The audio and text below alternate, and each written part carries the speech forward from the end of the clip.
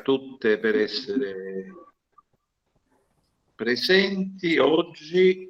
Allora, come prima cosa vi informo che stiamo registrando l'evento, dunque siete al corrente che stiamo facendo una registrazione, e dirò solo poche parole proprio, e poi lascerò la parola alla professoressa Roberta Lucci. Mi presento, sono Pino Schietripa, sono il direttore della scuola di beni demo-etnoantropologici della Sapienza Università di Roma, che organizza questo evento. Mi fa molto piacere aver potuto organizzare questo evento per due ragioni. La prima è che dopo 2 anni sofferti, anche complessi dal punto di vista organizzativo, che ci hanno soprattutto tolto linfa e energia per organizzare cose esterne, perché gestire tutto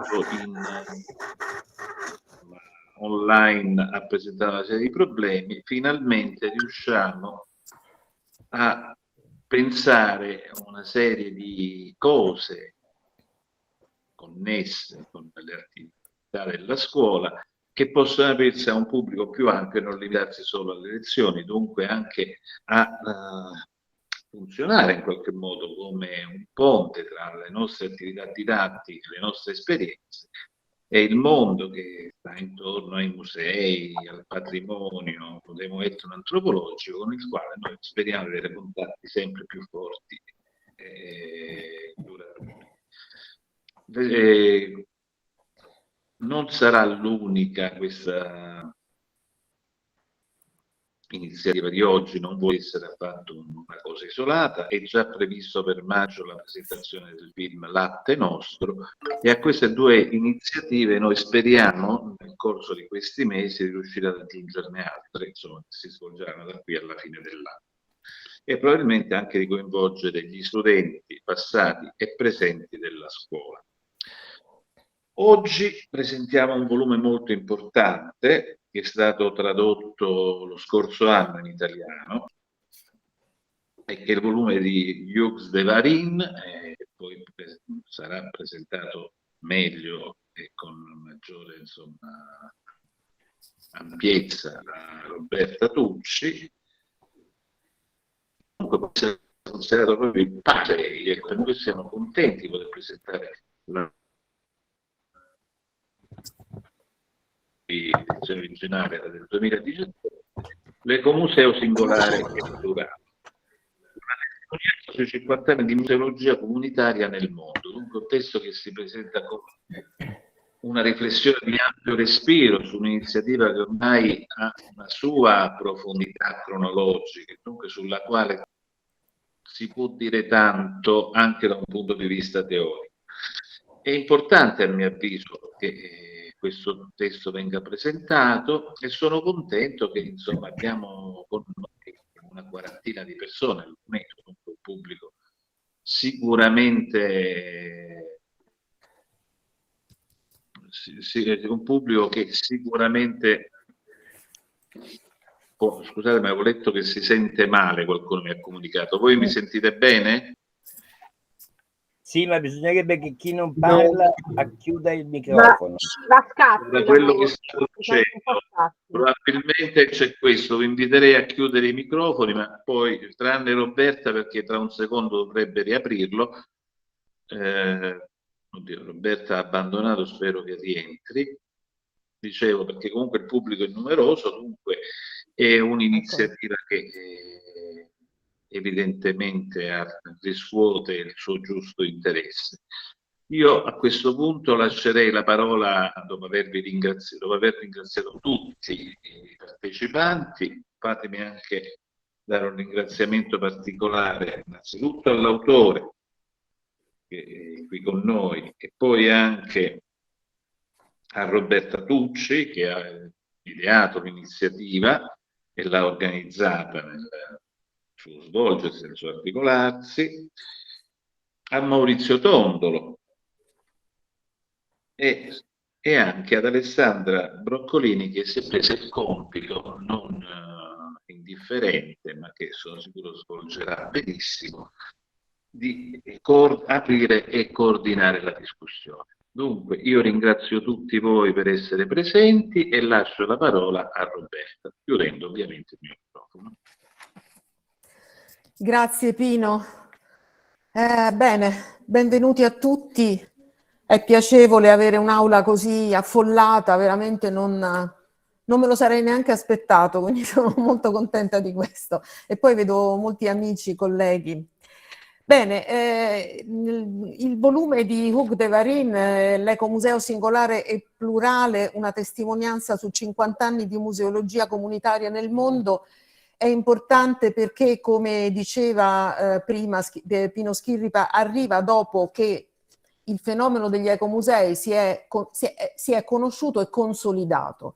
E quindi è un libro che fa il punto, ma lo fa in modo ampio e completo, sottolineando tutti gli aspetti di complessità e anche di difficoltà di individuazione di un fenomeno che è multiforme e che però ormai ha moltissime realizzazioni, e molte di queste realizzazioni sono anche, costituiscono anche, diciamo, le riflessioni di Hugues su tutti gli ecomusei che lui ha visitato in moltissimi anni, in tutto il mondo praticamente. Quindi diciamo che il libro contiene aspetti teorici, aspetti concreti, diciamo, sulle questioni gestionali. Secondo me è un testo che chiunque si occupi di ecomusei deve avere adesso, oggi, deve leggere con attenzione. L'edizione italiana è stata curata da Maurizio Tondolo, la traduzione dal francese è stata fatta da Paola Boccalatte, la revisione del testo e la prefazione sono di Daniele Giallà, le illustrazioni sono di Marisa Ploss e l'editore è Utopie Concrete, che è una piccola casa editrice di Gemona del Friuli, il volume è del 2021 e traduce un libro che è uscito in Francia nel 2017, quindi c'è stata poi una lunga gestazione anche nel realizzare la traduzione italiana di un libro complesso. Allora io vorrei un po' dirvi qual è l'andamento della giornata di oggi. Diciamo che una prima parte, se così la vogliamo chiamare, del seminario riguarda la presentazione del libro, quindi ne parleranno l'autore, Hugues de Varin, ne parlerà Daniele Giallà e ne parlerà Maurizio Tondolo, ciascuno a modo suo e per quello che lo riguarda. Vorrei dire qualcosa degli autori, non so se Daniele vuoi tradurre, ma forse non vale la pena, non è stato detto molto, se vuoi tradurre non vale la pena. Vorrei presentare i tre nostri relatori, l'autore Hugues de Varin, che è archeologo, storico e museologo francese. Devo dire che lui in realtà non si definisce museologo, ma si definisce piuttosto un operatore dello sviluppo locale applicato alla cultura vivente. E ci tiene molto a questo. De Varin è stato uno dei protagonisti, l'ha accennato prima Pino Schirripa, è uno dei protagonisti della nuova museologia, è uno dei padri fondatori degli ecomusei, che sono due come dire, percorsi abbinabili e abbinati tra di loro. Ha diretto l'ICOM, l'International Council of Museums, dal 1965 al 1976, ha ricoperto in Francia molti incarichi pubblici, sia locali che nazionali, anche presso il Ministero della Cultura, e è stato, diciamo, nel corso della seconda metà degli anni '80 consulente tecnico del gabinetto nazionale, del gabinetto del segretario di Stato per l'economia sociale, ed è stato responsabile di progetto presso la Commissione nazionale per lo sviluppo sociale dei quartieri. Ha diretto dall'82 all'84 anche l'Istituto Franco-Portoghese a Lisbona, troveremo nel libro ci sono riscontri su questo, e oggi lavora come consulente indipendente sui temi dello sviluppo locale e del patrimonio culturale, in particolare in Francia, Portogallo, Italia e Brasile. Ricordo che il suo libro Le radici del futuro, che è stato pubblicato in Italia nel 2005, ha aperto un fondamentale fronte di approfondimento sul fenomeno degli ecomusei nel nostro paese, che già, su cui già c'era un movimento, ma sicuramente questo libro è stato il momento in cui ci abbiamo riflettuto e ci abbiamo continuato a riflettere grazie a Hugues de Varin. Daniele Giallà è uno storico di formazione, è stato funzionario e dirigente della Regione Piemonte dall'80 al 94, ha diretto i musei della città di Torino dal 94 al 2012. È stato presidente di ICOM Italia dal 2004 al 2016 con una breve interruzione e dal 2016 fa parte del consiglio direttivo di ICOM Italia. Ha fatto anche parte dell'Executive Council dell'ICOM dal 2010-2013. Dal 1999 ha insegnato in diversi atenei italiani, ha insegnato legislazione e gestione dei musei e del patrimonio culturale, ha insegnato anche museografia e ci tengo a ricordare che ha insegnato anche alla scuola di specializzazione in beni demo-etnoantropologici di Perugia, quindi la scuola, diciamo, che è la nostra consorella, potremmo dire. Nella sua attività di ricerca si è occupato di molti temi, fra cui storia orale, storia della deportazione, museologia, museografia, cultura alpina e storia valdese. Ha pubblicato tra saggi, articoli e volumi più di 190 titoli. E tra le sue esperienze di progettazione museale ci sono quelle dell'Ecomuseo Urbano di Torino 2004 e di Museo Torino 2011 e attualmente collabora alla progettazione del Museo Nazionale della Resistenza a Milano. Maurizio Tondolo, architetto di formazione, è coordinatore dell'Ecomuseo delle Acque del Gemonese da quando il museo esiste, nell'anno 2000. È stato il primo ecomuseo riconosciuto dalla regione Friuli Venezia Giulia che nel 2006 ha prodotto una legge la sua legge sugli ecomusei. Dirige il centro di educazione ambientale Mulino Cocconi che ha promosso il progetto ecomuseale con il comune di Gemona del Friuli. Ha ideato e sostenuto l'Ecomuseo Val Resia, che è un altro ecomuseo regionale del Friuli, e ha ideato e sostenuto il relativo processo partecipativo per questo ecomuseo. Presiede la cooperativa culturale Utopie Concrete, che è l'editrice della versione italiana del libro che presentiamo oggi, e ha al suo attivo in qualità di autore e curatore una cinquantina di pubblicazioni che riguardano il territorio, l'ambiente e il paesaggio del Friuli e del Gemonese in particolare. Penso, Daniele, che non sia necessario tradurre per Hug queste informazioni biografiche vostre perché penso che lui le conosce. Quindi dimmi anche tu se posso dare a voi adesso la parola, inizialmente a tu e Hug e poi dopo anche a Maurizio Tondolo. Grazie Roberta.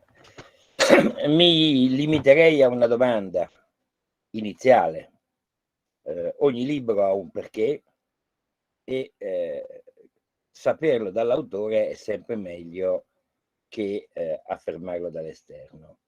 Alors Hugues, la question que je te pose, c'est pour tu dois ouvrir le microphone.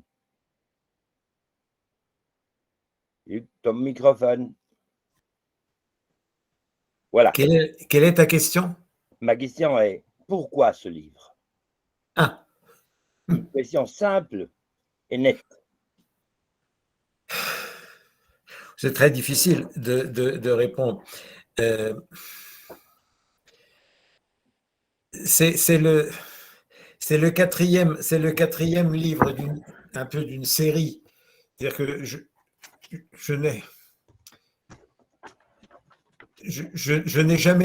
n'ai jamais fait d'études ou de recherche sur ces questions et je suis arrivé là après beaucoup d'actions sur le terrain, de participation à des projets, de travail avec des personnes, avec des gens qui travaillaient sur le patrimoine, travaillais moi-même sur le patrimoine, mais à titre aussi bien personnel, familial que professionnel, national ou local. Donc, je suis arrivé à un point où il fallait écrire quelque chose parce que j'avais trouvé que les gens qui faisaient des choses sur leur terrain, sur leur territoire, sur leur patrimoine, en général, n'avaient pas le temps ou n'avaient pas l'envie de parler de ce qu'ils faisaient. Donc, pour moi, il était important, j'avais une facilité pour écrire et il était important de dire ce que j'avais fait, ce que j'avais vu, ce que j'avais observé et d'essayer d'en faire un compte-rendu, un rapport, si on peut dire, pour toutes les personnes, pour rendre hommage à toutes les personnes qui, depuis 50 ans, ont travaillé sur ces questions. Je ne sais pas si Daniel... je vais traduire.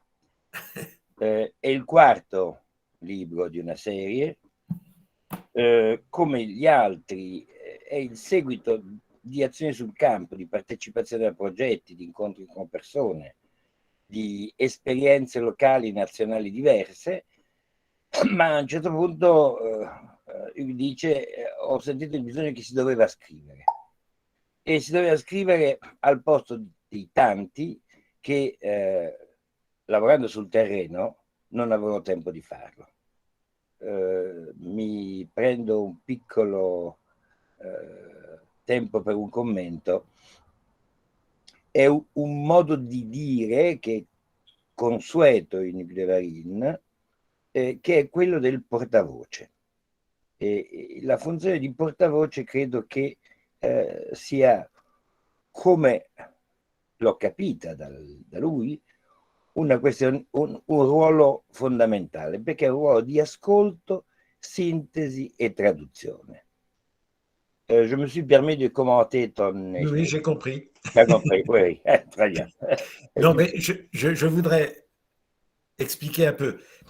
Historiquement, si je puis dire, sur les 60 ans, plus de 60 ans que je travaille ou que j'ai travaillé dans ces domaines, on dit, Robert a dit tout à l'heure que elle a repris mon curriculum vitae en disant que j'étais d'origine archéologue et muséologue.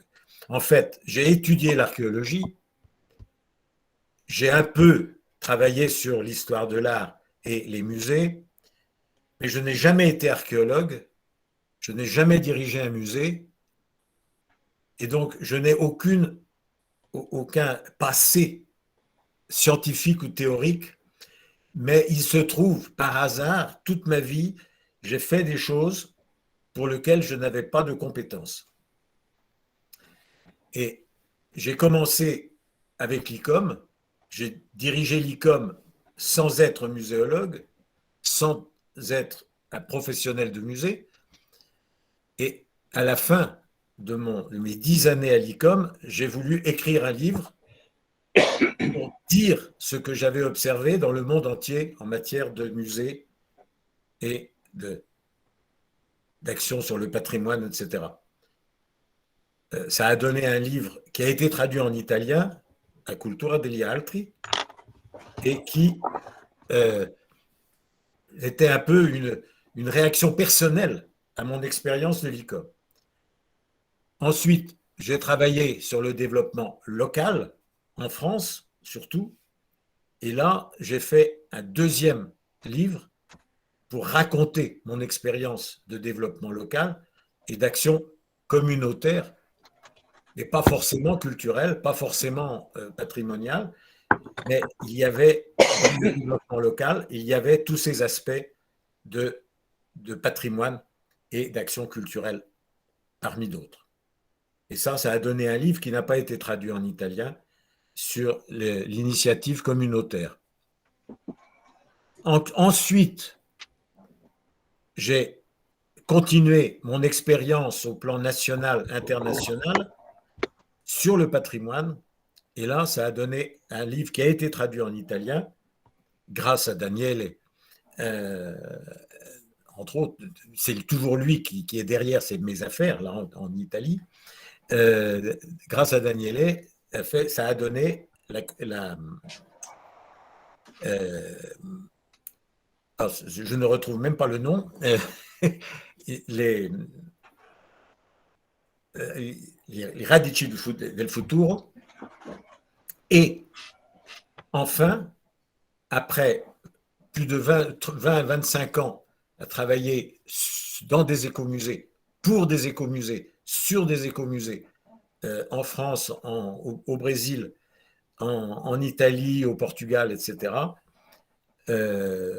ça a donné, là encore, une quatrième livre, qui est ce livre, Ecomuseo Singolare e Plurale.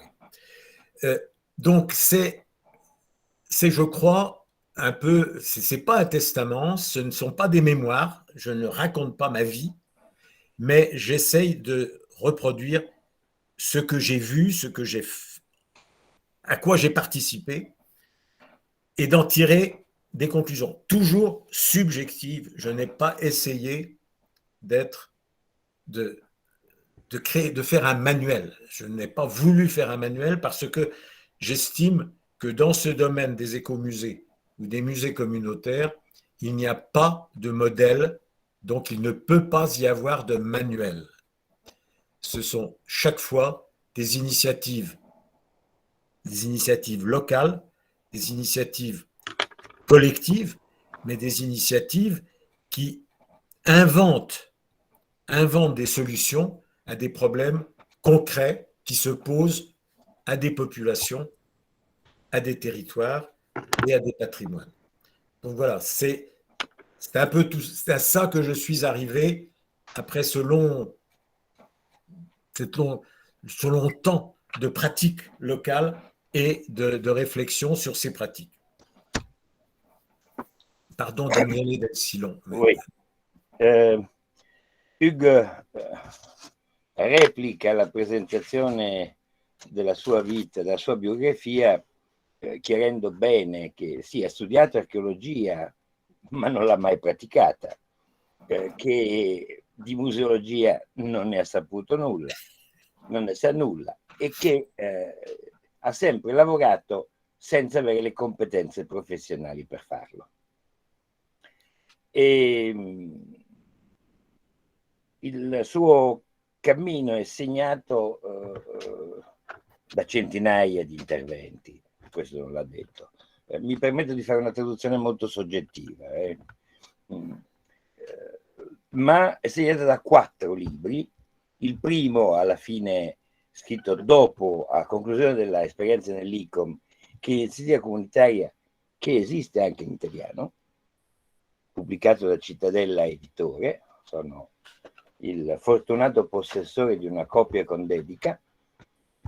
Un secondo non tradotto in italiano è l'iniziativa comunitaria. Sono poi venuto Le radici del futuro, il secondo libro tradotto in italiano da Clueb con l'aiuto della Regione Piemonte nel 2004, direi 5. E infine quest'ultimo che riassume 20 anni cioè riassume tutto un lungo lavoro fatto in tutto il mondo, che non è un testamento, ci tiene a chiarirlo, anche perché è ben vivente, e quindi non ha nessuna intenzione di fare di questo un testamento. Non è una memoria, in realtà secondo me lo è, ma soprattutto dice non è un manuale. Mi sono permesso anche nella prefazione di dissentire, è un antimanuale.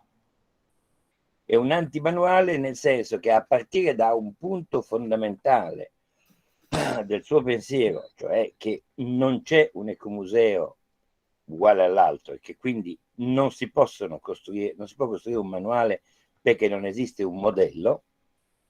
La terza parte del libro è in realtà una serie di elementi che vengono dall'esperienza e non dalla testa soltanto, sui fondamenti dell'ecomuseo, territorio, patrimonio, comunità, e una serie di rischi spesso opposti a cui gli ecomusei si trovano esposti. E quindi è in questo senso, e mi permetto di intervenire, è una grande sintesi, sì, certo, è una sintesi soggettiva e tiene a ribadirlo, ma è una sintesi che esprime un pensiero sull'esperienza che sicuramente sta tra la testimonianza, la memoria e non dico il manuale, ma un testo di riferimento. Mentre Le radici del futuro era, a mio parere, un testo che accompagnava la costruzione degli ecomusei, questo è un testo che fa il punto anche in maniera allargata sul piano internazionale di quello che è stata ed è la realtà degli ecomusei nei diversi continenti per quello che l'autore ha conosciuto personalmente, valutato soggettivamente e che nel libro stesso dichiara non è la stessa cosa del lavoro, adesso mi scappa il nome, comment s'appelle-t-il l'anglais qui a écrit sur les écomusées du site? L'anglais? Davis. Davis, sì, ecco, Peter Davis, che invece ha compiuto uno studio a cui di cui Hölderlin riconosce la validità, ma che non assomiglia al suo. Voilà. Je viens de dire que c'est pas comme le livre de Davis qui a une étude. Pour toi, c'est le résultat des expériences. Voilà. À toi, là-bas. Tout à fait. Bon, à la fin de tout ce voyage dans l'histoire et dans la réalité des écomusées, alors, qu'est-ce que c'est un écomusée? Qu'est-ce que c'est qu'un écomusée? Oui, c'est une provocation, évidemment. C'est un écomusée est le résultat d'une initiative collective, toujours, d'une initiative portant sur le patrimoine d'un territoire et d'une communauté. Mais ce n'est pas autre. Il y a tellement il y a autant d'écomusées différents que d'écomusées. C'est, moi, je ne crois pas qu'on puisse définir. Je ne crois pas. C'est une initiative, c'est quelque chose. Il y a des écomusées qui sont plutôt des musées, et il y a des écomusées qui sont rien du tout, qui sont des tentatives, et souvent qui sont des échecs, ou d'autres qui se développent énormément et qui deviennent des grands musées. Il y a des cas. Donc, c'est la seule terme qui convienne, que j'ai utilisé beaucoup, c'est un processus. Un processus qui a un début, qui commence, mais qui n'a pas toujours de fin. Le processus est lancé, l'initiative est prise, et à partir de là, il va se passer des choses, et ça va aboutir à quelque chose qui va, dans la mesure du possible, servir la population, servir le territoire, servir le patrimoine. Et ça, c'est la grande différence concrète entre un musée et un écomusée. Un musée, ça, on sait quand on l'inaugure, et après, il vit. Il continue sa vie, et il vit à partir sur sa collection, etc. Il invente une exposition, il invente une activité, mais il reste essentiellement une institution de conservation et de présentation. Un écomusée, c'est quelque chose qui vit aussi, mais qui commence petit, très petit, qui peut rester petit, devenir très grand. On ne sait pas. On ne sait pas au départ, et ça n'a pas ça n'a pas de définition. On ne peut pas savoir ce que ça devient. Bon, voilà. C'est un processus. C'est la seule chose que je puisse répondre. C'est pas une définition, mais c'est un mot qui, je crois, caractérise bien chaque écomusée. Alla domanda provocatoria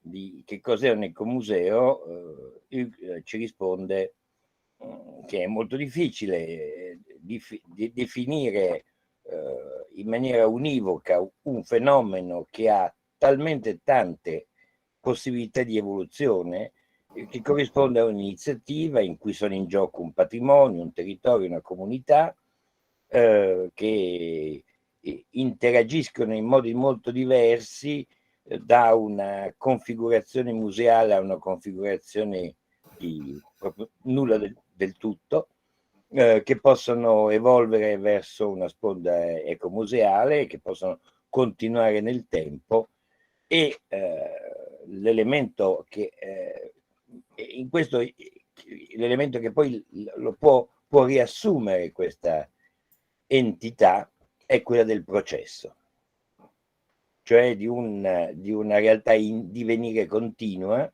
la cui conformazione dipende molto dai fattori di costituzione, dei fattori circostanti, eccetera. E mentre un museo a un certo punto si inaugura e di lì in poi si sa cosa è, e quindi ha una sua stabilità identitaria, l'ecomuseo all'opposto non ha un momento di inizio, ma questo momento di inizio non è detto che non sia altro che il processo che si avvia. Mais au fond du livre, tu arrives à une définition. Ma al fondo del libro, in realtà, Hugues de Varine ci propone una definizione. Une définition que tu attribues non pas à l'écomusée, mais à l'écomuséologie. Et ma critique à moi, c'est que ce n'est pas une écomuséologie, mais c'est de l'écomuséal. Cioè, alla fine del libro dà una definizione di ecomuseologia, che a me sembra che più che corrispondere a una scienza, a una disciplina, corrisponde alla nozione dell'ecomuseale come campo, come fenomeno. Alors, c'est quoi cette écomuséologie qui met une sorte de pierre tombale au débat infini sur le nom, sur sa signification, sur les noms à donner aux choses, à partir de choses qui sont parties à partir d'un nom. Oh là, c'est ça le problème entre nous, Daniel, et entre toi et moi, c'est que tu mets toujours des choses très belles sur des idées que moi j'ai beaucoup de mal à exprimer, tandis que toi tu leur donnes tout de suite une valeur, un volume que moi j'ai du mal à accompagner, parce que je n'arrive pas à concevoir des choses très compliquées, voir la différence entre les mots. Si tu veux, le mot écomusée est un mot qui m'a trahi. Je n'aurais pas voulu l'appeler écomusée. Moi, j'ai inventé le mot pour autre chose, je l'ai dit dans le livre, je l'explique. J'ai inventé le mot pour développer des musées de sciences naturelles, des musées de l'environnement, il y a 50 ans. Et ce n'est pas, je n'ai jamais voulu inventer un nouveau type d'institution ou d'initiative. C'est des gens dans différents pays qui ont voulu utiliser ce mot pour décrire, pour exprimer ce qu'ils faisaient sur leur terrain, sur leur territoire. Ils l'ont appelé écomusée parce que un jour, je ne peux pas en parler, c'est trop compliqué, et le livre le dit, l'explique, essaye de l'expliquer. Un jour, on a voulu créer un autre, sous le nom de musée, quelque chose de différent. Dans une ville industrielle en France, qui avait qui voulait quelque chose, et on a inventé une nouvelle forme qu'on a appelée musée, et qui, 2 ans après, pour des raisons complètement absurdes, s'est appelé écomusée. Et ensuite, dans le monde entier, on a été prendre ce terme d'écomusée, probablement parce que ça correspondait à ce moment-là, donc il y a juste 50 ans l'année dernière, ça correspondait à un désir de faire autre chose que le musée traditionnel. Et ce qui est étrange, c'est que c'est dans cette même période, et après cette période des années 70, que dans différents pays et dans différentes langues, dans différentes cultures, on a cherché à inventer des solutions nouvelles, pas toujours des écomusées. Et c'est pour ça que j'ai toujours, moi, personnellement, préféré le terme de musée communautaire.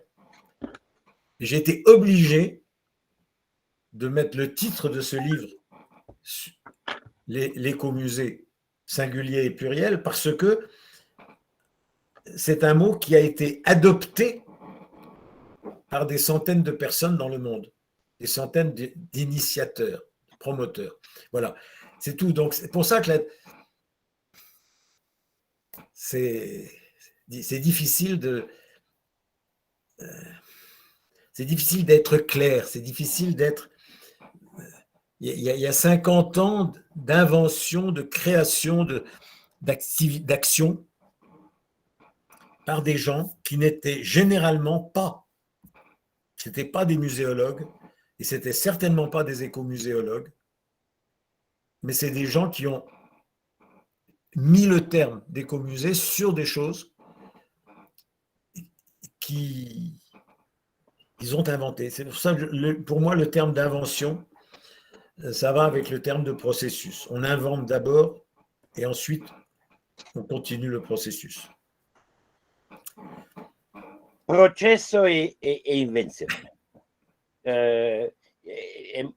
Personalmente ritengo che sia molto interessante, molto stimolante il racconto di Guido Viarin, che qui è riassunto e che nel libro è ben esplicato, di una parola inventata da lui per un'altra cosa, in un'occasione specifica, e che l'ha tradita, e la parola l'ha tradito, nel senso che un paio d'anni dopo nasce in Francia l'Écomusée du Creusot, che si prende il nome per delle ragioni assurde, e sono le ragioni che spesso anche a noi capita di praticare. Una vistosi escluso dal Ministero della Cultura perché non ha collezioni, si rivolge al Museo dell'Ambiente. E di lì nasce questa parola applicata a un'esperienza pilota, fa da riferimento e viene applicato a un numero molto variabile di pratiche che si ritrovano in quella parola come parola di riferimento per comunicare la loro identità.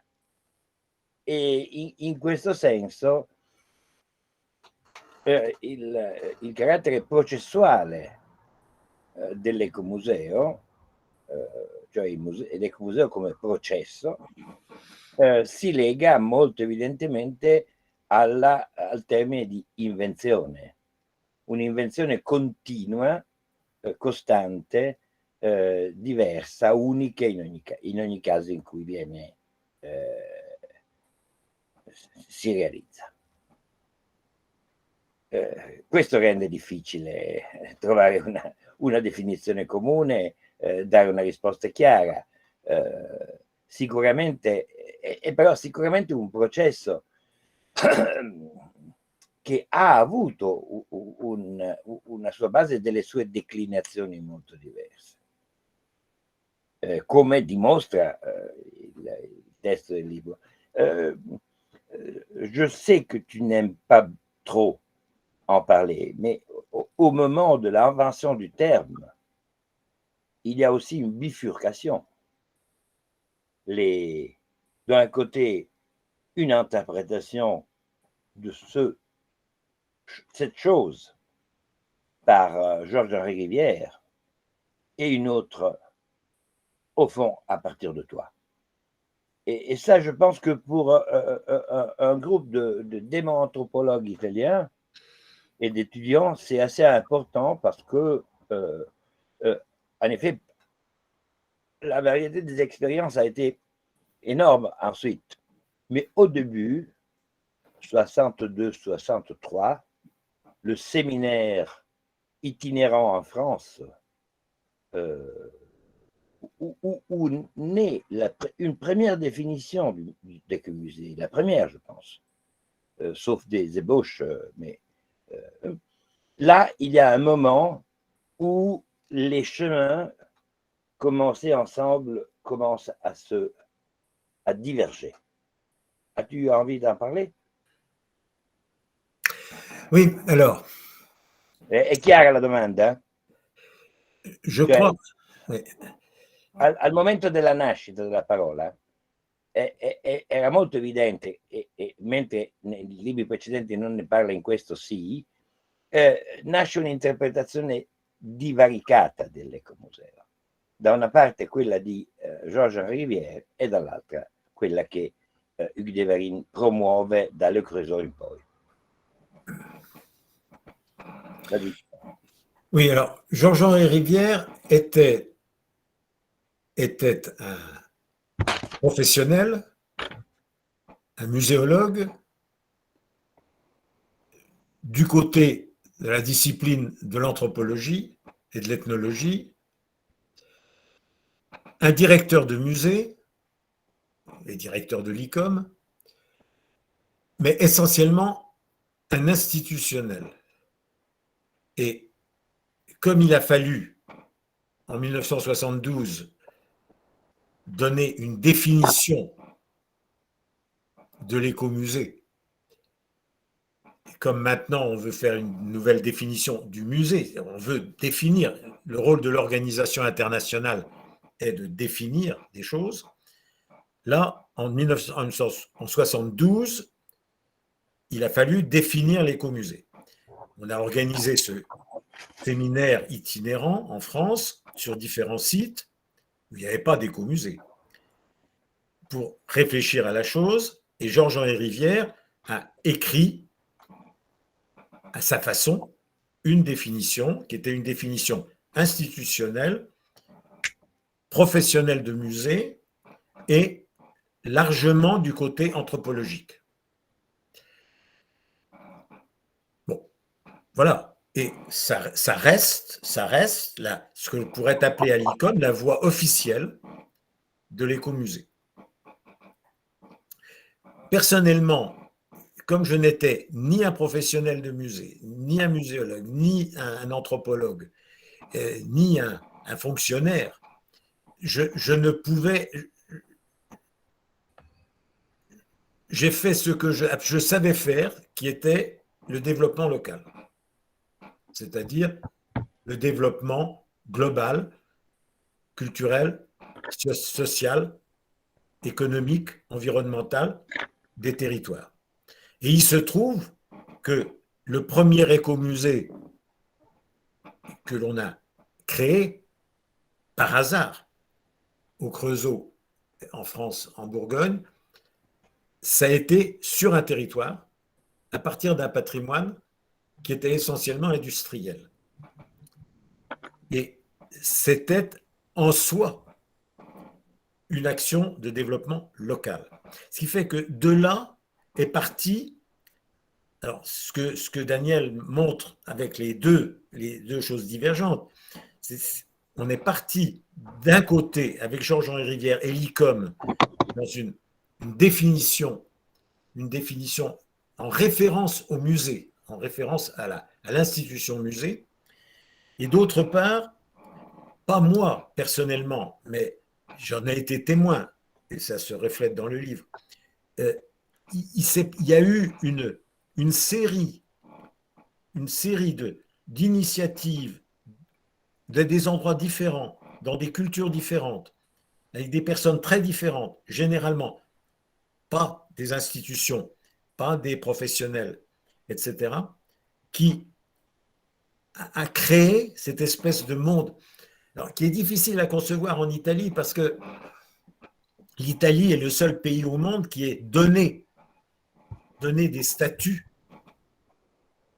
au mot d'écomusée et à la réalité de l'écomusée. Donc, ici, en Italie, l'écomusée a une existence, y compris une existence légale, une reconnaissance.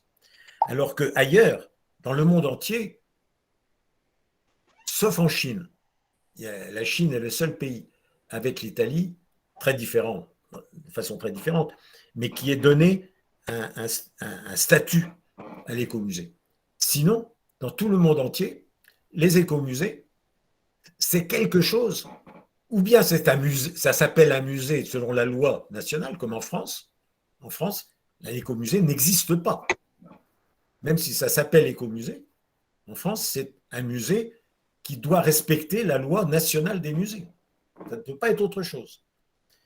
Ailleurs, dans les autres pays, ou bien il y a une loi des musées, ou bien il n'y en a pas, mais l'écomusée n'est pas reconnu comme quelque chose de spécifique. Donc c'est la troisième voie, c'est la voie italienne, disons, on peut dire. Ça, c'est très intéressant sur le plan de l'évolution. Mais aucun pays, moi je sais que j'ai essayé au Brésil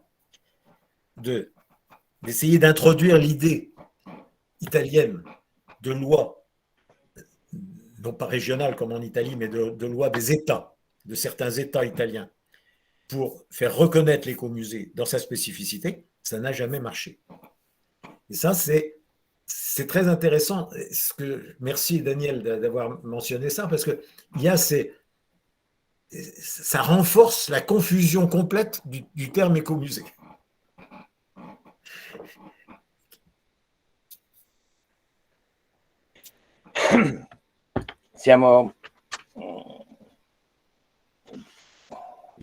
La spiegazione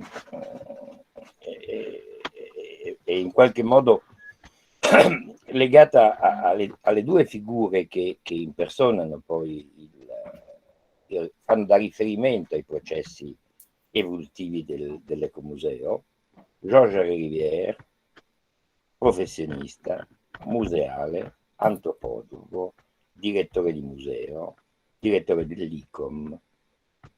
Tralascio il lato musicale, che è molto importante nella vita di Georges Rivière, e la prospettiva istituzionale.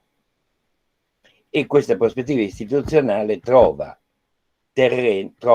prende corpo nel 72, quando ICOM è costretta a dare una definizione della parola che è stata evocata l'anno prima nella conferenza internazionale. Il seminario, al termine di un seminario itinerante, nasce la prima definizione, che riportata alla nostra cultura è quella di un museo del territorio, in cui c'è una componente che non ha citato Hugo in questo momento, anche legata all'istituzione dei parchi naturali, ai centri di interpretazione dei parchi naturali.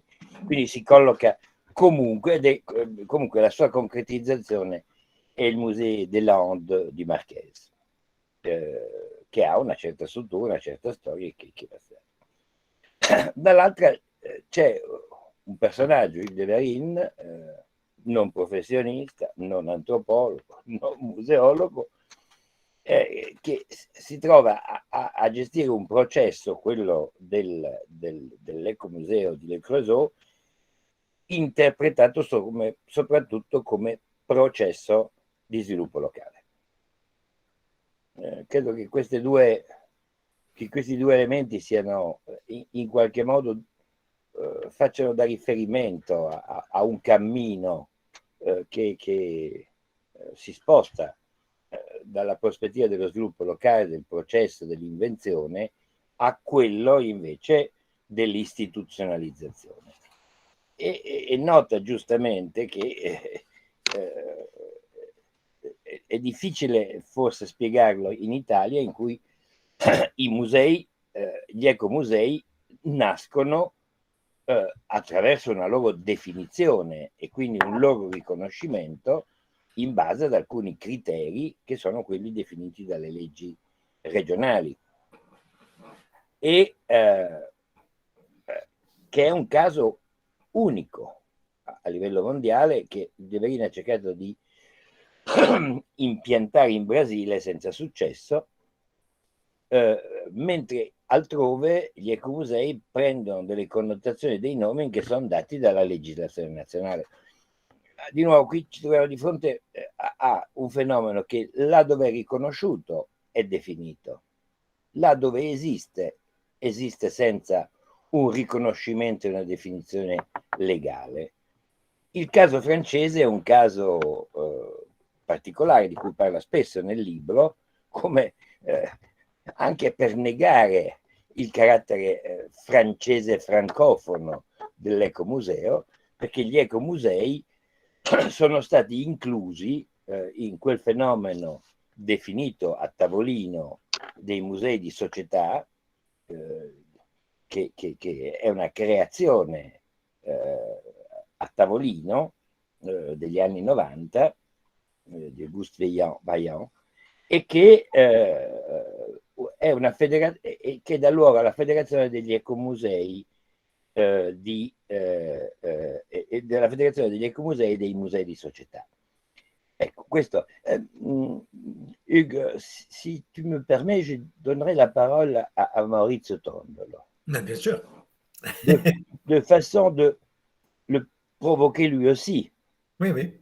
Bien. Di provocarti, Maurizio, su questa, come dire, queste due oscillazioni possibili verso un'istituzionalizzazione e una perdita del carattere processuale, si direbbe, e un processo che spesso è in contraddizione con l'istituzionalizzazione.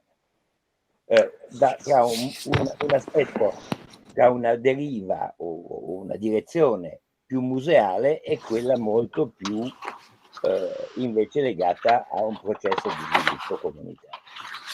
Anche perché, per chi non conoscesse l'ecomuseo delle acque del Gemonese, direi che è una delle esperienze che fa da riferimento nella sua pratica concreta a una interpretazione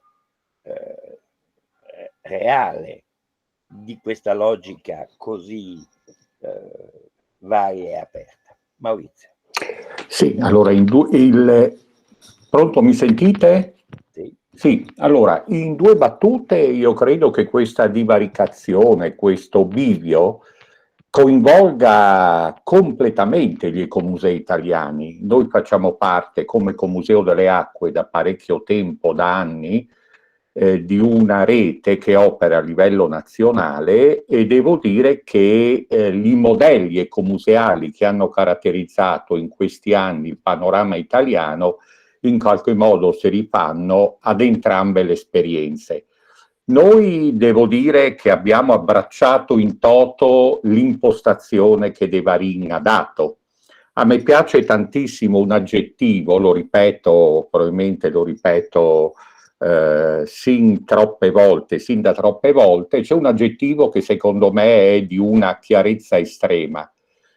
Il fatto che gli ecomusei sono dei musei eretici, dei musei irregolari, dei musei sui generis, però credo che almeno a livello italiano non tutti gli ecomusei si ritrovino all'interno di questa definizione.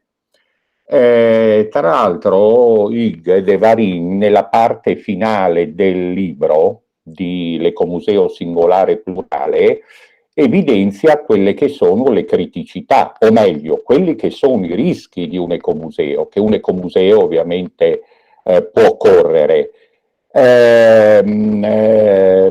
Ci sono 3 termini che io posso anche riferire alla nostra realtà.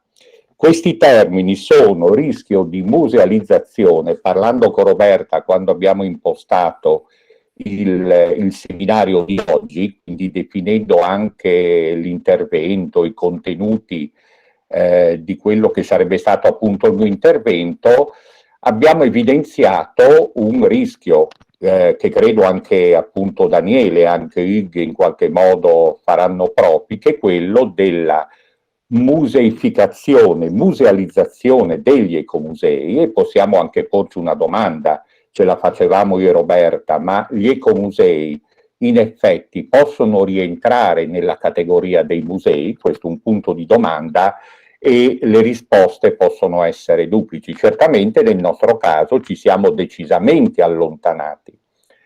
E il rischio è quello dell'istituzionalizzazione. Come ecomuseo siamo contrarissimi a una legge nazionale che definisca degli standard e che definisca dei percorsi, come dire, regolari, dei percorsi ben definiti. E anche perché tutte queste valutazioni che io adesso sto facendo, come dire, derivano da anni di attività sul territorio.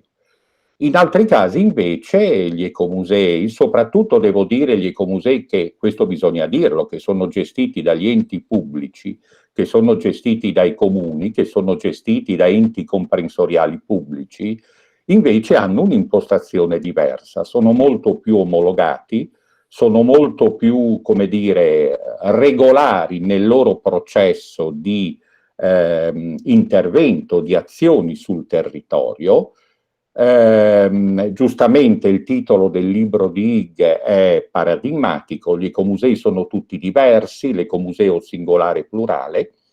Ecco, noi ci poniamo nel versante molto più vicino al metodo di lavoro, ai ragionamenti che faceva. C'è un altro termine di rischio a mio giudizio, che è quello della professionalizzazione degli operatori degli ecomusei.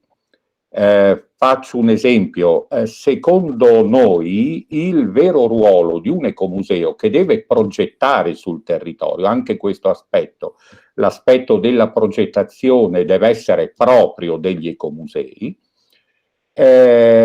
Dicevo, il ruolo dell'ecomuseo deve essere quello di fare sintesi. Un altro termine che anche Hugues in qualche modo ha introdotto nel libro è quello dell'interdisciplinarità. Gli ecomusei devono fare sintesi e i progetti che gli ecomusei propongono e che devono esserci, cosa che non tutti gli ecomusei fanno, devono mettere attorno ad un tavolo i volontari ma anche i professionisti. E attraverso questo percorso che viene avviato, attraverso questo tavolo di concertazione, una volta si usava questo termine, l'ecomuseo deve arrivare ad un momento di conclusione, di sintesi. L'interdisciplinarità, io lo ribadisco e lo dico ancora una volta, non è un elenco di esperti che si ritrovano e poi nell'ambito di un progetto ognuno procede secondo le sue possibilità, le sue facoltà.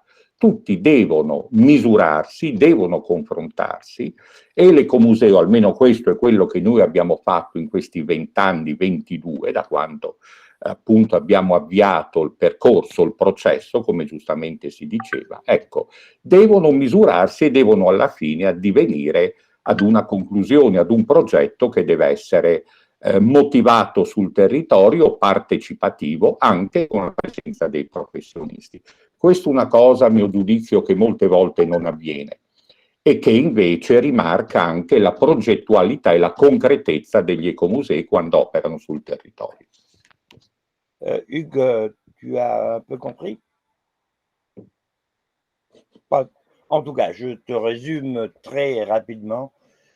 Scusatemi, riassumo per Hugues. Les trois, Maurizio se penche beaucoup sur ton impostation et ta vision de l'écomusée d'un côté.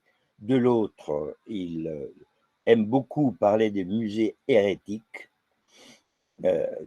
comme solution. Et les trois risques auxquels Maurizio regarde avec plus de peur, ce sont le risque de la muséification de l'écomusée, d'où sa contrariété à une loi nationale, en voyant que les écomusées plus favorables sont souvent les écomusées encadrés dans un établissement public, le risque de l'institutionnalisation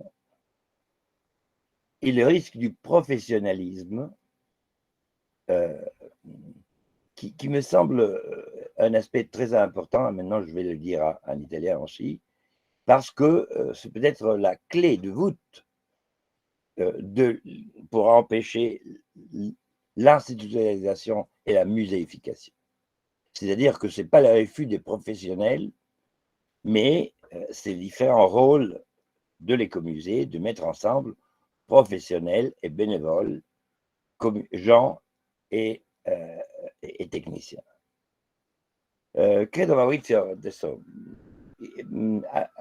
Roberta, Alessandra, quando finisce la presentazione e comincia la lezione, come direbbe Benigni, quando finisce il ludico e comincia il culturale?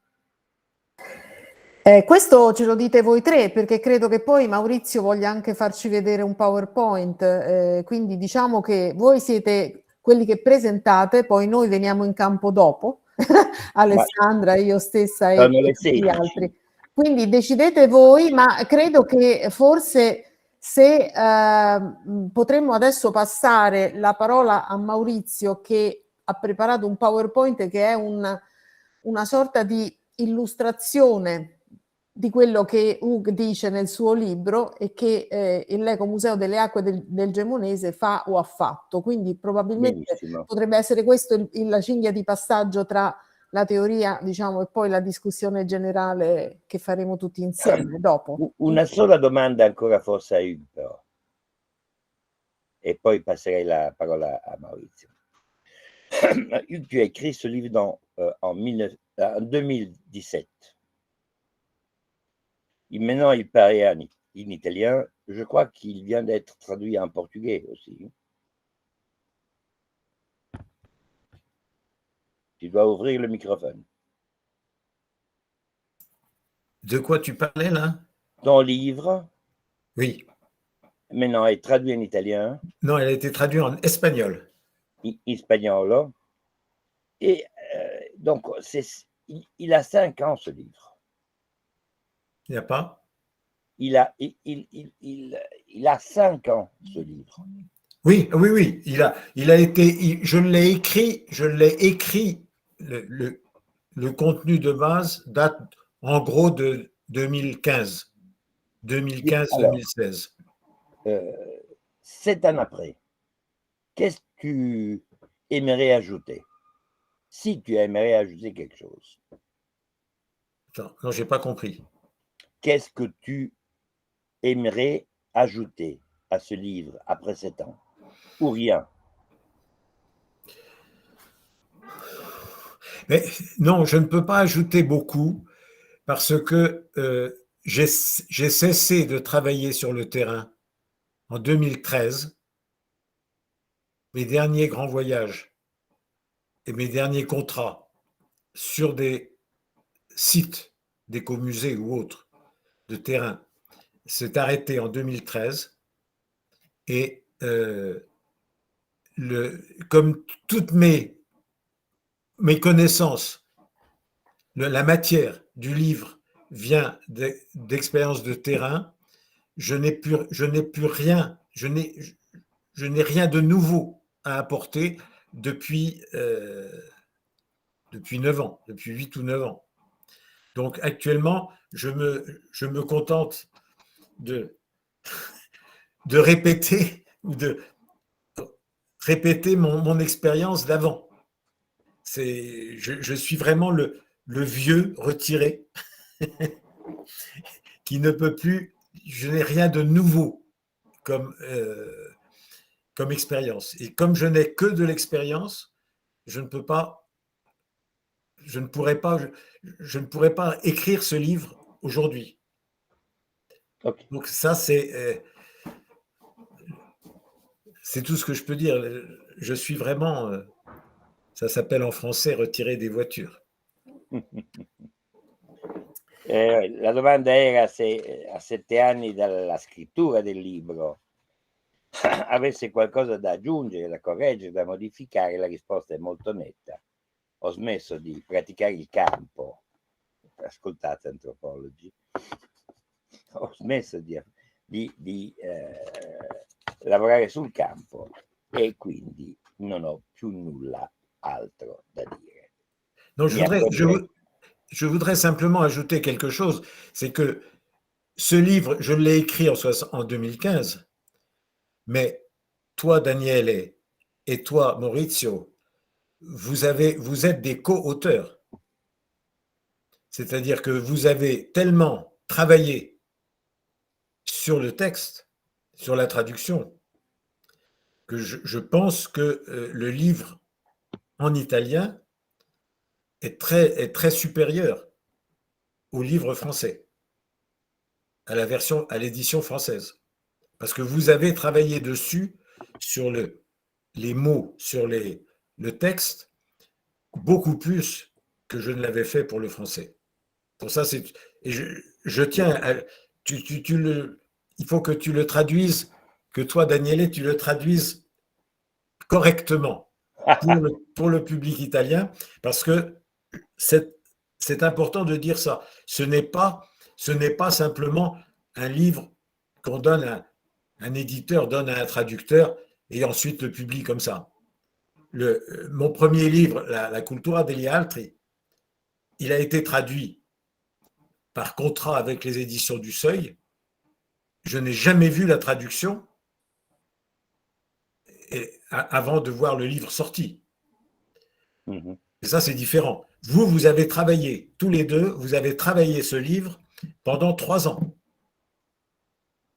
Ça veut dire que le livre n'est pas ce qu'il était au départ. Ça, c'est très important.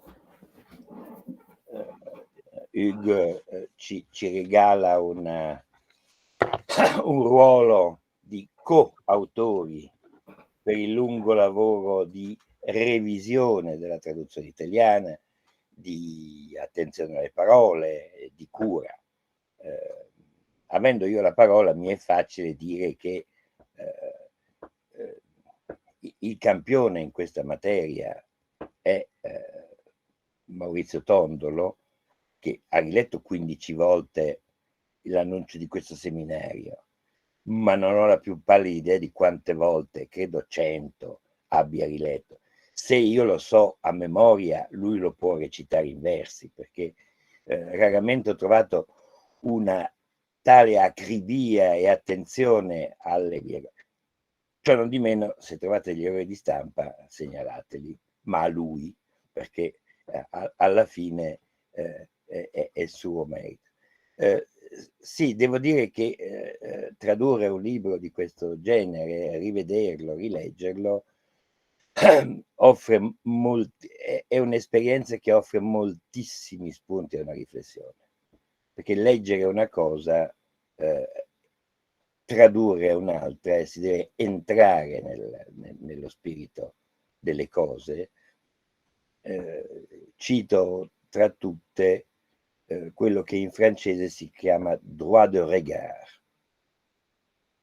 Il droit de regard apparentemente è il diritto allo sguardo, che ci sta anche, nel senso che se vediamo una cosa anche non nostra che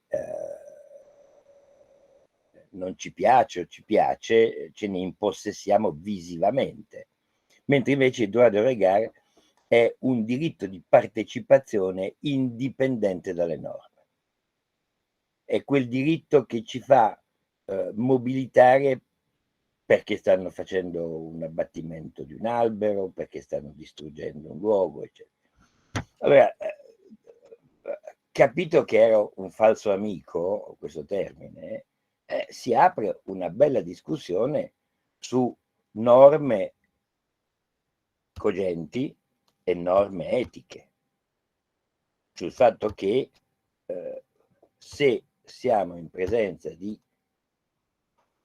non chiamiamolo un'opinione pubblica, ma comunque delle comunità, l'iniziativa è l'iniziativa è un qualche cosa che sta nella libertà dei singoli e delle collettività, delle comunità. E questo lascia un grande spazio, apre uno spazio, perché tutti gli istituti partecipativi sono comunque istituti definiti dall'alto. E le proteste contro una centrale a biomassa fanno parte invece dell'iniziativa comunitaria non normata, non prevista, in cui l'appello non è al TAR, ma alla coscienza dei cittadini. Questo è per spiegare solo uno dei tanti punti di riflessione che proprio il lavoro di traduzione, di correzione, di revisione ci ha obbligati. Merci Hugues de Varine e je donne la parola a Maurizio Tondolo. Scusami Daniele, volevo farti notare che ci sono delle chat, soprattutto c'è una domanda di Fabio Terracciano che magari le altre sono solamente dei piccoli commenti, ma questo forse richiede una risposta sulla questione linguistica. Allora, Fabio Terracciano, rivolgo la domanda al maestro. Fabio Terracciano te demande, donc chaque édition nationale en une autre langue est un texte à soi-même. Et ensuite, ça n'existe pas une Bible des écomusées. Il y a des prophètes, pas une Bible peut-être. À toi la réponse. Il n'y a pas de prophète, je ne sais pas. Ce n'est pas une religion. Et ce n'est pas une secte non plus. È chiaro, mi sembra la risposta. Non è una religione, non è una setta, e forse ci sono dei profeti e quindi di Bibbie non se ne parla. Merci Hugues. E allora la parola. Merci a toi. Sì, allora io avevo preparato delle slide perché ovviamente la richiesta era quella di parlare dell'Ecomuseo delle Acque soprattutto confrontando le attività, gli eventi, le proposte, i progetti che l'Ecomuseo in questi anni ha proposto, partendo dai dettami di De Vari. Uso questo termine anche se probabilmente è un po' improprio. Io non so se le slide possano essere messe in onda. Ecco. Chiediamo a Dario Scozia, che è il collaboratore della scuola che sta gestendo la regia di questo seminario. Sì, sto per condividere le slide. Sì. Solamente ne ho due, le suo. Beh, intanto io ovviamente in attesa devo, come dire, ringraziare in primo luogo la scuola di specializzazione che ci ha dato l'opportunità e la possibilità di raccontare un libro su cui abbiamo lavorato parecchio e che a mio giudizio merita veramente grande attenzione da parte degli ecomusei italiani e dagli addetti ai lavori. Ma un secondo ringraziamento, forse un primo, va a Hugues, che è un intellettuale raffinatissimo, ma anche una persona generosissima, e appunto, confrontandosi anche con noi, ci ha dato questa opportunità pressoché unica.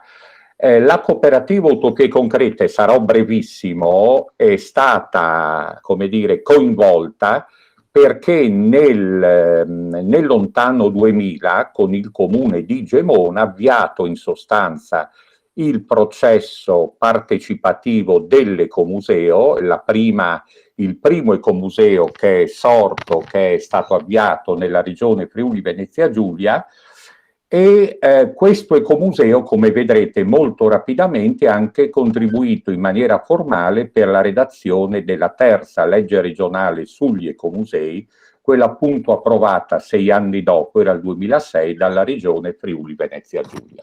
Questo è il contesto dell'ecomuseo. Ecco, avanti. Il contesto territoriale, ovviamente. Ovviamente Hugues de Varin nel suo libro, nel suo saggio, tantissime volte cita i 3 pilastri, il territorio, la comunità, il patrimonio, avanti, che nel caso dell'Ecomuseo delle Acque corrispondono a un contesto del tutto particolare. Il territorio, a nostro giudizio, è l'ambito di riferimento fondamentale e c'è un piccolo passo avanti su cui abbiamo un po' giocato le nostre attività. La necessità di disporre e di identificare un contesto territoriale che sia omogeneo. Quindi c'è uno scavalcamento, un andare oltre ai limiti, ai confini amministrativi. L'idea che stiamo portando avanti è quella di lavorare su un'area geografica omogenea e ovviamente culturalmente omogenea. Questo in sostanza è il gemonese, vedete, questi sono i 6 comuni dell'ecomuseo. Lavorare su questo contesto ci ha permesso anche di fare un ragionamento ulteriore. Gli ecomusei, a nostro giudizio, devono anche dare un contributo fondamentale sulla pianificazione del territorio. La pianificazione a scala di bacino è un elemento, a nostro giudizio, assolutamente decisivo. Abbiamo anche avviato con il comune di Artenia la realizzazione di una consulta dei comuni che fanno parte di questo piccolo bacino idrografico, quindi da parte dell'ecomuseo è arrivato un segnale chiaro, deciso, a favore di una pianificazione che vada oltre i confini amministrativi. Avanti. Ecco, questi ovviamente sono delle immagini che fanno riferimento alla comunità, si lavora sul territorio, si coinvolgono le scuole, si organizzano dei corsi. Vedete in basso a destra un'immagine che fa riferimento a uno strumento decisivo per gli ecomusei, che è la mappa di comunità. È uno strumento di partecipazione straordinario che ci ha consentito di definire ed avviare alcuni progetti che hanno assunto col tempo un taglio decisamente ecomuseale. Avanti. Ecco, questo è il patrimonio, un patrimonio che è fatto di beni materiali e immateriali. C'è il patrimonio, adesso uso un termine un po' grezzo, alto, come il Duomo di Gemona. C'è invece un patrimonio minuto, basso, vivente, vivo, lo chiama Hugues, che si sviluppa sul territorio, che è presente sul territorio. C'è anche un altro aspetto importante, la necessità di lavorare sia sulla componente culturale di questo patrimonio, la componente storica, ma anche sulla componente naturalistica. Avanti. Eccoci qua. Allora, una delle cose, uno degli elementi che sono emersi fino ad ora è quello, soprattutto da parte credo di Daniele, quello di evidenziare come un processo necessariamente è caratterizzato da un'evoluzione, caratterizzato da uno sviluppo, ovviamente nel tempo. Ci sono 3 tappe nel nostro caso. Io ho recuperato esattamente quanto è stato scritto nel progetto iniziale, quanto è stato scritto in un articolo della legge che abbiamo voluto, che abbiamo contribuito a realizzare, e poi c'è la definizione finale, datata 2022, di quello che è diventato l'ecomuseo. La prima definizione è una definizione, come dire, un po', adesso uso un altro aggettivo, innocua, una definizione molto semplice, molto limitata. Quando abbiamo ottenuto il contributo, il finanziamento vincendo un bando europeo, abbiamo definito l'ecomuseo, era il 2000, un museo diffuso e partecipativo che ha l'obiettivo di tutelare e valorizzare il patrimonio presente su questo territorio. Quindi una definizione assolutamente minimalista. Avanti. 6 anni dopo, come vi ho anticipato, è stata approvata la legge regionale 10 da parte della regione Friuli Venezia Giulia. Vedete che qualche piccola variazione c'è stata. Questa è stata una legge estremamente partecipata. Hanno contribuito le due realtà ecomuseali che allora, nel 2006, in qualche modo si erano già attivate senza un riconoscimento normativo. Vedete che in questo caso nella legge l'ecomuseo viene dichiarato, viene evidenziato come forma museale. In più si aggiunge un aspetto molto importante, quello della presenza complessiva di un progetto integrato che deve necessariamente operare all'interno di un territorio geograficamente e culturalmente omogeneo. La pianura che avete visto prima è una pianura chiusa. Ci sono altre realtà ecomuseali, penso all'Ecomuseo Varresia, che operano all'interno di una valle chiusa. Quindi ci sono dei confini di carattere geografico, di carattere, come posso dire, naturalistico, naturale, che devono essere presi in considerazione. Avanti ancora, cerco di essere il più rapido possibile. Vabbè, queste sono alcune funzioni contenute nella legge che abbiamo contribuito a scrivere a proposito dei beni del patrimonio. Primo passo, primo step è l'inventariazione e la catalogazione di questo patrimonio. Il secondo passaggio, il secondo step riguarda la sua cura e il suo ripristino, e infine c'è l'aspetto riguardante la valorizzazione. Queste sono tutte immagini che fanno riferimento a strumenti o a progetti che l'Ecomuseo ha avviato in questi anni. Avanti. Ecco, questa è la definizione che ci connota ora. Vedete che ogni riferimento ai musei o ai modelli museali è stato cancellato, è stato tolto. Noi come posso dire, ci riconosciamo a tutti gli effetti per l'attività che svolgiamo in un'agenzia per lo sviluppo del territorio, a favore di una sostenibilità. Tutti i progetti dell'Ecomuseo devono muoversi all'interno del binario di una sostenibilità ambientale, economica e sociale, chiaramente con la partecipazione piena della comunità locale. Questo è un aspetto molto importante, credo che a Ilde Varin questa definizione piaccia, l'abbiamo notata, l'abbiamo riscontrata più volte nel testo del suo libro, ed è un riconoscimento a quella, come dire, a quell'eresia museale a cui prima facevo riferimento. Avanti. Ecco, secondo noi ci sono alcuni elementi cardine condivisi da tutti gli ecomusei. Attività su un territorio allargato, quindi uscita dall'edificio museale, che ovviamente resterà perché tutti gli ecomusei avranno una sede formale, la dimensione partecipativa che nota tutti, l'estensione della responsabilità, quello che Hugues chiama patrimonio vivente, e questa necessità di sintesi tra patrimonio culturale e naturale che spesso è definita dal paesaggio che caratterizza un territorio. Avanti. E queste un po' sono le novità attraverso anche un confronto serrato che in questi anni abbiamo avuto con De Varin. Sull'omogeneità territoriale non mi soffermo.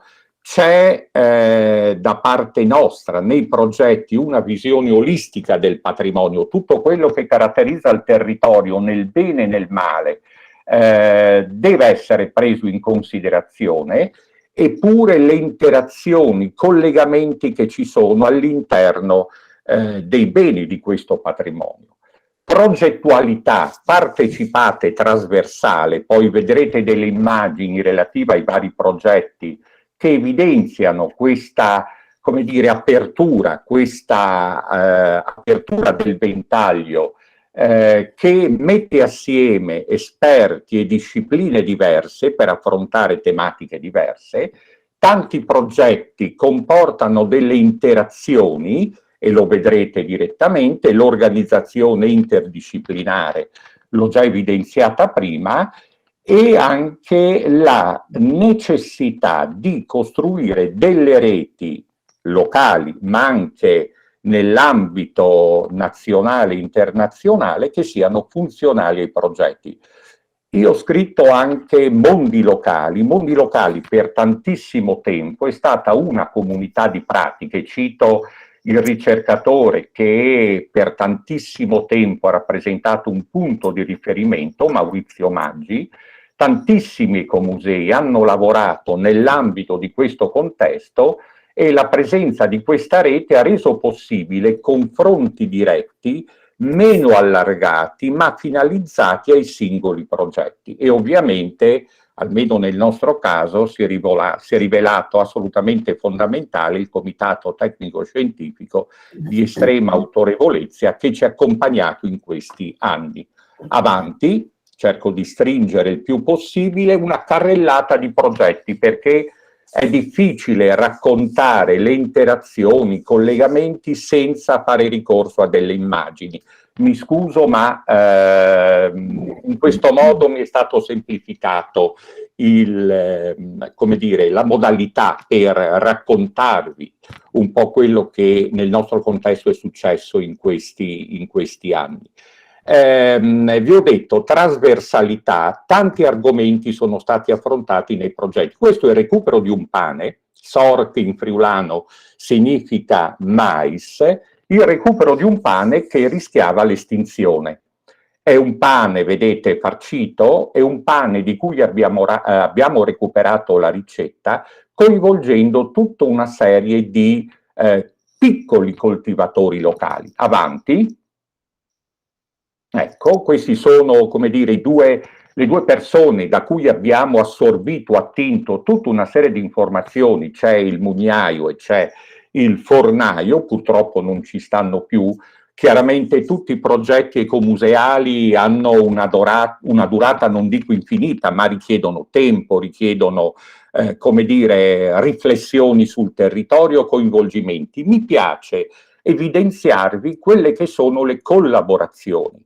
Prima dicevo necessità di fare rete a livello locale. Vedete, ci sono enti pubblici, ci sono 3 ecomusei che hanno collaborato con noi per la costruzione della filiera, ci sono università, addirittura c'è un'associazione del Messico con cui abbiamo collaborato mettendo in relazione le scuole del territorio, e quindi immaginatevi voi la complessità di questo progetto, partendo dalla necessità di raccogliere da tutti le informazioni e di poi arrivare a quella sintesi di cui parlavo prima. Avanti. Ecco, questa è la comunità, noi la chiamiamo la comunità della filiera, la soddisfazione che il pane è presidio Slow Food grazie all'Ecomuseo, e anche Slow Food Italia ha avuto, come dire, una sorta di percezione. I protagonisti delle filiere che fanno riferimento ai presidi devono essere identificate, chiamate come comunità. Abbiamo un po' anticipato i tempi, ma la cosa forse più interessante è quella che viene evidenziata nella prossima slide.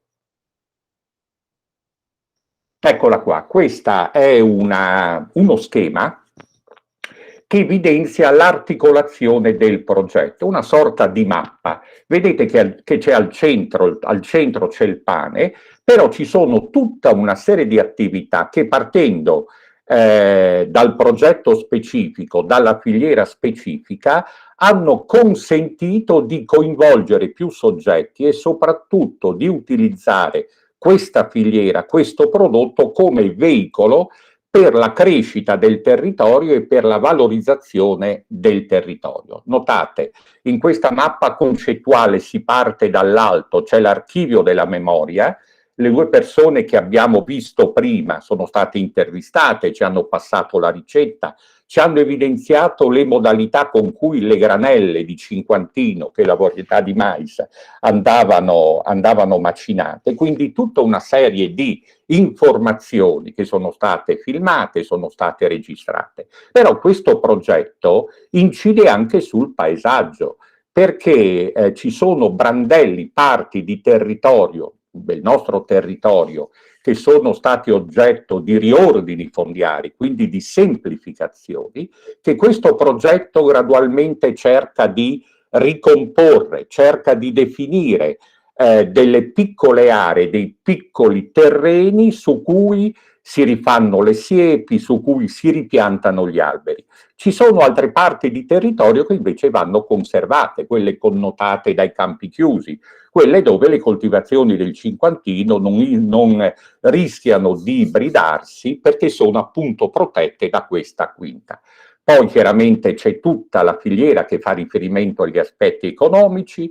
Il pane è il pane del territorio, quindi consente di promuovere adeguatamente il territorio. Sono state coinvolte le scuole non solo ma anche i consumatori. Sono stati organizzati anche dei corsi di formazione professionale e c'è anche l'aspetto, a chiusura del cerchio, dell'inclusione sociale. Ruolo attivo della popolazione anziana, recupero di persone con fragilità e con disabilità e anche le collaborazioni con gli immigrati che caratterizzano piccole parti della comunità del Gemonese che spesso sono assolutamente invisibili. Avanti. Secondo progetto, sempre nell'ambito dell'agroalimentare, questo è un formaggio particolare, un modello, e Daniele lo sa, ed è un modello che riguarda... Scusami Maurizio, prego. Sono di una bontà oltre misura. Bene, no, ma appunto anche perché alle spalle c'è un modello particolare che è quello della caseificazione collettiva, cioè le latterie, vi do un numero, a metà degli anni 60 in Friuli, province di Udine e di Pordenone, operavano 652 latterie turnarie, in ogni piccolo borgo c'era una latteria. Adesso ce ne stanno, credo, in Friuli 6 o 7, non credo di più. Qual è il modello? I casari lavorano per gli allevatori, quindi a turno gli allevatori che hanno contribuito, che hanno conferito il latte alla latteria, si portano a casa la produzione di una giornata. Quindi è un modello unico, è un modello che resiste ancora per pochissimo sul territorio e su cui noi abbiamo fatto un ragionamento, perché sul versante sud dell'arco alpino, dove queste latterie erano molto diffuse, dal Friuli, addirittura dalla Slovenia, dal Friuli fino al Piemonte, andava, come dire, definito un percorso comune di coinvolgimento e di definizione, di salvaguardia del modello.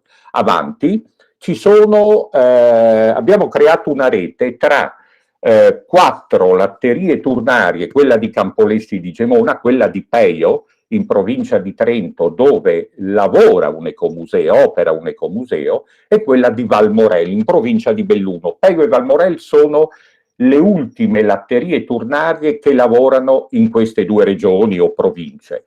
C'è anche una realtà slovena, immediatamente oltre confine. Ecco, queste 4 realtà hanno sottoscritto una carta dei principi affinché si riconoscano di un modello che Slow Food ha riconosciuto. E quindi da qualche tempo in avanti non vengono premiati i prodotti di queste latterie, ma viene evidenziato e tutelato il modello.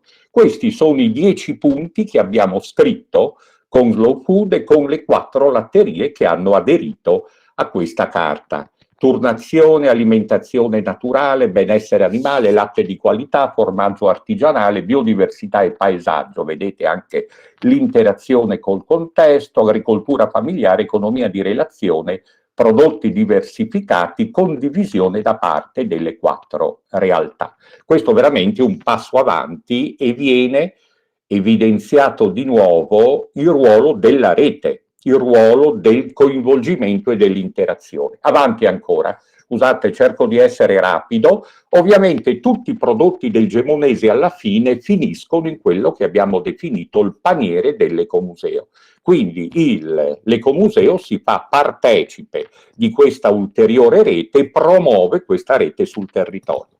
Abbiamo ottenuto un finanziamento con un'associazione carinziana, ci saranno degli scambi, faremo dei mercati del Gemonese e dei mercati in Carinzia con i prodotti dei relativi panieri.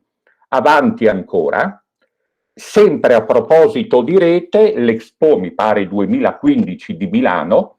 Questo è un percorso che abbiamo condiviso con Slow Food, vedete, probabilmente non è di chiara lettura, ma notate, un percorso fisico, quindi un percorso che si può percorrere, scusate il gioco di parole, per buona parte dell'arco alpino. Ci sono una serie di realtà, possono essere ecomusei o musei comunitari o musei del territorio, che devono disporre sul loro contesto territoriale di prodotti legati a Slow Food, quindi prodotti di qualità che vengono gestiti direttamente dalle comunità locali.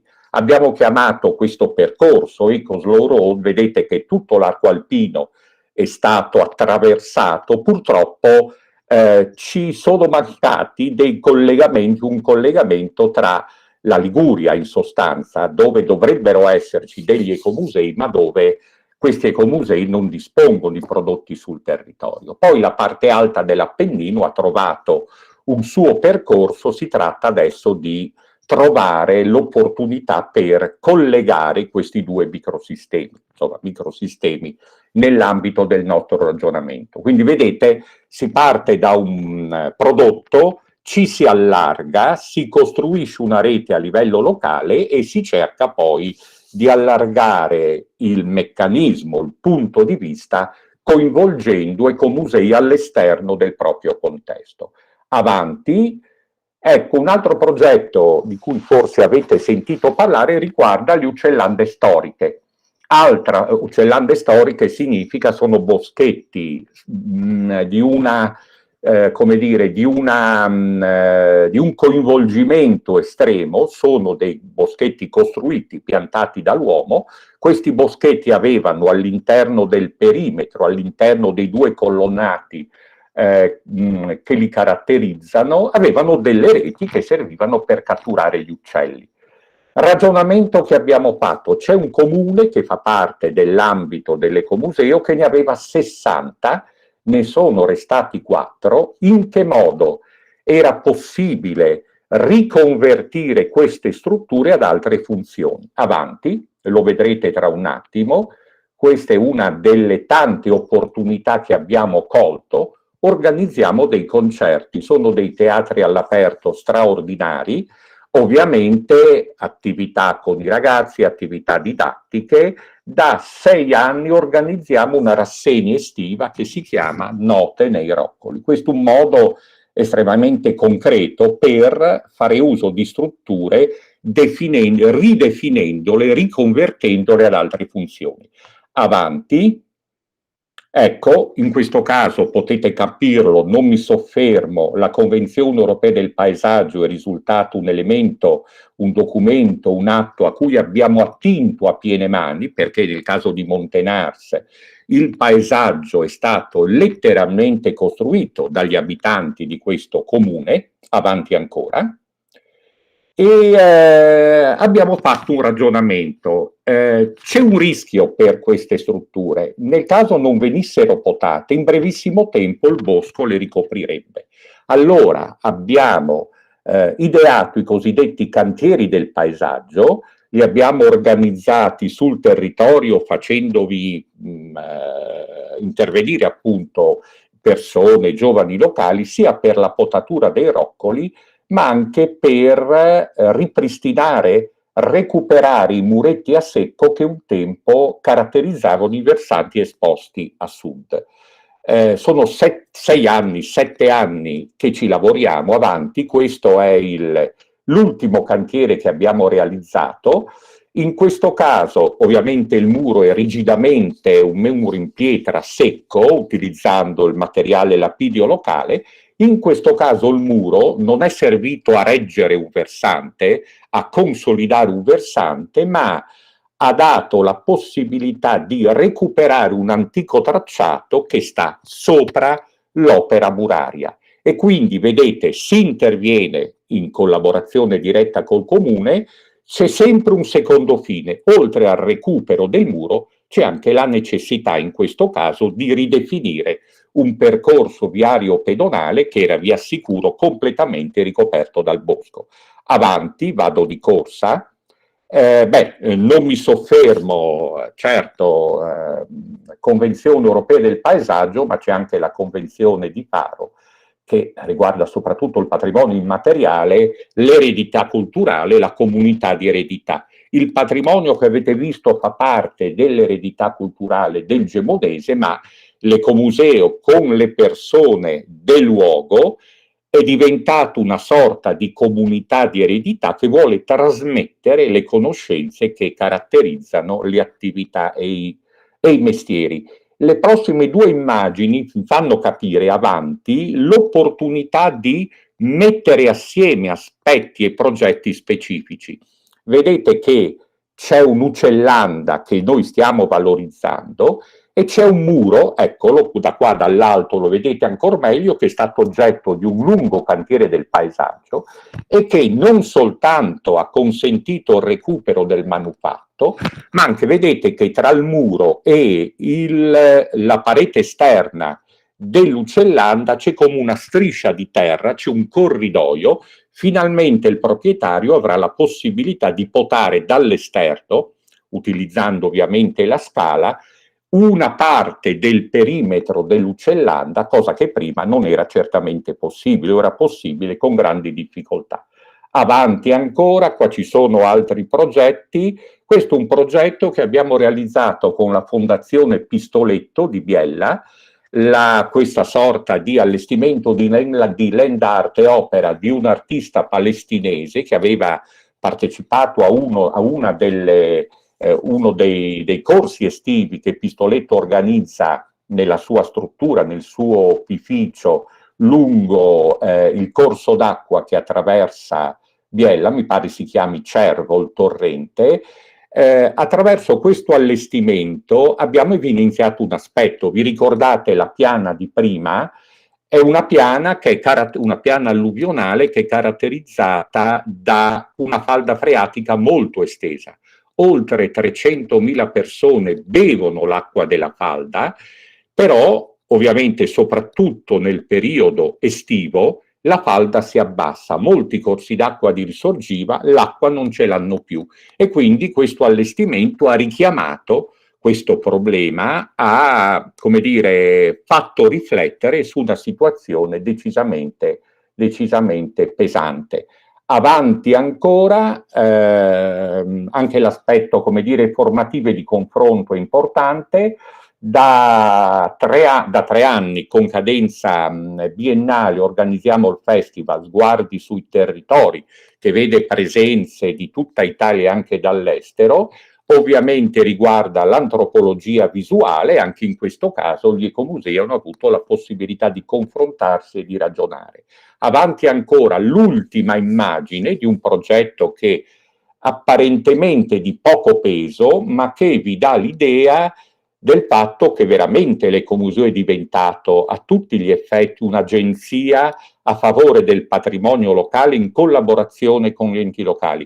Questo è un roseto, è un roseto straordinario ad Artenia, credo che sia uno dei roseti privati più vasti d'Europa, I proprietari di questo roseto sono molto anziani, c'era la necessità di trovare dei fondi, dei finanziamenti perché questo roseto abbia la possibilità di proseguire. Apparentemente una cosa banale, l'Ecomuseo ha avviato una raccolta fondi, crowdfunding, e certamente adesso si ha la certezza di affiancare alle 2 persone anziane che gestiscono Roseto un giovane esperto di botanica che abbia anche la possibilità di intervenire, di dare una mano a queste persone. Mi avvio alla conclusione rapidissimamente.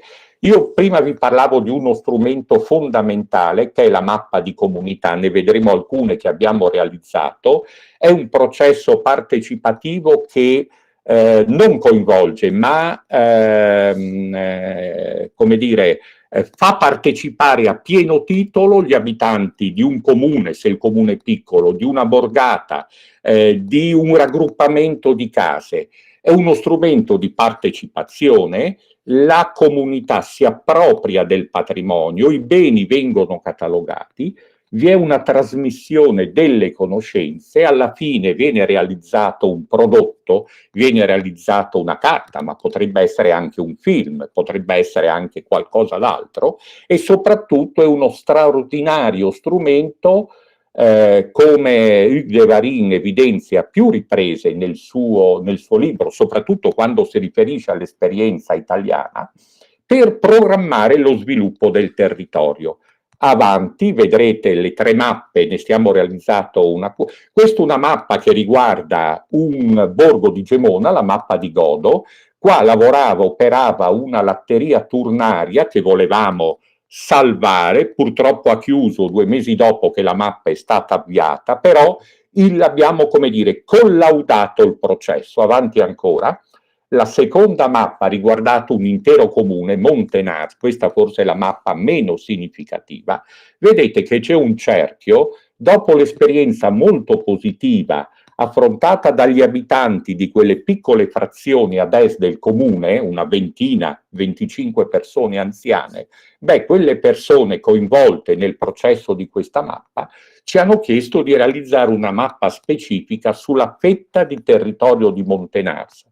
Adesso vedrete l'ultima realizzazione, ne stiamo facendo una quarta.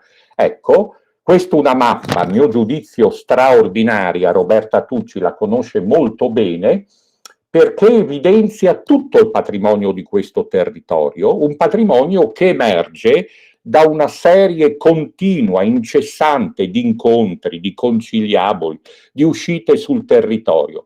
Qua si parla ancora, ma credo un paio di persone ancora lo parlino, un dialetto slavo molto antico proprio di questo territorio, quindi abbiamo affrontato anche l'argomento toponimi in maniera puntualissima. Vedete, ci sono immagini della fascia bassa degli antichi terrazzamenti e questa mappa ci ha portato ad intervenire sui roccoli e a proporre i cantieri del paesaggio a proposito dei cantieri.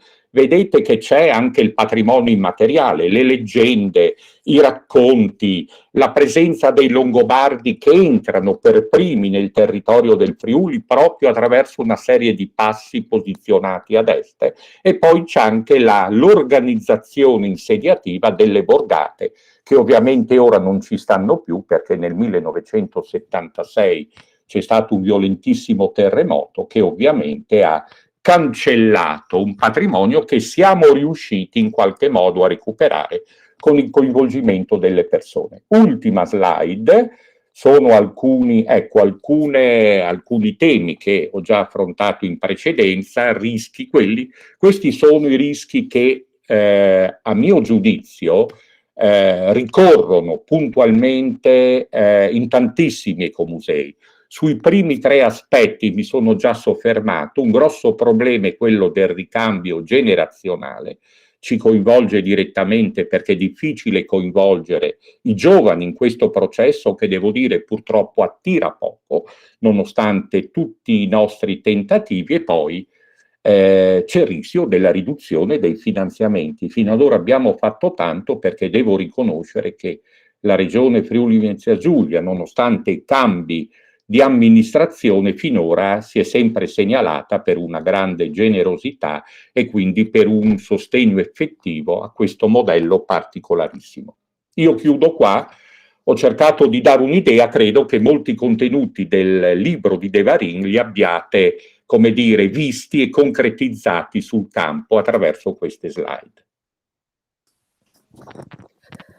Bene, allora io riprendo la parola per intanto ringraziare i tre relatori, perché mi sembra che nel complesso siano emerse una quantità di questioni, di punti che sono quelli che poi saranno oggetto della discussione che da adesso in poi avvieremo. Il seminario adesso parte con questa sua, tra virgolette, seconda parte, che è una parte di discussione in cui siamo tutti coinvolti e cercheremo di approfondire le cose, ma anche, diciamo, di fare delle domande, di capire meglio, perché sicuramente siamo di fronte a un contesto di notevole complessità.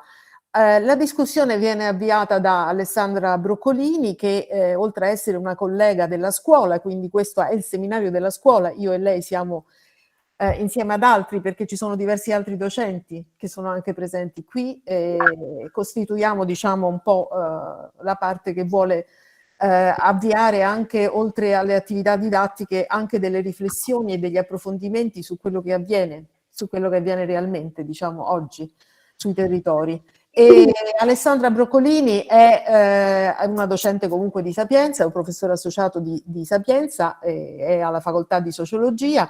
Come sapete tutti, è anche il presidente della SIMDEA, della Società Italiana per i Beni e la Museografia, per i beni demoetro-antropologici e la museografia, e inoltre mi sembra un dato molto importante, forse era il primo da dire, che è la cofondatrice di un ecomuseo urbano di Roma, che è l'Ecomuseo del Casilino, e quindi diciamo, è portatrice di una doppia esperienza, per questo è la persona più adatta per avviare la discussione, che poi faremo tutti insieme noi 51 che siamo dentro quest'aula virtuale. Quindi Alessandra, a te la parola, grazie.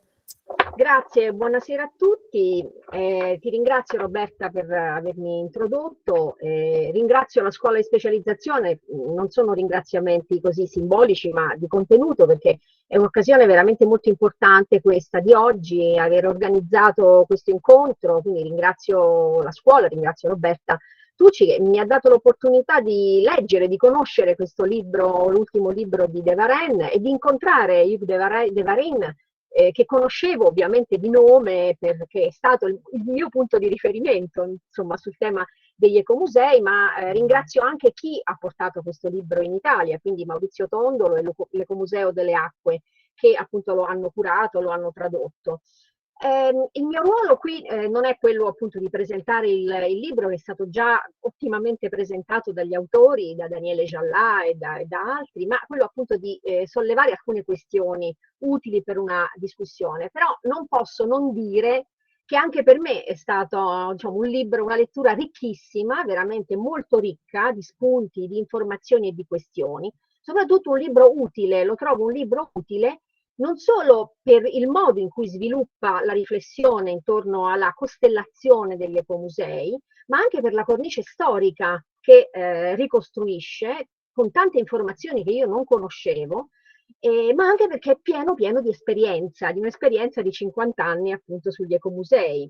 E dalla quale esperienza viene fuori una realtà molto complessa su un panorama mondiale, quindi molto utile conoscere quello che accade in Messico, quello che accade in Giappone, quello che accade in Cina, eccetera, eccetera. Quindi è un libro che io terrò per molto tempo sulla mia scrivania come una specie di pronto intervento ecomuseale, cioè quando io ne avrò bisogno mi andrò a vedere, diciamo, una serie di cose.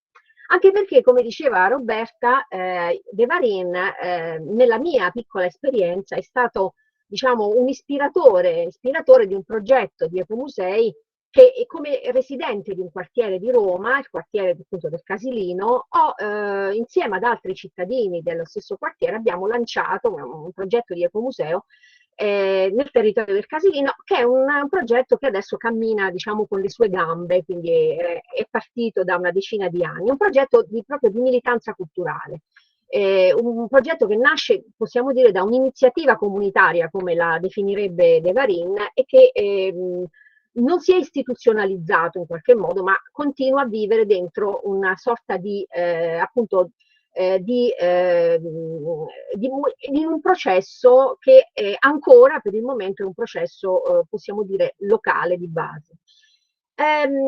Il filo conduttore del libro di De Varin è quello appunto della pluralità delle esperienze ecomuseali. Il libro ci mostra che non c'è un modello e che anzi cercare un modello per gli ecomusei può essere un rischio per le manipolazioni, per gli opportunismi che a cui può andare incontro, no?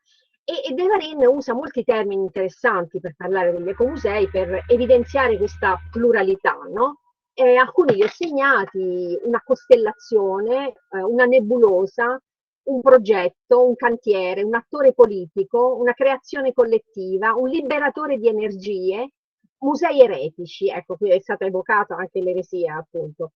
Perché appunto si dice ogni ecomuseo è un progetto a sé, è un cantiere a sé, no?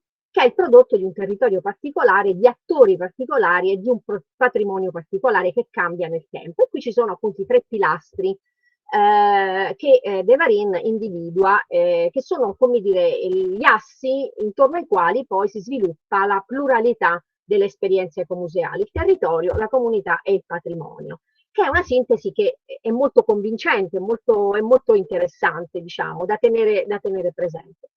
Ora, tra le tantissime cose che io avrei da dire e che magari non dico subito tutte, magari alcune le lascio anche dopo, perché sarebbe opportuno che ovviamente tutti intervenissero, tra i rischi a cui vanno incontro gli ecomusei, le tendenze a cui vanno incontro gli ecomusei, ci sono 2 aspetti che io vorrei diciamo, sottolineare in questo primo giro di domande, che mi sembrano particolarmente importanti, ma gli altri aspetti non sono da meno.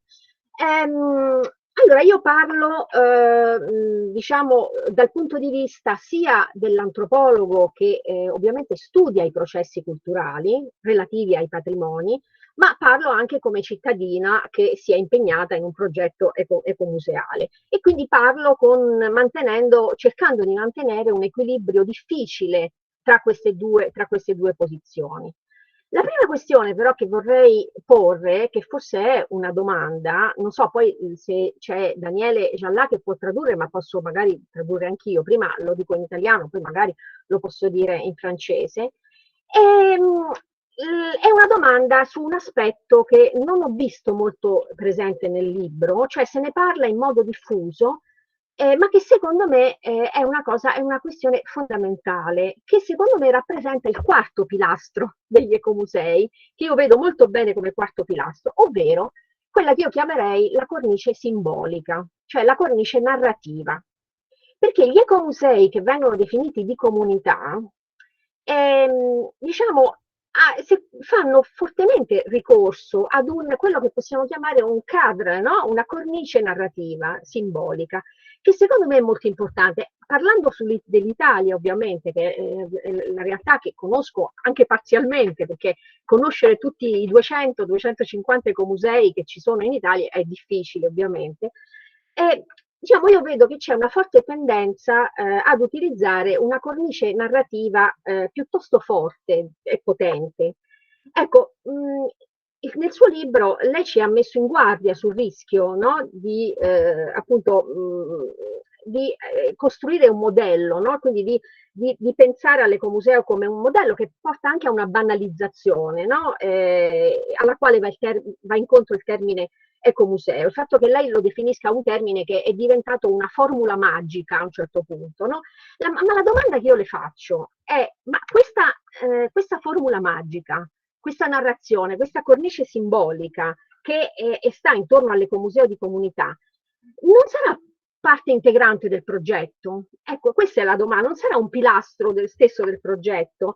Perché diciamo, io sento che perlomeno nella mia esperienza, diciamo, nel progetto ecomuseale, che è molto forte spesso da parte delle comunità, poi parliamo anche del concetto di comunità, è molto forte l'esigenza di riconoscersi intorno a un progetto che abbia questa forte potenza simbolica del senso dei luoghi, l'evocazione della comunità, della partecipazione. Cioè, mi sembra che sia proprio un bisogno di, come dire, di identificarsi in una cornice narrativa di questo tipo. Cioè la comunicazione io la vedo come un pilastro importante nella cornice ecomuseale. Cioè un progetto per trovare consenso nella popolazione deve essere anche narrato, deve essere raccontato, cioè deve avere una dimensione simbolica.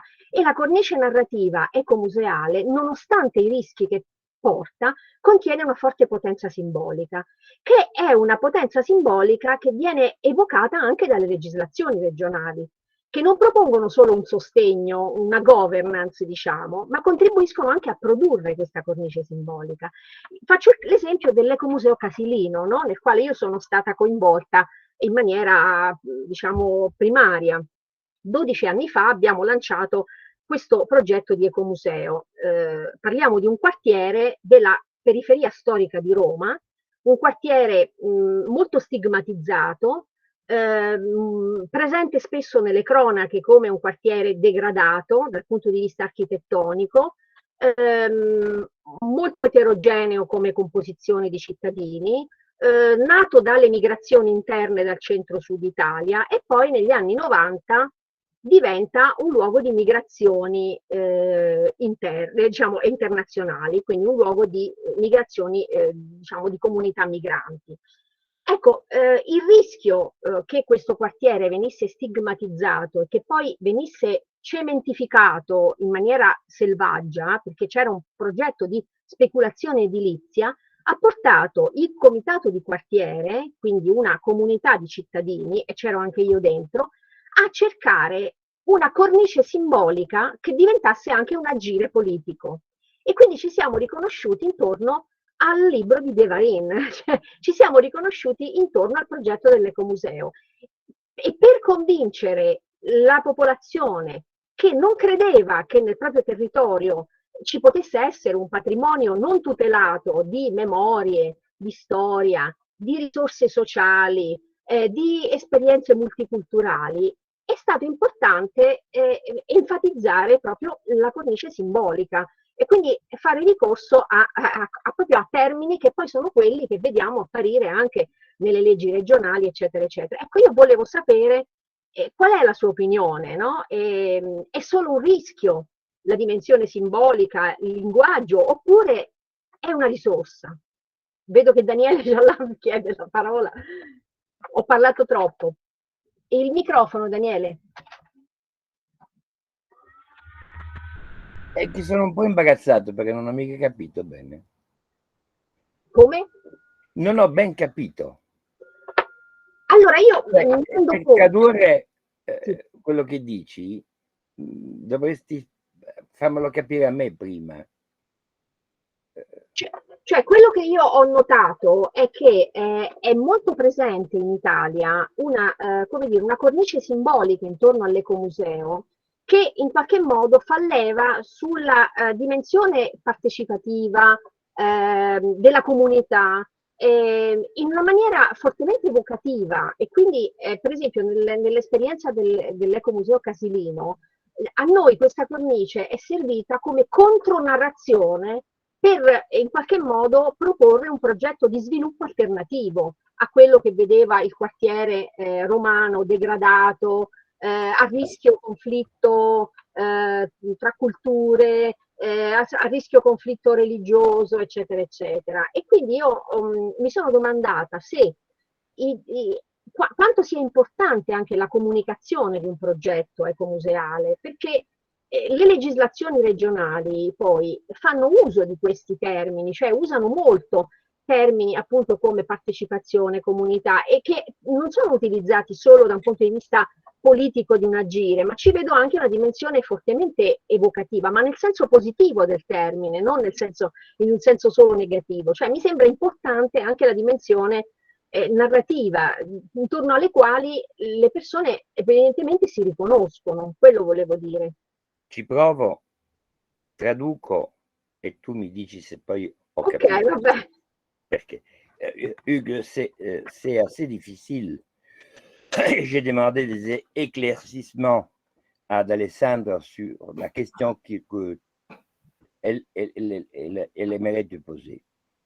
Et de quelque façon, elle dit, il n'y a pas un quatrième pilier de l'écomusée. Et ce pilier est représenté par le cadre de narratif. C'est-à-dire la façon dans laquelle le projet est exprimé, communiqué, en employant des termes qui sont de contrebalancement au regard de la réalité présente. C'est-à-dire dans une situation de conflit, de dispersion, etc., de subordination au cadre administratif, politique, etc., évoquer des mots comme communauté, participation, le sens des lieux, etc. Donc, ce serait la façon dans laquelle les écomusées s'expriment à l'intérieur et à l'extérieur.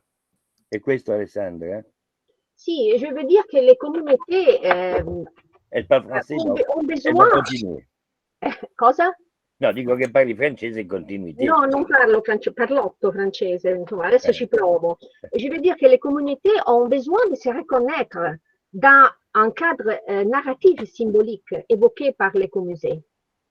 Et c'est possible que ça, c'est peut-être le quatrième pilier des écomusées, avec les territoires, avec la participation et avec les patrimoines, qu'il y a aussi le besoin de se reconnaître dans un projet qui a un très fort pouvoir évocatif et symbolique, qui veut dire en contre-narration. Qu'est-ce que vous pensez de ça? C'est toujours très difficile pour moi de penser en termes un peu intellectuels comme ça, parce que j'ai besoin de voir les choses concrètement. Je vais essayer de réfléchir à des cas particuliers. C'est vrai que il y a une première aspect, je pense, qui est de définir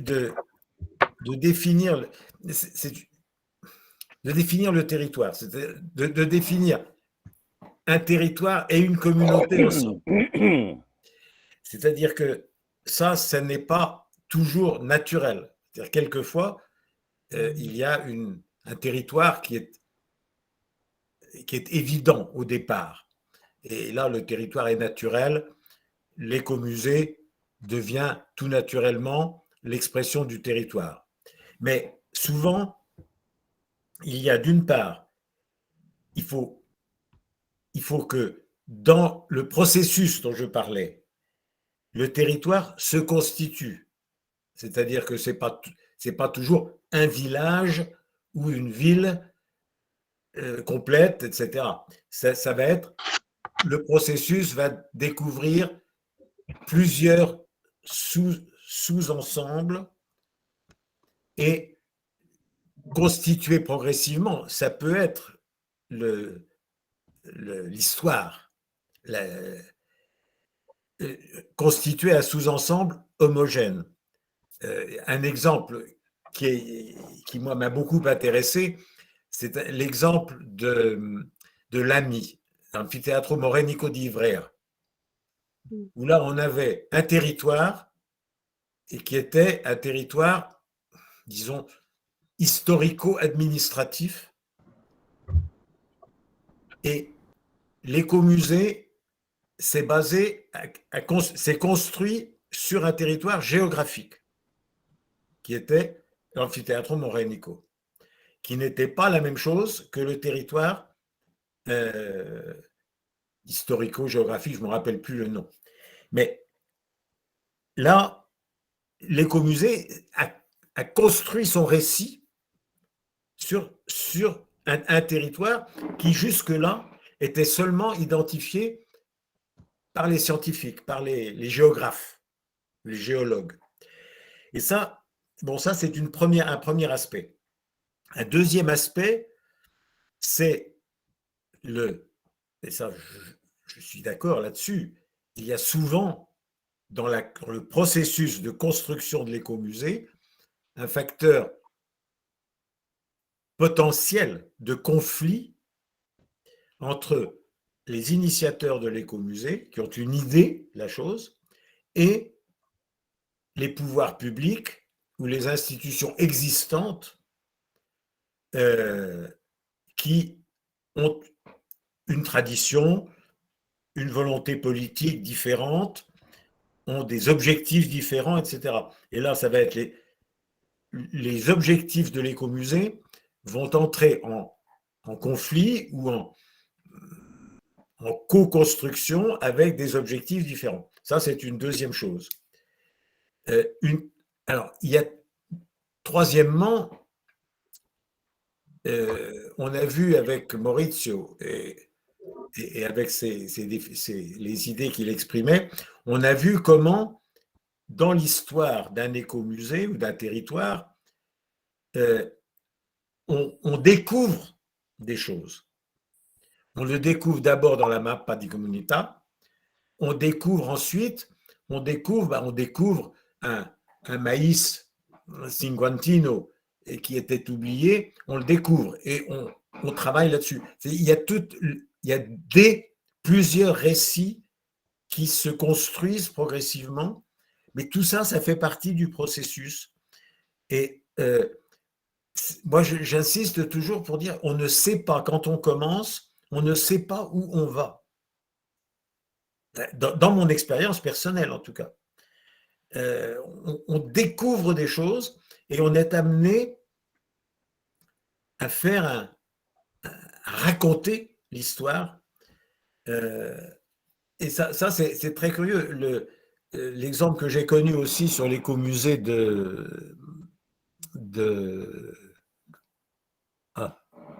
c'était la vieillesse, on oublie les choses, même qu'on connaît très bien. Mais bon, je ne retrouverai pas le cas. Mais je connais beaucoup d'écomusées qui, au départ, avaient une vision très, très simple. On voulait valoriser un élément de patrimoine. Des écomusées, par exemple, qui vont se faire sur une industrie qui a disparu, ou bien une culture particulière, écomusée sur la cerise ou la pomme, etc. Et puis, qui progressivement vont s'élargir à beaucoup d'autres choses, ce patrimoine vivant. Et c'est là que la Mappa di Comunità est un outil extraordinaire de redécouverte. Et ça, je suis d'accord, mais ça se construit. Pour moi, ça se construit 2 ans, 5 ans, 10 ans, 15 ans. Et l'arrivée, quelquefois, enfin, je ne sais pas. Pour le moment, attention, pour le moment, nous sommes encore au bout de, quand même, la grande masse des écomusées, ça a 30 ou 40 ans. Ça a commencé il y a 30 ou 40 ans. Ça fait une grande génération. Et en général, les fondateurs des écomusées sont encore vivants. Et je ne sais pas qu'est-ce qui va se passer quand les écomusées, quand les fondateurs d'écomusées, les groupes qui ont créé les écomusées vont disparaître. Je commence à connaître des cas où les gens sont morts ou ont disparu. Et là, ça veut dire qu'on va devoir avoir à repenser l'ensemble des facteurs qui ont permis de créer l'écomusée. Ça c'est très intéressant parce que la génération, ce que j'appelle la génération active, génération qui a le pouvoir politique, le pouvoir intellectuel, le pouvoir économique, etc. Le pouvoir politique n'est pas le pouvoir des vieux, n'est pas le pouvoir des fondateurs. Donc, il va falloir repenser les choses et peut-être abandonner l'écomusée ou inventer autre chose. Ça, c'est là que le récit peut évoluer. Et je pense doit évoluer. Et ça, c'est toute une autre discussion très intéressante.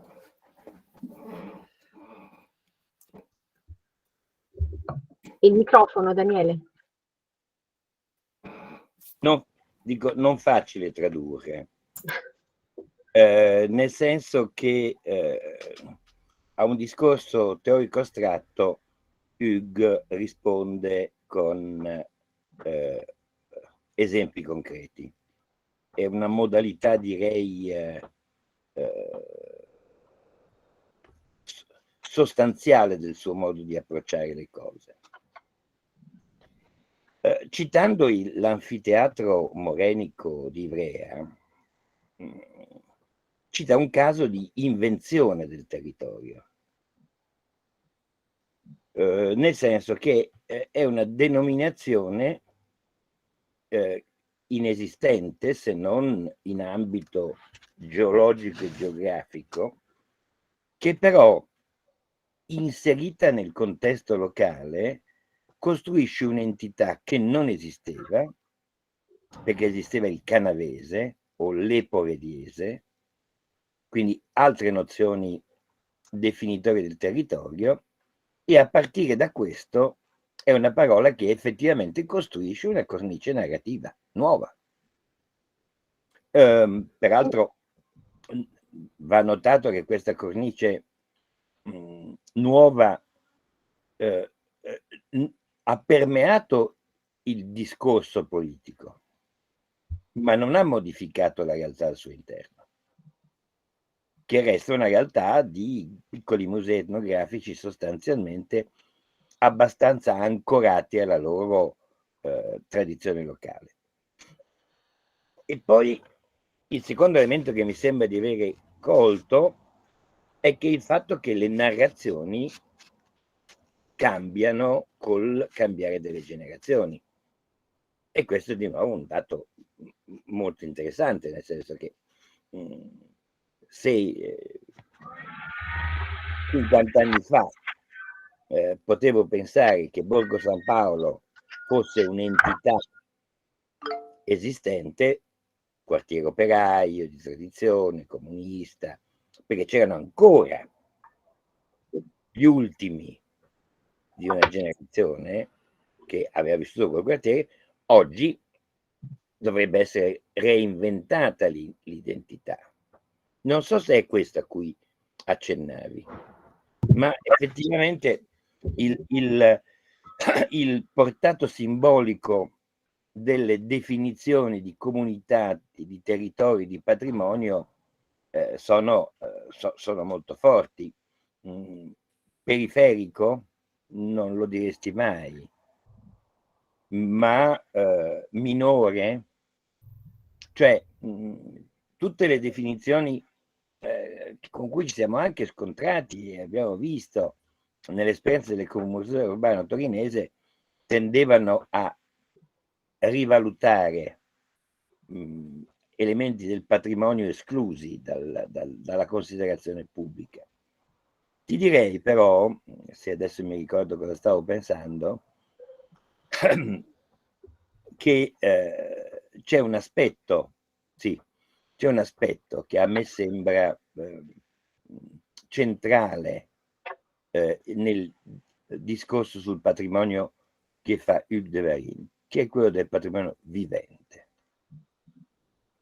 Allora, questa è una nozione a cui dovremmo, che comporta una riflessione, anche perché inavvertitamente la distinzione tra patrimonio vivente e non vivente fa riferimento a patrimonio alto e a patrimonio basso, e con una delega ai poteri pubblici di occuparsi del patrimonio così come definito dalla legge, e una occupazione da parte degli ecomusei del territorio del patrimonio escluso dalla tutela pubblica, ma soprattutto perché è vivo nella testa della gente.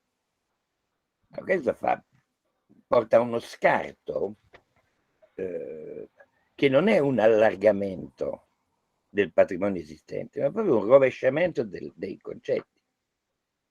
Superga è importante perché è un'opera dello Juvara o perché c'è morto il grande Torino?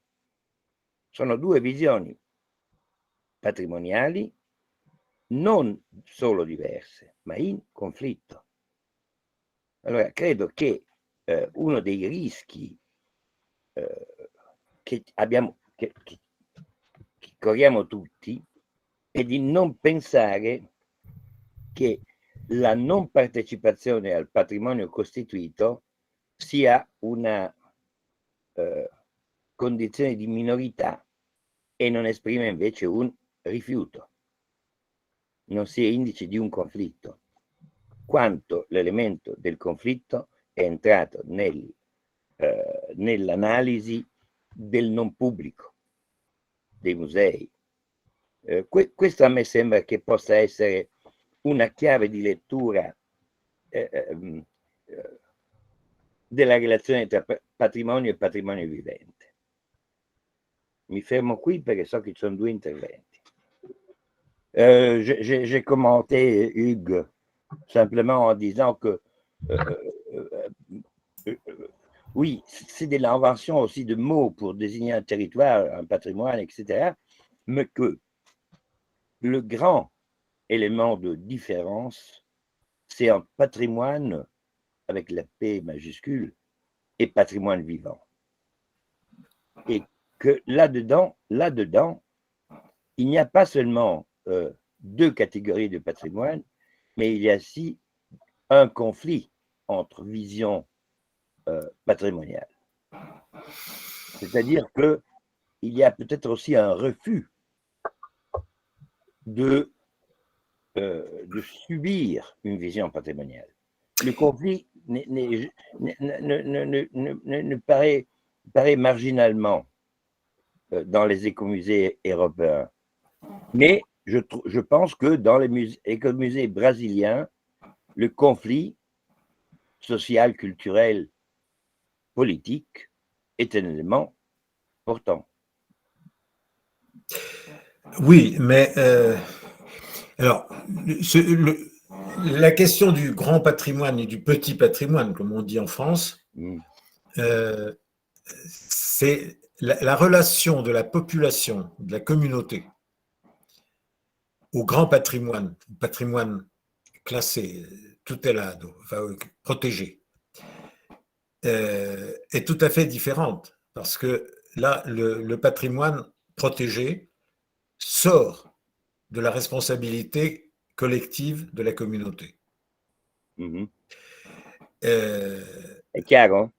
Là, je parle de ce que je connais en France, c'est-à-dire que de mon cas à moi, dans mon village. Enfin, un patrimoine protégé à partir du moment où sa vie, la vie de ce patrimoine dépend de jugements, en partie ou en totalité, de jugements faits par des fonctionnaires peut-être compétents, mais pas toujours compétents, à un autre niveau, au niveau régional, départemental, etc., ou national, ça change complètement le regard de la population sur ce qui n'est plus son patrimoine. Ce n'est plus le patrimoine de la population, c'est le patrimoine de la région ou de l'État. Et donc ça c'est quand même une chose extrêmement importante. Et c'est valable aussi pour les collections des musées. Les collections des musées, c'est comme les grands monuments historiques, les grands sites protégés. Les collections des musées sont totalement fermées sur des normes, des règles qui sortent de la responsabilité de la population. Or, l'écomusée, le musée communautaire, quel que soit son nom, c'est le patrimoine vivant parce qu'il est entre les mains de la population, il vit parce qu'il est utile à la population. Et ça c'est quelque chose qui rend difficile de parler de musée. Parce que dans l'esprit des gens, le musée est d'abord une institution publique qui répond à des normes et à des règles qui sont des règles à la fois administratives, scientifiques et professionnelles. Alors que le patrimoine vivant, ben, on le voit tous les jours. Je suis en train de lire un travail sur ma petite région à moi, qui est un livre qui est l'inventaire des croix de Carrefour. Ça, c'est typiquement du patrimoine vivant. Une partie de ces croix ont disparu. Et d'autres sont cassées. D'autres ont été restaurées par les communes ou par les propriétaires. Et donc, ça, c'est un patrimoine qui est complètement vivant. Si une de ces croix était mise dans un musée parce qu'elle a un caractère esthétique, historique, archéologique particulier, elle deviendrait un patrimoine protégé qui sort de la responsabilité des gens. En Belgique, il y a 50 ans, un Christ célèbre dans une grande église belge a été transporté au musée. C'était un objet d'histoire de l'art important. Il fallait protéger. On l'a mis dans le musée. Et du coup, il est sorti de l'église où il était, où les gens venaient en pèlerinage. Et pendant un certain temps, des habitants du village d'origine sont venus dans le musée prier devant le Christ. Il leur appartenait encore. Après, c'est devenu un objet de musée protégé, donc sorti de la responsabilité des gens. Ça, pour moi, c'est extrêmement important et pas uniquement l'aspect religieux, pour tout l'aspect quotidien. Bon, enfin, pardon d'être si long.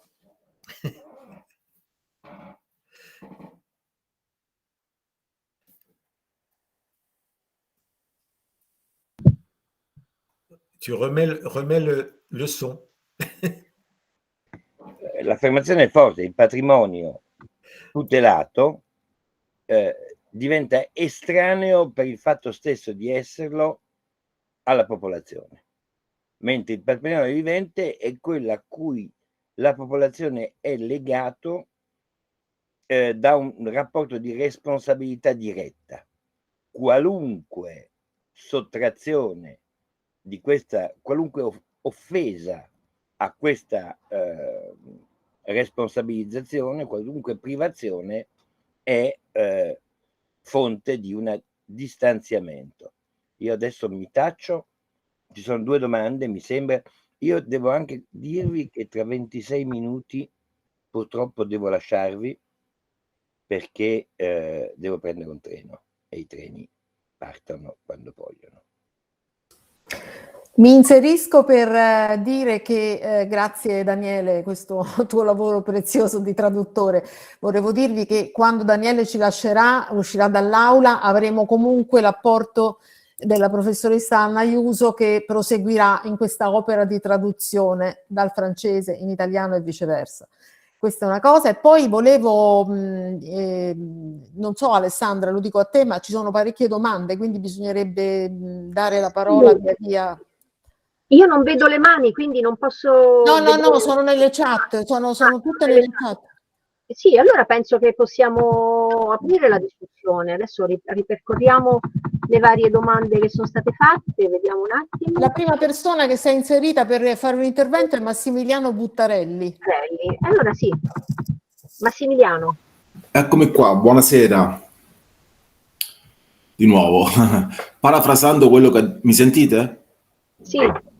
Quello che ha detto lei, professoressa Broccolini, quando nel libro ha letto che ha definito gli musei nebulose, costellazioni, mi domando se possono essere anche definite arene, questa parola tanto cara al professor Patiglione. Poi un'altra domanda invece, considerazione rivolta sempre a lei, professoressa Broccolini, è che lei ha ragione, la contronarrazione serve per le borgate, perché se no si finisce come il classico film, come un gatto in tangenziale, nel senso che si narrano sempre le cose negative senza possibilità di riscatto, anche perché io come ecomuseo conosco soltanto quello di Casilino, quello dove insomma quello che ha cofondato lei, e posso dire, parafrasando sempre altre persone, insomma in questo caso un tecnico che allena squadre di calcio, che se vedi la borgata allora non vedi l'ecomuseo, ma se guardi l'ecomuseo allora veramente stai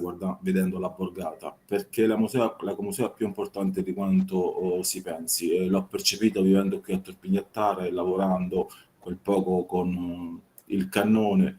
Era soltanto questa considerazione qua. Poi un'altra rivolta all'autore del testo, quando gli è stato detto se voleva aggiungere qualcos'altro, e lui ha detto ma io non lavoro più, ormai non sto più sul campo. Però credo che forse ci proverebbe di qualcosa, perché può pensare, anche se non lavora nel campo, e magari il pensare alcune volte può essere più utile del fare. Ho finito, grazie. Beh, penso che sia soprattutto l'autore del libro a dover rispondere sul discorso sulle arene, credo che sì, siamo d'accordo, certamente, come i musei, d'altra parte, come i musei tradizionali, no? Non sono solo gli ecomusei a essere luogo di frizione, anche di processi, ma gli stessi musei sono dei luoghi di processi, di conflitti anche.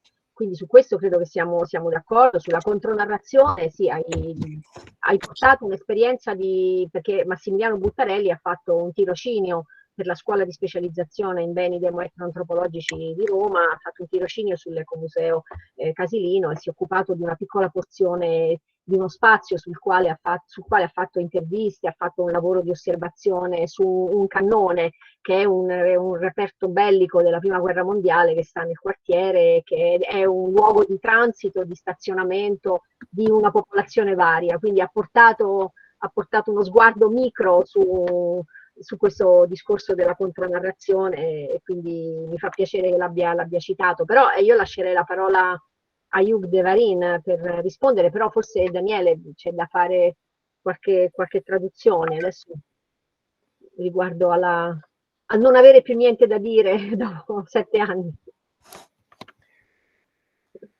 Hugues, Massimiliano proteste à ton affirmation que du moment que tu ne travailles plus sur le champ, tu n'as plus rien à dire. Il dit, mais c'est pas possible, il continue à penser et il ne peut pas nous priver de sa pensée.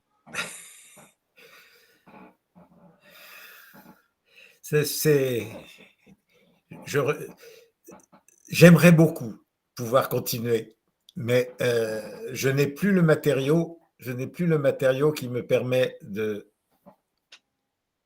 d'enrichir cette fameuse pensée. Mais non, c'est les jeunes qui doivent penser, pas les vieux. Les choses continuent à avancer, les choses continuent à fonctionner, et quand on ne peut plus les vivre personnellement,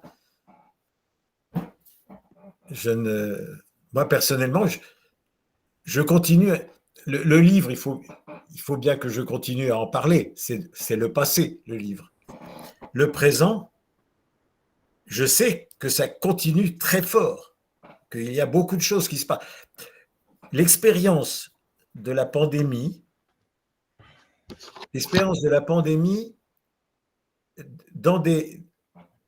en Europe certainement, mais dans un pays comme le Brésil, a montré que beaucoup de gens, des centaines de personnes qui travaillent localement, notamment sur le patrimoine, depuis des années, qui ne se connaissaient pas et qui se sont découverts grâce aux visioconférences, grâce aux webinaires. Et ça, c'est une chose qui est complètement nouvelle. C'est de la coopération. On est en train de créer, grâce à la pandémie, on est en train de créer une profession pas d'écomuséologues, de gens d'écomusées, généralement des volontaires, qui se forment d'ailleurs, qui se forment entre eux. C'est en train de créer quelque chose, un mouvement informel qui n'est pas dans des associations, dans des groupes, quelquefois dans des groupes Facebook ou je ne sais quoi. Et ça c'est un phénomène nouveau que moi, je constate, mais que je ne suis pas capable d'analyser. Parce que je n'ai pas la culture des techniques modernes de communication.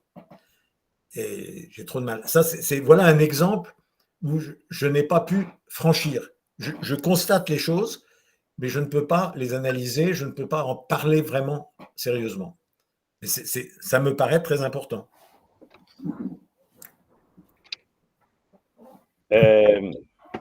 La risposta è molto chiara, nel senso che se non c'è nuovo materiale su cui riflettere è difficile arricchire la riflessione teorica. 1. 2. Parole che ci pensino i giovani a pensare, scrivere e dire, e come esempio c'è il fatto che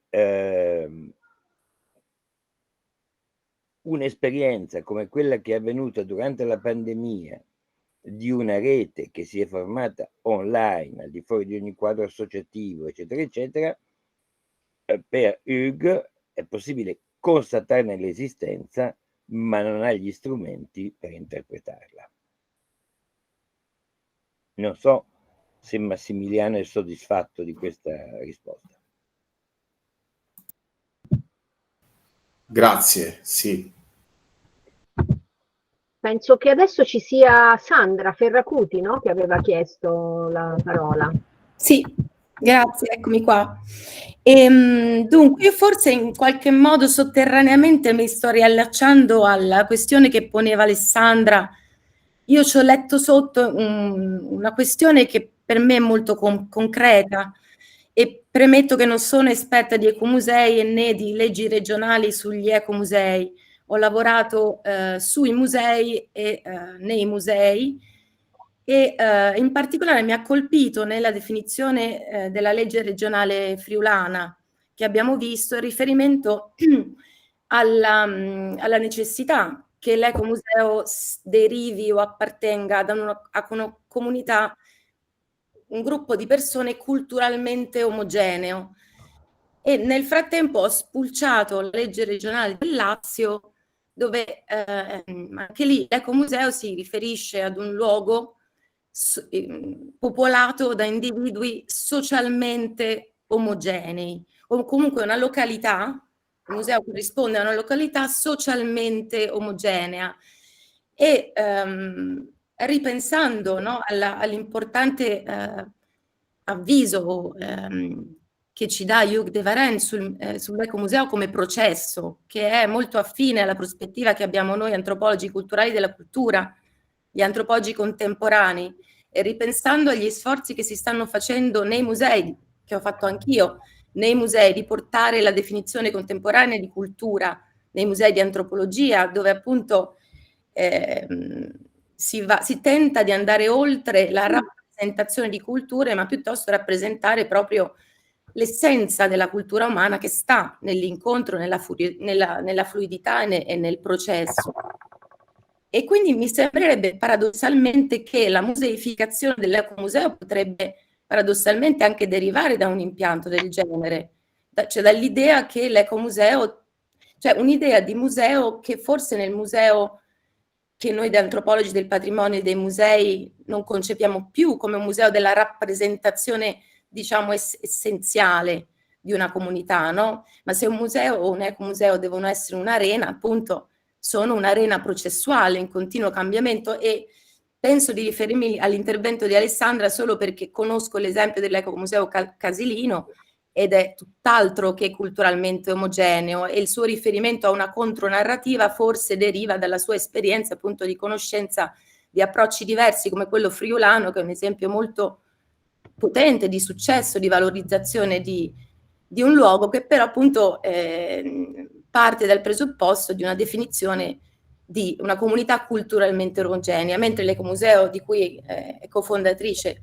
Alessandra è un museo che probabilmente le persone che hanno a cuore l'Ecomuseo e che lo formano hanno a cuore in realtà proprio la fluidità del quartiere come ricchezza. Forse chissà, magari questo è riferito anche agli interessi più attuali delle nuove generazioni, che tra le nuove generazioni si parla sempre di più di fluidità, dal genere alla cultura, un po' in tutti i campi. Però in questo ho una domanda specifica per Hugh de Varenne. Abbiamo bisogno che nella definizione di ecomuseo si replichi questa impostazione dove l'ecomuseo è riferito ad, e perché? Poi forse anche per Maurizio Tondolo, no? Mi diceva che questa definizione è stata molto partecipata, e mi chiedo come quella parte specifica della definizione sia nata, quella della culturalmente omogeneo, perché anche poi ci sono stati nella sua presentazione dei riferimenti al Messico, all'inclusione, però non ho capito bene come poi si inserisce questa omogeneità culturale, e l'omogeneità culturale di chi? Forse solo della generazione degli anziani, però la domanda è quella: ne abbiamo bisogno? Cioè, se nella definizione di ecomuseo cadesse quest'idea che l'ecomuseo debba rappresentare qualcosa di culturalmente omogeneo, a suo parere, insomma, decisamente autorevole, potrebbe funzionare lo stesso?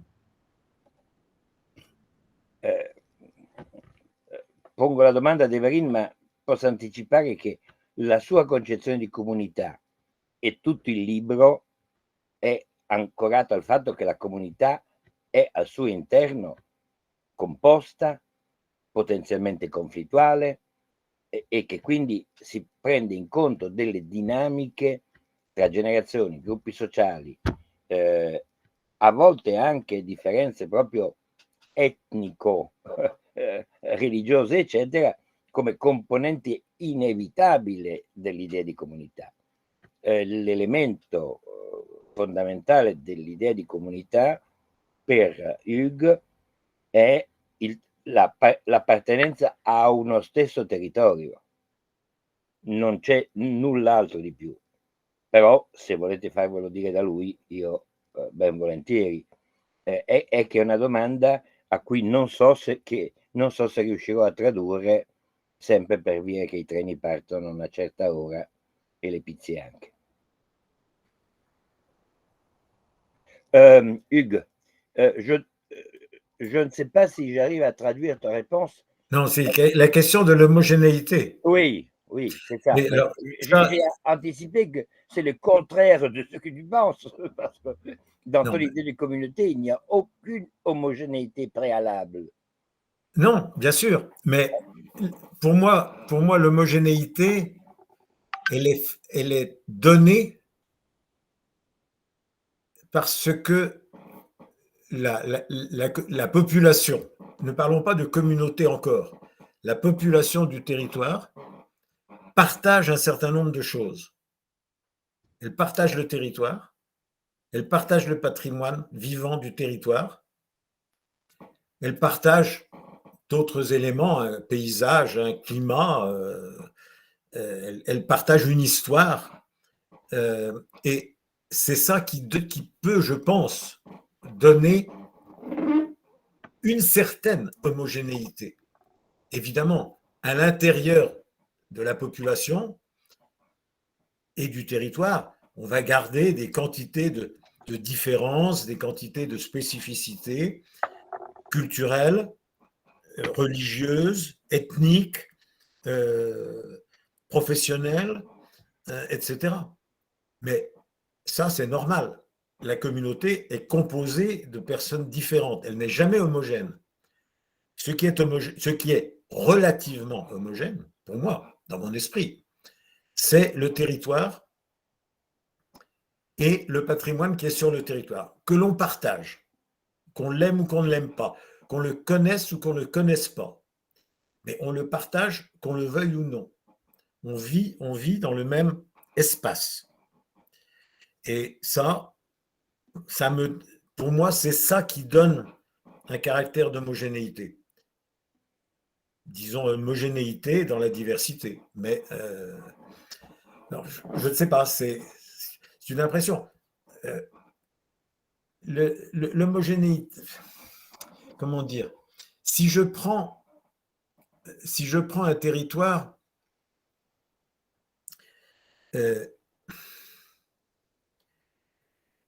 non, je ne veux pas, ça serait trop compliqué, il faudrait que je décrive toute une histoire, toute une évolution. Mais je pense que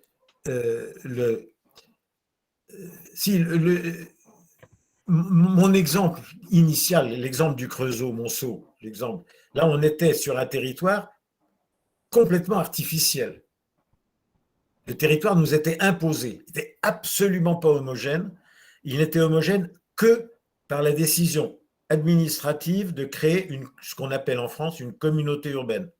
Il y avait 16 communes différentes. On pouvait dire qu'il y avait 16 territoires, ou plus. Et le fait que la population et les différents éléments de la population ont été obligés, invités à vivre ensemble sur un territoire nouveau qui avait été créé par des politiques et des fonctionnaires. Mais ils étaient amenés à cohabiter dans ce territoire. L'écomusée, dans le cas précis, a été fabriqué, on l'a inventé pour donner à cette population un sentiment de territoire, de communauté, même si ils étaient tous différents. Et les 16 communes, maintenant c'est 34 communes, et ça, pour moi, c'est la question d'homogénéité qui est très intéressante, c'est aussi un problème de construction. Une construction qui se fait dans le temps. Et le problème actuel de l'écomusée du Creusot-Monceau, qui a toujours le nom, il n'est plus rien d'un écomusée, mais qui a toujours le nom d'écomusée historique, c'est clair. On avait 16 villages ou villes au début dans la communauté. On a créé, il y a 50 ans, on a créé l'écomusée là-dessus sur 16 communes. Maintenant, il y en a 34, mais ce n'est plus un écomusée. Et le grand musée du Creusot-Monceau, ne s'occupe pas des 34. Il s'occupe toujours des 16. Parce qu'il n'a pas créé, il n'a pas construit son territoire. Le territoire est resté comme il était au départ. Ça, pour moi, c'est une des choses importantes dans l'histoire du Creusot-Monceau. Il y a tellement de choses.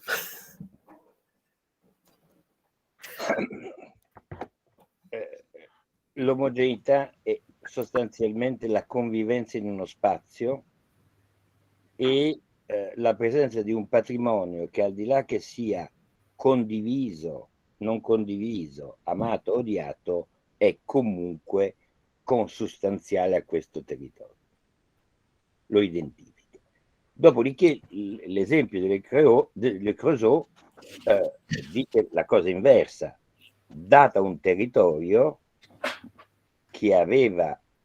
di cui fanno parte artificialmente più comuni, lo sforzo dell'ecomuseo è stato di dare una appartenenza comune, di costruire un sentimento di appartenenza comune. E oggi i comuni sono 34, l'ecomuseo non è più un ecomuseo, il punto di riferimento continua a essere anacronisticamente quello iniziale. Allora sì, credo che questo sia una risposta, cioè ci sono una comunità che non condivide necessariamente un patrimonio, attraverso una narrazione qualunque, può essere indotta a dotarsi di una immagine nuova e comune. Si tratta di capire quanto sia legittimo anche questo, ma comunque questo,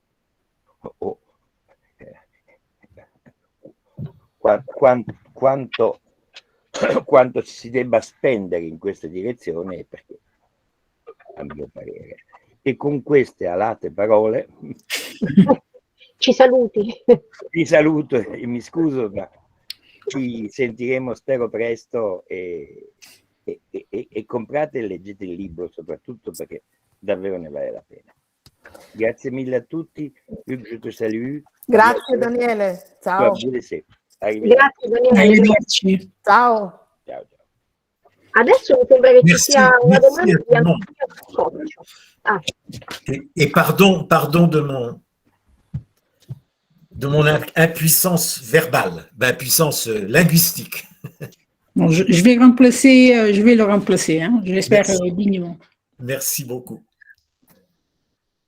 Allora, adesso ci dovrebbe essere una domanda di Antonio Saccoccio, se non sbaglio.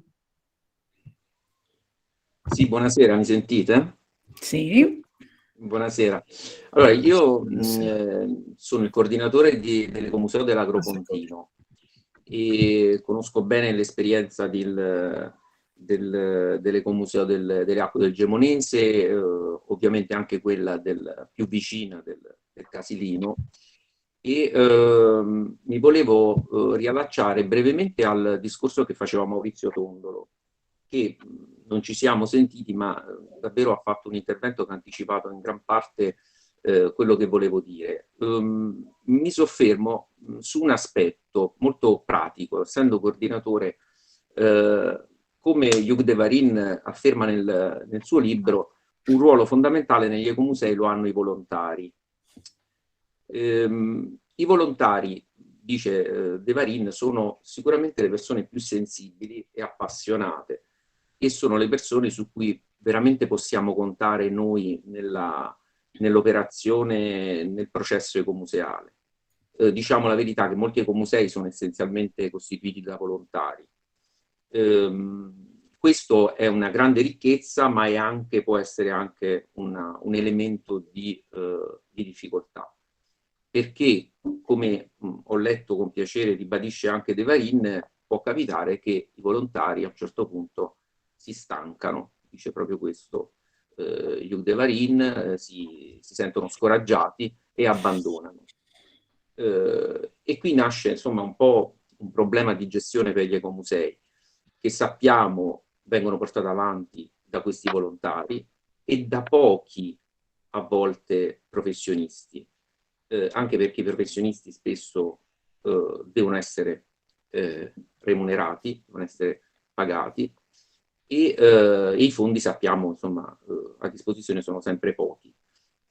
Questo problema non è di facile soluzione. Io lo pongo alla vostra attenzione e so che, insomma, mi sono confrontato anche con Maurizio qualche volta e con gli altri degli ecomusei in Italia su questo problema.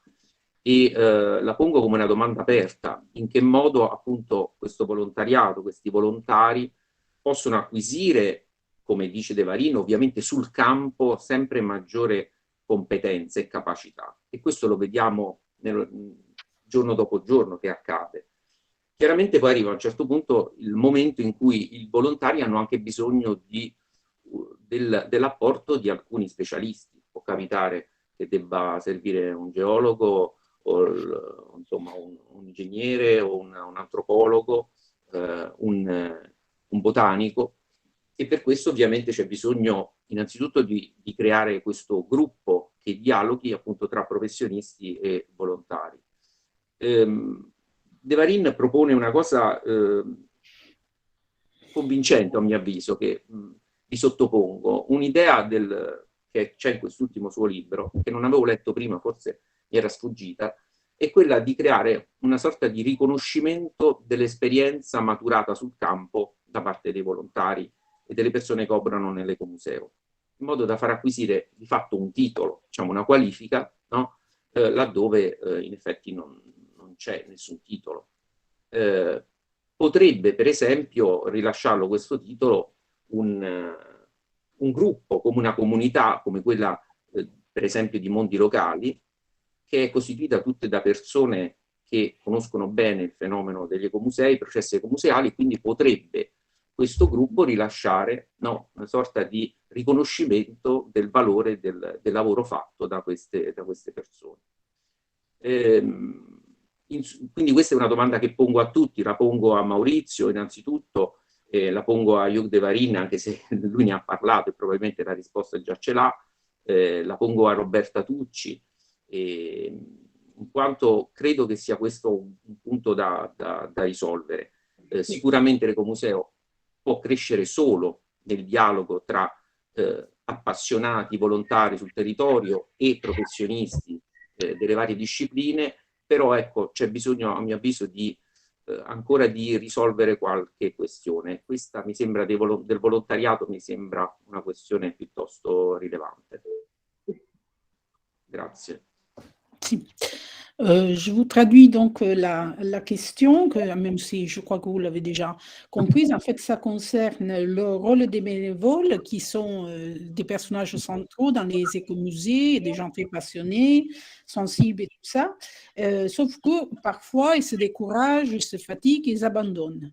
Alors la question, en plus, souvent, ces bénévoles auraient besoin d'être suivis par des professionnels, que ce soit des anthropologues, etc.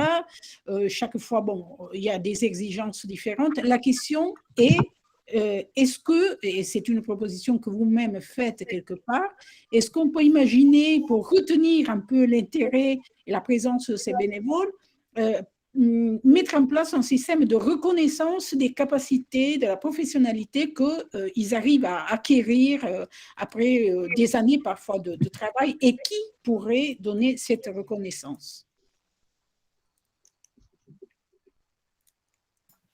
Oui, cette question des personnes, du personnel au sens large, et qui travaillent dans et pour l'écomusée, le musée communautaire. Alors ça, c'est très complexe. Je ne vais certainement pas traiter ça, mais il y a plusieurs choses à voir.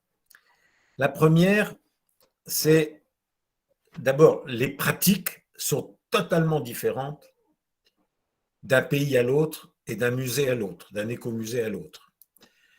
Il y a des pays, comme souvent en Italie par exemple, où il y a beaucoup de volontaires et 1 ou 2 salariés, qui ne sont pas forcément des gens de musée, mais qui sont des personnes qui sont payées pour aider, pour participer. Il y a des pays, comme la France, où pratiquement il n'y a plus de volontaires, puisque en France, le statut de musée parle de la gestion des collections. Il ne peut plus y avoir que des salariés, et les volontaires, c'est des amis de l'écomusée. Ce ne sont pas du tout des volontaires issus de la communauté. Donc, c'est très variable, et on peut dire, je crois, que idéalement, il faut, pour être communautaire, il faut qu'il y ait un volontariat important, mais aussi du personnel permanent, salarié, compétent. Alors, la pratique de Gemona, par exemple, c'est d'aller chercher des compétences à l'extérieur, à l'université ou des ingénieurs, etc. Et c'est une des formules intéressantes. C'est des partenariats qui s'établissent avec des spécialités. Ce qui est important, parce que dans ce que disait Maurizio sur l'interdisciplinarité, l'horizontalité des écomusées, ça veut dire qu'on ne pourra jamais avoir un professionnel, on ne peut pas avoir un anthropologue ou un archéologue ou un historien. Non, il faut la personne idéale serait un multiprofessionnel. Ça, c'est un aspect, je crois, qui mérite de réfléchir, mais qui est différent selon chaque écomusée ou chaque pays. Alors, il y a un autre aspect, qui est l'aspect, le besoin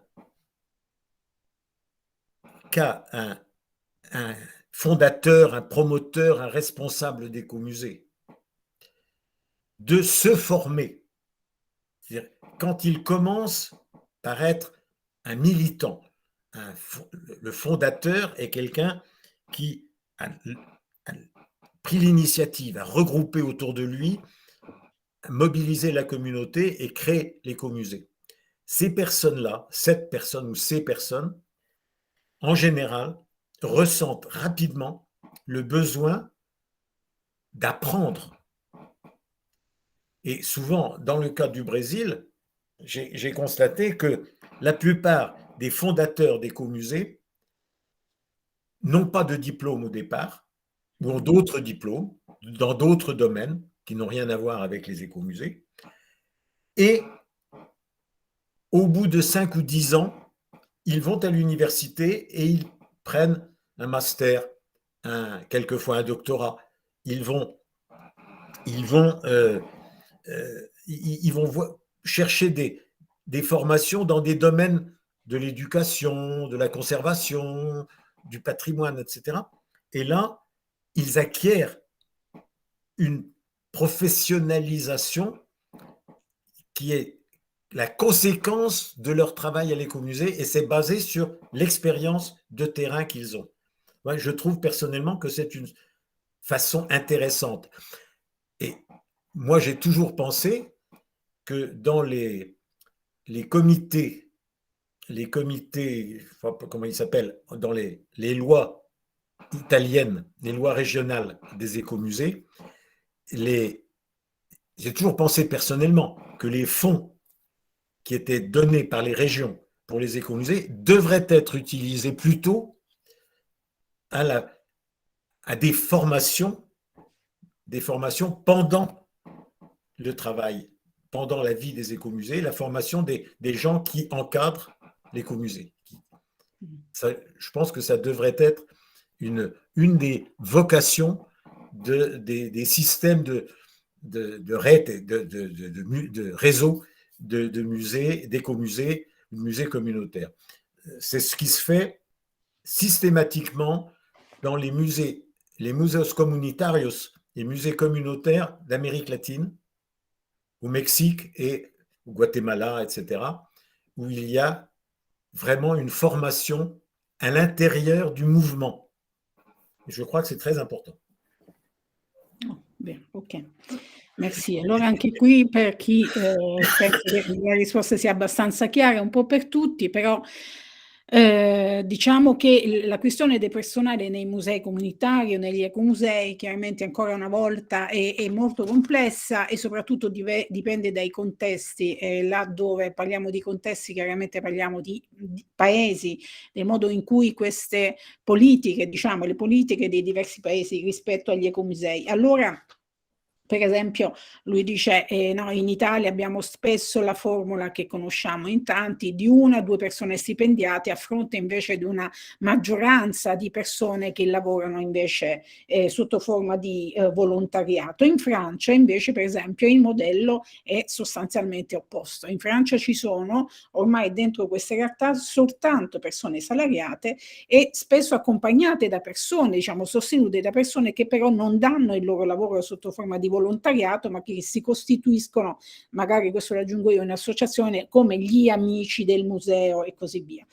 E allora, idealmente, quale potrebbe essere la soluzione? Idealmente avere un personale stipendiato più dei volontari, e questa è la ricerca dei professionisti. Una formula potrebbe essere interessante, quella che appunto ci ha proposto anche Maurizio Tondolo, quello della la ricerca di forme di partenariato sostanzialmente con i professionisti, perché diciamo che il problema è diviso in tre parti: da una parte gli stipendiati che si dovrebbero e si devono occupare degli ecomusei, dall'altra parte i volontari e dall'altra parte ancora i professionisti. Allora per i professionisti la ricerca, questa ricerca diciamo orizzontale di interdisciplinarietà si può realizzare con delle collaborazioni puntuali, appunto a seconda delle professionalità che si cercano da trovare, appunto da risolvere sotto forma di partenariato.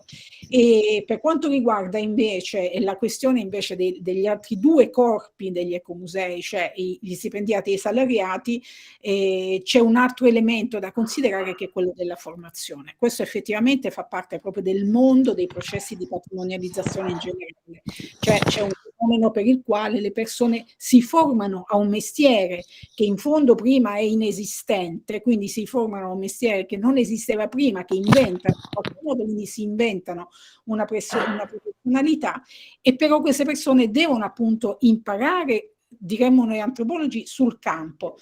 Che cosa succede? Che a volte c'è prima questa professionalità che poi viene riconosciuta. Lui dice in Brasile avviene questo, per esempio, per la sua esperienza. I fondatori di questi ecomusei fanno lavoro di campo, raccolgono persone intorno a sé, si costruiscono una professionalità e poi dopo 5-10 anni acquisiscono dei titoli di studio con un master, un dottorato e così via.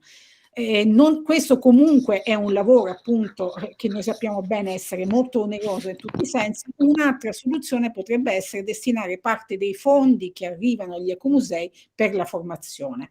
Quindi sostanzialmente lui dice nelle leggi italiane ci sono dei fondi destinati a questi ecomusei che in buona parte forse dovrebbero essere destinate alla formazione che lavorano in questi musei, che poi evidentemente si trasformerebbero poi anche in forme di istituzionalizzazione di queste formazioni, che è uno dei casi, per esempio, una delle strade perseguite nei musei comunitari dell'America Latina.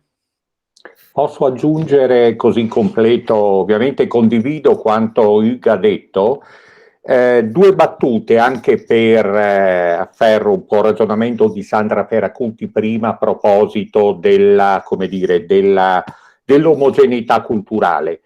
Faccio riferimento a quanto ha detto Hugues proprio in questa ultima sua riflessione. Certamente la legge regionale del Friuli Venezia Giulia si è fatta scrivere. Devo dire che tra i 7 ecomusei riconosciuti dalla regione, alcuni hanno, come dire, fatto pesare l'articolo che si riferiva all'omogeneità culturale, però prima c'è un altro elemento che è l'omogeneità geografica. Prima ho fatto 2 esempi molto, molto rapidi, molto banali. Uno riguarda un ecomuseo che è il nostro, che opera in una pianura chiusa, e quindi in una pianura chiusa ritorna di nuovo la presenza dell'anfiteatro morenico che chiude questa pianura, quindi ci sono anche elementi d'ordine geografico che collegano realtà ecomuseali. Ovviamente all'interno di questa pianura, nel corso dei secoli, per non dire dei millenni, ci sono state e ci sono ancora tutta una serie di attività che partono dal contesto geografico di riferimento. Quindi è chiaro che l'omogeneità culturale, come dire, avviene in seconda battuta dopo quella geografica. Un esempio ancora più clamoroso, secondo me, riguarda un ecomuseo a cui ho dato un contributo importante, che è l'Ecomuseo Varresia. In questo caso non c'è una pianura chiusa che è molto battuta, molto trafficata e che in effetti è a tutti gli effetti una pianura aperta, ma in quel caso la valle è talmente chiusa che in questa valle nel VI-VII secolo si sono insediate delle popolazioni che probabilmente seguivano gli Avari quando scendevano nel Ducato Longobardo e che, come dire, insediandosi in quella pianura chiusa, che è anche difficilmente individuabile e a cui si accede con difficoltà se non la si conosce, ecco, in questo caso si è costituita una comunità che dispone di un patrimonio immateriale di una straordinarietà assoluta. Il professor Kesic, che vedo, riconoscerà questo territorio, c'è una musica particolare, c'è una lingua particolare che è un dialetto sloveno arcaico, quindi è chiaro che il contesto geografico ha favorito questa situazione. Ci sono altri ecomusei tra i 7 che, come dire, non sono vincolati a quest'ambito geografico e che quindi hanno ragionato, come dire, in maniera più indipendente rispetto a quelli che sono i riferimenti della legge. Ultimissima battuta a proposito di quanto Antonio Saccoccio diceva. L'attività che abbiamo condotto noi in qualche modo si riflette anche sull'evoluzione che ha avuto un ecomuseo. I coordinatori, le persone che ci lavorano, in qualche modo, non dico che evolvano, ma approfondiscono, sviluppano, definiscono un percorso che alla fine comporta la soluzione di cui si parlava prima. Deve esserci un equilibrio fra i volontari, i professionisti sono assolutamente fondamentali, tutto dipende dai singoli progetti. L'ecomuseo, secondo me, deve essere in grado, deve svolgere uno sforzo grande per fare sintesi, lo ribadisco, è l'unica struttura che può rendere possibile questa interazione, questo connubio, perché ha una forza alle spalle, un'esperienza alle spalle. La formazione è assolutamente decisiva, come si diceva, per i volontari, ma credo che spesso anche i professionisti che noi contattiamo devono calarsi all'interno del contesto in cui opera l'ecomuseo, per cui deve esserci una concessione reciproca. Dopo molto tempo e molti anni di attività noi siamo in grado di fare questo ed è per quello che dicevo ci riconosciamo più nella definizione di agenzia che sviluppa dei progetti che non di ecomuseo. Ecco. Ci siamo un po' allontanati, come il sa, dal modello diciamo museale. L'ecomuseo è diventato, almeno nel nostro contesto, un ente riconosciuto dagli enti locali, pur se privato, che opera, che affianca agli enti locali, che svolge un ruolo che credo, in tutta sincerità, i musei non è che non siano in grado, potrebbero farlo, ma non hanno, come dire, la mentalità, la capacità di essere tali, di essere un ecomuseo, anche se devo dire, chiudo sul serio, che ci sono molte realtà ecomuseali molto lontane dal nostro modello, ci sono dei musei che giustamente potremmo definire comunitari, che sono molto più vicini agli ecomusei che non ai musei convenzionali, tradizionali. Quindi bisogna sempre distinguere, cosa non facile ma che va assolutamente fatta. Ecco, scusatemi. Non, prego. Monsieur de Varine, vous voulez que je vous traduise la réponse de Maurizio? Je crois que j'ai bien compris Ouais, d'accord. ce que disait Maurizio. Ok, Merci. parfait. Ouais. Non, à cela, si je peux me permettre, en fait, pour reprendre aussi un peu ce que disait tout à l'heure Sandra Ferracuti, qui est un peu, c'est à ça qui répond aussi en partie Maurizio. Et c'est l'idée, si vous voulez, c'est la diachronie. En fait, il y a presque une image dans les écomusées, ces musées de communauté qui sont en fait une espèce d'exposition d'un territoire. Et vous avez bien précisé dans votre réponse que c'est un territoire, c'est le territoire qui fait, en fait, qui est un peu le théâtre d'une communauté qui peut se composer, y compris avec ses conflits. On peut dire ça. Et après, il y a la diachronie, il y a le développement dans le temps de l'expérience de l'écomusée et de l'expérience des communautés qui sont dedans. Et là, c'est un élément majeur, à mon avis, qu'on pourrait souligner cet après-midi. C'est-à-dire qu'on voit dans toutes ces expériences un processus qui suit des exigences sociales qui sont plus larges, économiques, financières, qui sont plus larges, qui vont au-delà de la communauté même, mais qui construisent ses besoins, disons. Hein, c'est un peu ça, je ne sais pas. Enfin, moi, je crois que ça émerge un peu partout, mais qu'on en a parlé peut-être un peu trop peu. C'est-à-dire que là, je reviens à mon premier métier, qui est le développement local.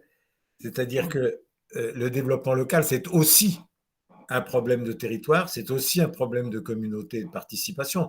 En fait, c'est pas la même chose, mais c'est très proche. Et il est évident que le développement local, qui est aussi transversal et interdisciplinaire,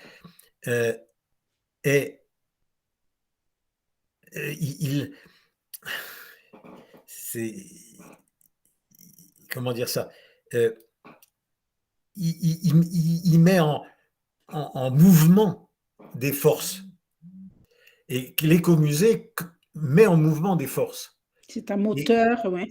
Il est complètement lié au développement local dans la mesure où, et ça c'est à mon avis très important, et ce n'est pas toujours le cas.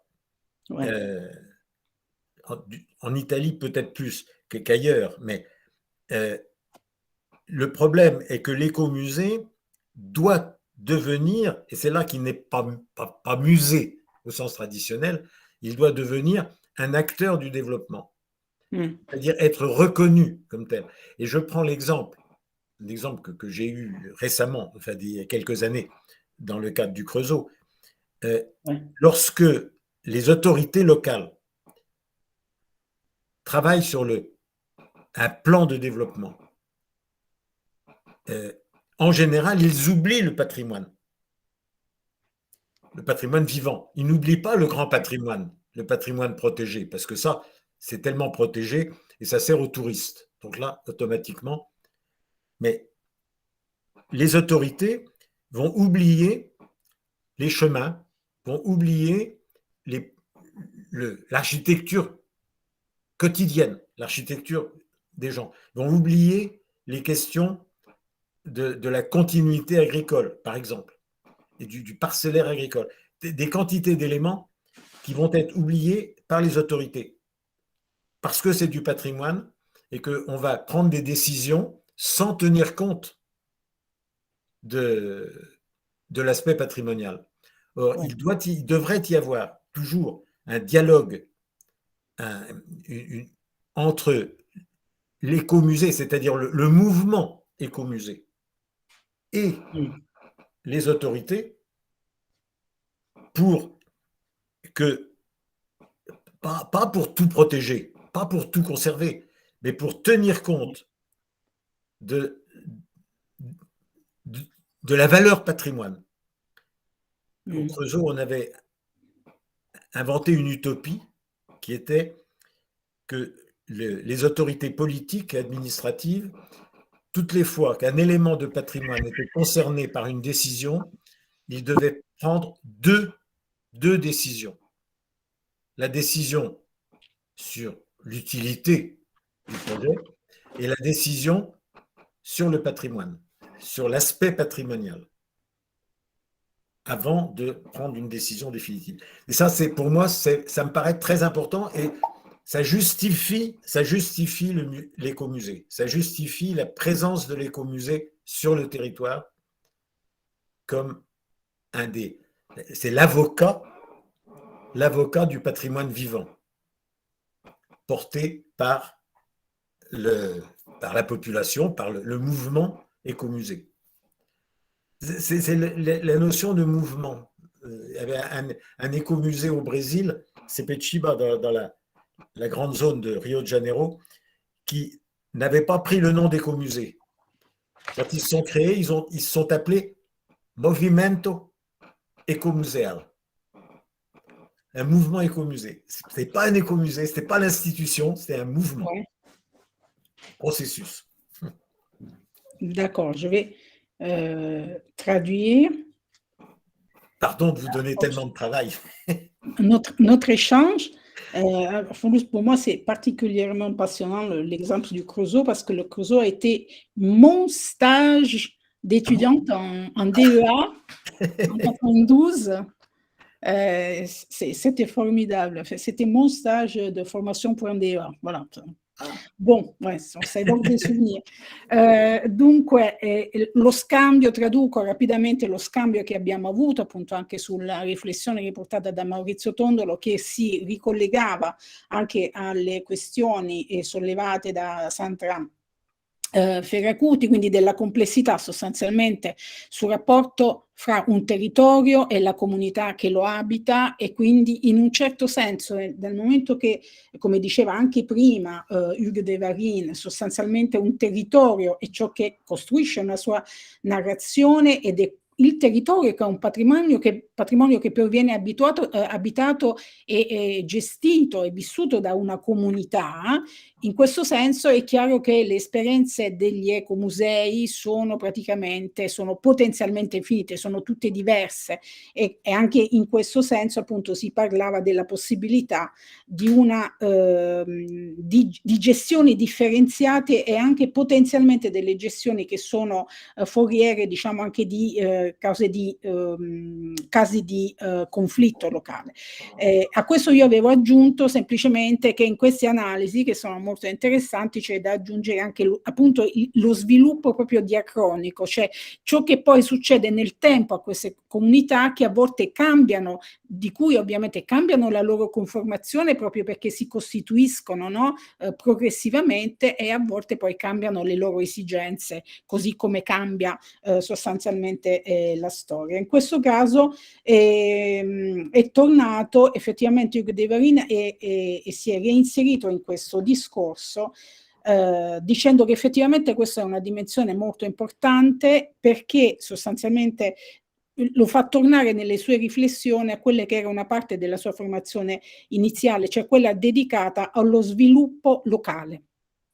Cioè i concetti chiave, diciamo, di quest'ultimo intervento sono quello dell'idea di un ecomuseo incentrato veramente sull'idea di sviluppo locale, che è trasversale e interdisciplinare, che mette in moto delle forze, quindi sostanzialmente l'ecomuseo come motore di una serie di forze locali, un attore vivo dello sviluppo locale, e riportava quindi di nuovo per esempio l'esempio del Creusot citato prima, questo appunto ecomuseo veramente sui generis, che nasce per giustificare un insieme amministrativo che teneva insieme 16 comuni, e che di fatto però poi appunto ci aveva già spiegato prima, oggi ne conterrebbe 34, ma fa riferimento sempre e soltanto ai 16 comuni iniziali, nel quale però, dice lui, di fatto hanno finito per dimenticare il patrimonio vivente, l'architettura così come viene vissuta, la parcellizzazione degli spazi in agricoltura così come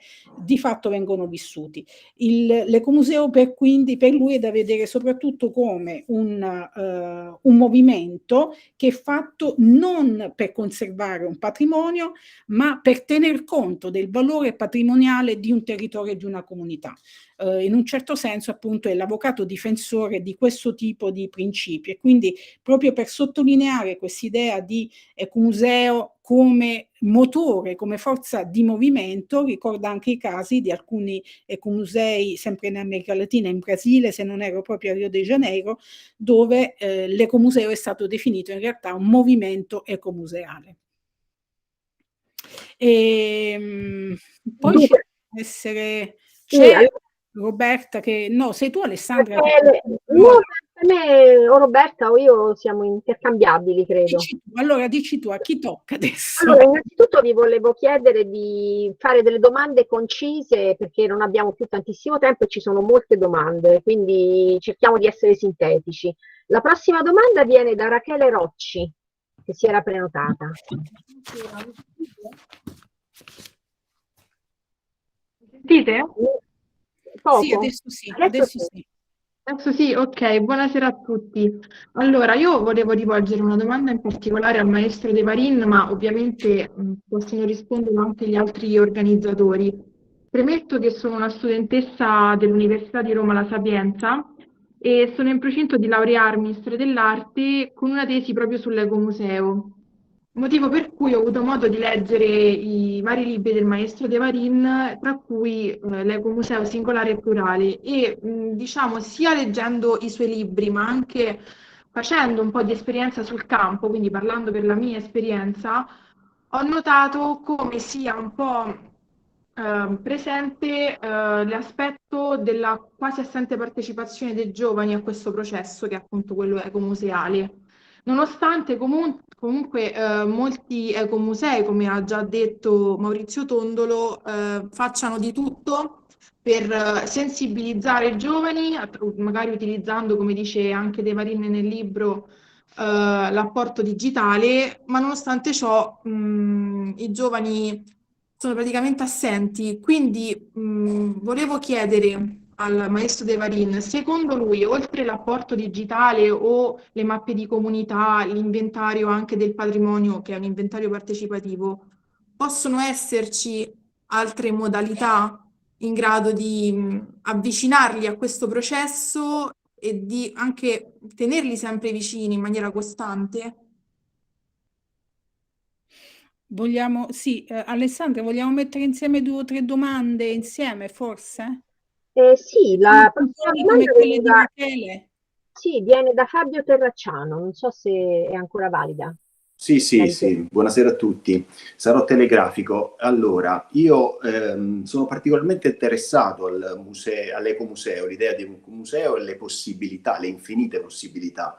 In particolare, io sono molto sensibile all'aspetto pedagogico, allargando lo sguardo praticamente non soltanto alla comunità in sé, ma anche ai fruitori, che possono essere turisti, ma anche scuole, soprattutto scuole, perché forse rispondendo a Maurizio Tondolo per quanto riguarda la possibilità di un ricambio generazionale, forse proprio nelle scuole che l'ecomuseo dovrebbe essere insegnato di più, con i progetti di Agenda 2030 mi viene in mente, e praticamente le competenze di cittadinanza. Ma volevo dire un po' a tutti, e poi in particolare a Hugh De Varin, se pensa che è proprio la mediazione culturale che potrebbe venire fuori preponderante come un aspetto significativo dell'ecomuseo, cioè con il fruitore non si trova più passivamente a ricevere il prodotto del museo, ma con l'ecomuseo lo vive e diventa partecipe, si riduce quella distanza. È possibile una cosa del genere? Grazie. Ok. Ci vogliamo Alors, fermare qui perché già sono due ok. domande che comunque D'accord, ok. chiederanno un po' di Alors, tempo. c'est deux questions assez ponctuelles. En fait, celle de Raquel Rocci qui prépare son mémoire de licence, je crois, en histoire de l'art. Il a travaillé sur donc, les écomusées. Il se pose la question qu'en fait, on soulève partout, de l'absence de jeunes. Alors, est-ce que vous avez une idée? En gros, c'est d'une façon, d'un moyen pour regagner l'attention des jeunes aujourd'hui, au-delà de leur apport, des mappes digitales et citer comment essayer de les retenir ou même de les approcher des projets des écomusées. Et par contre, la question de Fabio concerne si on peut dire, la mission pédagogique des écomusées.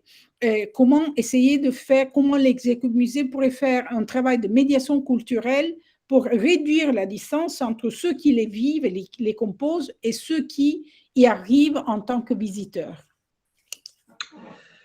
Bon, alors, sur la première question, ce n'est pas une question spécifique à l'écomusée, c'est une question de tout le monde associatif qui connaît un problème pour intéresser les jeunes. Et ça, c'est un immense problème. J'ai eu à m'en occuper encore hier pour une toute autre affaire, rien à voir. Comment faire intéresser les jeunes, disons, au patrimoine. Il s'agit de ça. Il ne s'agit pas d'intéresser les jeunes à l'écomusée, mais au patrimoine. Et s'ils s'intéressent au patrimoine, il sera plus facile de les faire entrer dans le système ou l'organisation de l'écomusée, les activités de l'écomusée. Ça, c'est des choses, je n'ai pas de réponse générale. Je crois que c'est des réponses locales. Ici, nous avons, en France, c'est la réponse que j'ai donnée hier sur un autre problème. Nous avons un système national, gouvernemental, pour créer des emplois, ce qu'on appelle des emplois aidés, c'est-à-dire des emplois pour des jeunes au service des associations ou des municipalités. Dans ces cas-là, on peut recruter un jeune qui va trouver un travail temporaire et lui confier un rôle sur le patrimoine, sur son territoire. C'est-à-dire qu'on peut le mettre en... c'est des choses qu'on a fait depuis très longtemps en Europe pour les monuments historiques, pour la sauvegarde de nombreux monuments. Les camps de ce qu'on appelait les camps de jeunes dans les années 70-80. Et ça, il y a eu des milliers de jeunes qui se sont intéressés au patrimoine en travaillant avec leurs mains sur le patrimoine. Et ça, je pense que il faut chercher, mais c'est local. Moi, je n'ai pas de solution personnelle là-dessus. C'est un vrai problème, mais qui est commun à toutes les associations. Et je pense qu'il faut... c'est une mobilisation des associations pour être capable de parler aux jeunes. Alors, le problème de médiation, c'est proche. Mais la difficulté qu'on a, c'est que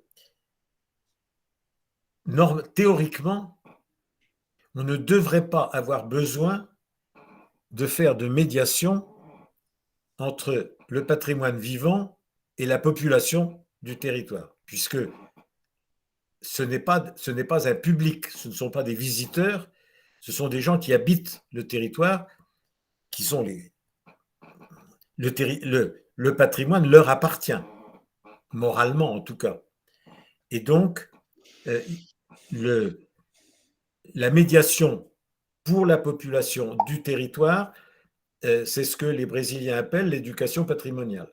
C'est-à-dire, c'est le travail avec les jeunes, entre les scolaires et les vieux, et toute la population entre les deux, c'est-à-dire tous les adultes, tout le monde, trouver des méthodes pour les amener à connaître, à comprendre et à mettre en valeur leur patrimoine.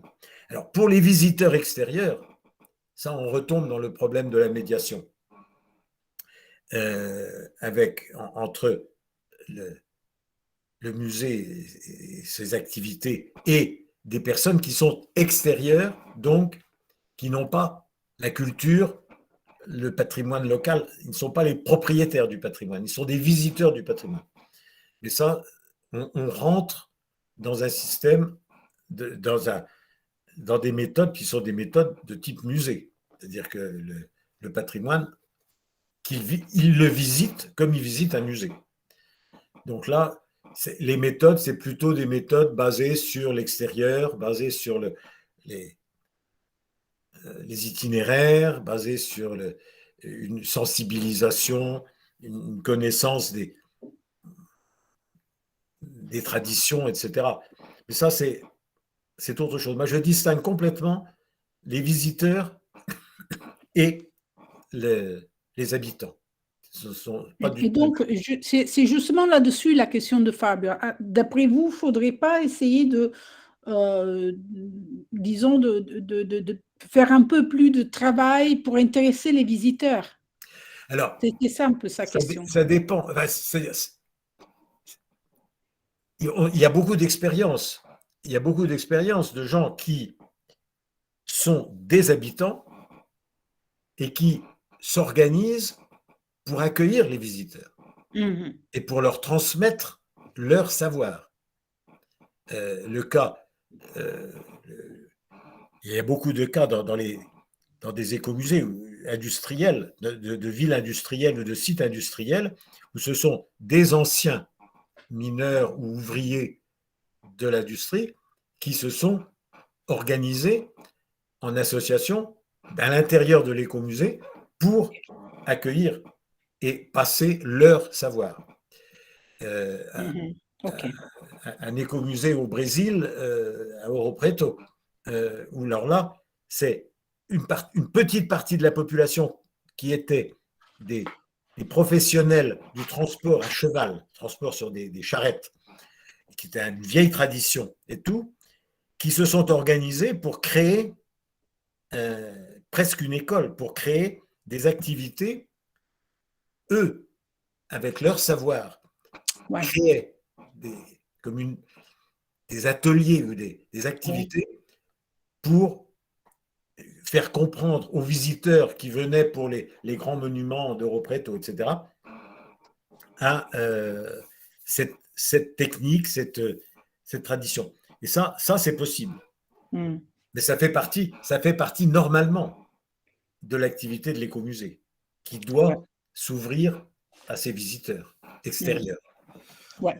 Ce qui pose aussi le problème dans nos pays européens, où on parle beaucoup de migration et d'immigration, qui pose le problème de l'accueil de populations qui vont habiter, mais qui viennent d'autres cultures et qui ont d'autres patrimoines. Ça, c'est un autre cas particulier des écomusées. C'est comment intégrer culturellement, à partir du patrimoine, des étrangers qui deviennent des résidents, donc des membres de la communauté. Oui. Ouais. Ça peut. Ça, c'est un défi. Pardon de la complexité. Oui, oui. Oui, non, ça va, c'est très bien, même parce que moi j'aurais envie de relancer, parce que une des questions, en fait, qui est sous-jacente à tout ça, c'est en fait l'interruption de la chaîne générationnelle. La question, c'est que nous avons besoin de faire recours à des institutions pour un passage de savoir qui avant, en fait, se faisait au quotidien. Absolument. C'est ça le cœur de la question. C'est un changement de société, de modèle de société où nous sommes en train nous avons besoin de mettre en place des institutions qui remplacent en fait des pratiques d'une ou deux générations. C'est ça la question, c'est ça. Hein. Quelle institution aurait la force de la véritable tradition? C'est la recherche, en fait. Il me semble que ça è le cœur della questione. Allora, per venire alle risposte, per Rachele, allora, è un problema che riguarda tutto il mondo associativo. Effettivamente lui parla molto della Francia, ma forse è così anche in Italia, non riguarda solo gli ecomusei, cioè il problema è che i giovani sembra che non siano interessati al patrimonio. Lui diceva che proprio ieri, a proposito di altre cose, è stato sollecitato su una questione molto simile, e in Francia loro riflettono molto, utilizzano molto uno strumento che è quello della creazione di posti, di impieghi per i giovani che possono essere utilizzati dagli ecomusei o da associazioni simili per dare appunto un ruolo ad un giovane, però qui parliamo di una sola persona per ogni associazione, un ruolo preciso appunto di intervento sul patrimonio e sul proprio territorio, ed cambia molto rispetto invece agli anni 70, dove la questione patrimoniale era importantissima, primordiale, e riuniva addirittura delle migliaia di giovani che andavano in quelli che noi avremmo chiamato una volta dei campi di lavoro, che avevano come oggetto il recupero, la salvaguardia, la protezione di un qualche patrimonio locale. Il vero problema, secondo lui, appunto, è che le associazioni dovrebbero imparare a parlare ai giovani. Questo proprio Relata Refera ha detto proprio questo, e forse però a questo si aggiunge anche il fatto appunto che il tema, il cuore della questione è il patrimonio, che così come posto forse ai giovani non interessa. Per quanto riguarda invece la domanda di Fabio, lui dice teoricamente non ci dovrebbe essere bisogno di una mediazione. Allora, c'è ovviamente da fare la grande distinzione fra i residenti che sono un po' i depositari dei valori patrimoniali, sono i proprietari di questo territorio e quindi anche dell'ecomuseo. Lì bisognerebbe trovare forse delle più efficaci metodi di trasmissione intergenerazionale. Per quanto riguarda invece i visitatori, lì ce n'è un po', da un lato ce n'è un po' meno bisogno, però è vero che, perché non sono forse, diciamo, il cuore della questione, però è vero che quelli che arrivano adottano dei metodi di visita classici, no? La visita classica, l'itinerario e così via. Ci sono dei movimenti di sensibilizzazione, la cosa che lui vede come più efficace è realizzata più spesso in luoghi molto diversi, e parla di alcuni casi francesi, ma ancora una volta del caso del Brasile, di volontari che si costituiscono in associazioni che per esempio accolgono i visitatori in modo che possano veramente, almeno solo parzialmente, per un tempo molto limitato, vivere l'esperienza del territorio. O in Brasile invece ci sono dei veri e propri atelier che sono destinati alla trasmissione dei saperi. Tutto questo lui aggiunge a queste domande, come dire, si complessifica ancora di più se pensiamo che chiaramente oggi abbiamo un flusso migratorio e immigratorio molto forte. Una delle scommesse di questi territori è anche integrare persone che arrivano da fuori, che sono di altre culture, cercare di integrarle culturalmente attraverso il patrimonio, che è un'ulteriore scommessa. E poi il commento che abbiamo fatto insieme, che al cuore di tutto questo comunque sembra esserci una questione fondamentale, cioè il cambiamento veramente di modelli culturali, per cui sostanzialmente oggi sono le istituzioni che devono trovare un sistema di trasmissione dei saperi, un sistema di trasmissione intergenerazionale dei saperi, che invece fino a 2 generazioni fa era assicurata dalla prassi quotidiana. Questo è il cuore della questione, diciamo, il vero problema è questo: trovare delle istituzioni che abbiano la forza della tradizione. Questa la dico io così, però insomma il riassunto, l'essenza è questa del discorso che facevamo. Dunque, non vedo più in video, ecco, lo Hugh l'abbiamo ripreso, è tornato. A questo punto credo che ci sia una domanda di Roberta Tucci. E il microfono, Roberta. Sì, eccolo. Dunque, no, io volevo fare 2 osservazioni più che una domanda, riprendendo 2 punti. Sono venuti fuori tantissimi punti e verrebbe voglia di approfondire un sacco di cose, però 2 ne vorrei prendere in particolare in modo breve.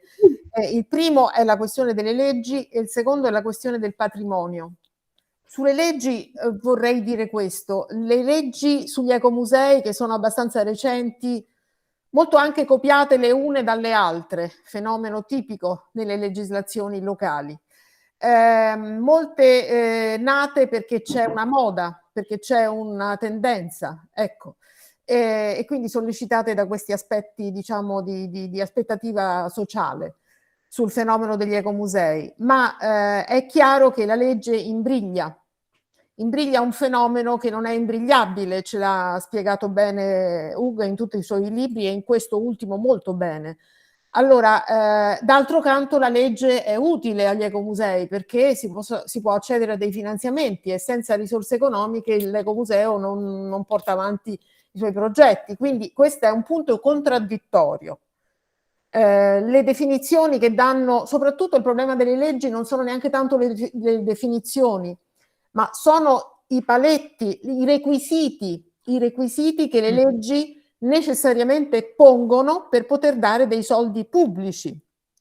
Allora, questi requisiti sono assolutamente incoerenti, inconciliabili con la natura ecomuseale.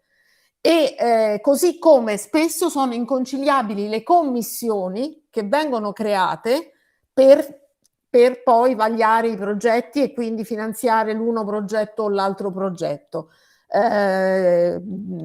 nominate da politici e spesso le persone nominate in queste commissioni non sono in grado di capire effettivamente il fenomeno, diciamo, ecomuseale, che cosa hanno davanti. Quindi questa è una situazione, secondo me, che non ha soluzione, però bisogna, credo, averne consapevolezza e tenerne conto. Questa è la questione. Sul patrimonio vorrei dire questo: io terrei del tutto separati, e De Varin lo fa molto chiaramente nel suo libro, da una parte il discorso del patrimonio culturale per come lo intendono gli ecomusei, per come anche, diciamo, è parola comune, tutti noi utilizziamo la parola patrimonio per indicare un insieme di cose varie che ci interessano. Terrei separata questa concezione di patrimonio culturale con quella dei beni culturali che sono normati da legislazioni, che hanno una base giuridica e che hanno poi un'operatività che sostanzialmente è quella del Ministero della Cultura, oggi si chiama così in Italia, per cui c'è una funzione precisa che è quella di conservare il patrimonio, che è il patrimonio materiale. Il codice la legge italiana parla di cose, parla di beni culturali, li chiama cose per indicare la materialità, perché questi sono beni che si possono tutelare. Però quando parliamo del patrimonio ecomuseale, io non starei a distinguere se è alto, basso, tutelato, non tutelato dallo Stato, perché credo che quello sia il patrimonio riconosciuto dalla popolazione e anche che emerge dal lavoro dell'ecomuseo. E tra il patrimonio, la popolazione e il lavoro ecomuseale c'è un rapporto dialettico, per cui l'ecomuseo costruisce anche il patrimonio. È completamente un'altra cosa e che implica da parte di chi pratica quel patrimonio, sia le popolazioni sia gli ecomusei, una intimità, una forte vicinanza, una visione molto da vicino di cose che sono anche minimali e che quindi può cogliere solamente chi vive in quel contesto culturale. Quindi queste due idee di patrimonio culturale, i beni culturali normati da leggi e gestiti dall'amministrazione centrale dello Stato sostanzialmente, e l'idea di patrimonio culturale degli ecomusei sono due binari paralleli che hanno anche delle intersezioni, ce li hanno, ma bisognerebbe secondo me guardarli con occhi diversi perché richiedono strumenti di lettura proprio diversi e poi strumenti applicativi.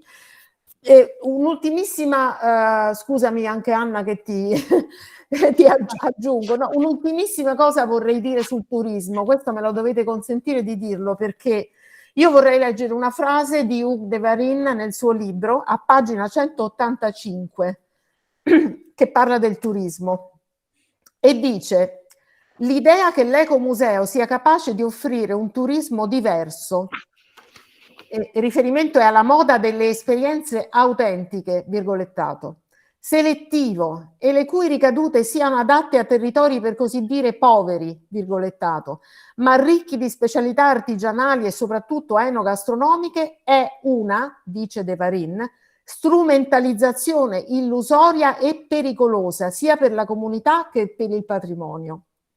Dico questo per riallacciarmi al discorso dei visitatori. Un conto sono i visitatori, un conto è il turismo di vicinato di cui parla Hugues, ma teniamo gli ecomusei per favore distanti dal turismo di massa perché credo che questo farebbe solamente male al movimento ecomuseale.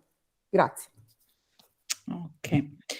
Alors, Monsieur de Varin, les questions posées par Roberta, en fait, c'est surtout des réflexions sur lesquelles, évidemment, elle demande aussi votre avis, qui concernent les lois. Donc, les sujets, c'est les lois, le patrimoine et le tourisme, qui est au fond le plus simple. Alors, concernant les lois, la question posée par Roberta est une question de fond. Les lois qui sont rédigées, donc on a parlé abondamment dans la question du fait qu'il s'agit de lois régionales en Italie et sont souvent suivent des tendances, et au sens culturel, mais ils parlent même du monde, se rassemblent entre elles et évidemment essaient de figer quelque part la réalité des écomusées qui au contraire sont toujours des réalités toujours en mouvement. Pourtant, ces lois sont indispensables parce que c'est à travers les lois qu'on arrive à avoir des fonds, à recevoir de l'argent. La question, il y a des questions très concrètes qu'elle pose là-dessus. Roberta sait très bien qu'il n'y a pas une réponse, mais elle dit qu'il faut en tenir compte. La question, c'est quels sont les éléments qui décrètent, d'après les lois, l'attribution des fonds. C'est-à-dire quels sont les éléments que les écomusées doivent avoir pour répondre hein, les facteurs pour répondre à l'acquisition donc de fonds. Et puis, encore plus concrète, la question des commissions. Les commissions qui sont composées par des politiciens et qui sont nommés souvent au-delà en fait vraiment des compétences professionnelles, disciplinaires, etc. Elle dit, bon, ça c'était un véritable problème. Je ne sais pas si vous avez la réponse, mais au moins il faut en tenir compte et il faut disons, le souligner. Voilà. Après, la question du patrimoine, et fait une distinction très nette entre ce qui est le patrimoine et ce qui sont les biens culturels. Alors, les biens culturels, bien sûr, c'est des choses, hein, même pas des objets. Il dit. Dans les lois italiennes, on parle de choses. Donc, essentiellement des objets, quelque chose de matériel, géré par l'État. Et là aussi, bien sûr, sur lesquels on peut décréter validité, pas validité, attribution de fonds. Et de l'autre côté, par contre, donc un ministère qui essaie de normer tout ça pour le soutenir d'un point de vue financier. De l'autre côté, il y a par contre la notion de patrimoine, qui est une notion valoriale, vécue, en mouvement, etc. Encore une fois, comme essayer de faire vivre les deux choses dans les écomusées, qui vivent évidemment et c'est essentiellement du côté du patrimoine, mais au besoin d'argent pour survivre. Et donc, qui se confrontent avec disons, l'activité normative de l'État pour l'attribution de fonds. Et puis, le tourisme, ça, je crois que c'est clair, c'est un espèce d'appel à ne pas confondre ceux qui peuvent être les quelques visiteurs des écomusées, qui devrait avoir un rapport empathique avec les écomusées, et le tourisme de masse qui devait se tenir loin de ces réalités, parce qu'il n'y a pas de possibilité d'échange entre les deux. Voilà. Oui, je ne vais certainement pas répondre très précisément, parce que d'abord, chaque pays est différent.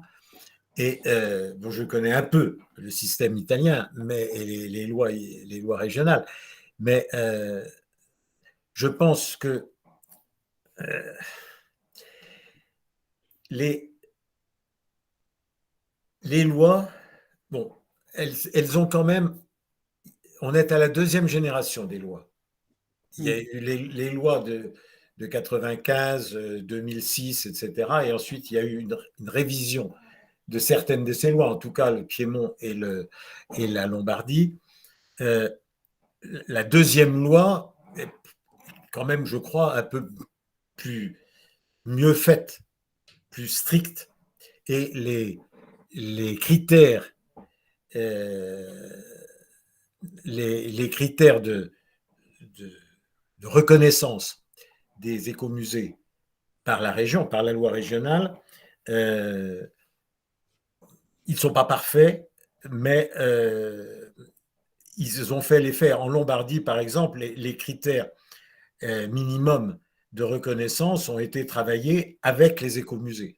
C'est un travail qui a été fait avec le réseau. Et là, je tendance à dire qu'il y a quand même un phénomène en Italie qui est très intéressant, c'est qu'il y a les lois et les organismes prévus dans les lois, les commissions, etc., qui sont effectivement très politiques. Mais bon, les régions, c'est politique.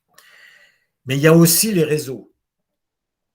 Et dans les régions, en tout cas, où il y a des réseaux organisés avec une coordination et une véritable participation des gens des écomusées, des responsables d'écomusées, à l'animation du réseau, il peut y avoir une espèce de confrontation entre les écomusées et les gestionnaires de la loi. Bon, c'est jamais parfait, ça ne sera jamais parfait, mais je pense qu'il y a quand même une espèce de dialogue démocratique, disons, entre les professionnels d'écomusées et les politiques. Bon, ça, c'est la première chose. L'histoire du patrimoine, alors ça, le patrimoine protégé et le patrimoine, ce que j'appelle moi le patrimoine vivant, que je ne veux pas appeler patrimoine culturel, parce que dès qu'on met le terme culturel, surtout en France, on tombe dans le ministère de la Culture. Et donc, on oublie complètement l'environnement. Alors, vous avez en Italie, vous avez une politique du paysage qui a un énorme avantage. C'est que le paysage, il comprend le culturel, le naturel, le matériel, l'immatériel, etc. Le paysage, on peut voir tout. Mais c'est un cas unique, l'Italie, de ce point de vue-là. Pour moi, c'est deux choses. Le patrimoine protégé, c'est comme les collections de musées. C'est le trésor national ou le trésor régional. Au Brésil, c'est même le trésor municipal, ou au Portugal, c'est même le trésor municipal, puisqu'il y a des systèmes de protection au niveau municipal qui existent. Mais ça, c'est le patrimoine protégé, c'est un patrimoine qui sort de la responsabilité des citoyens. Parce que c'est pris en charge, d'une manière ou d'une autre, plus ou moins bien, par le pouvoir public, les pouvoirs publics.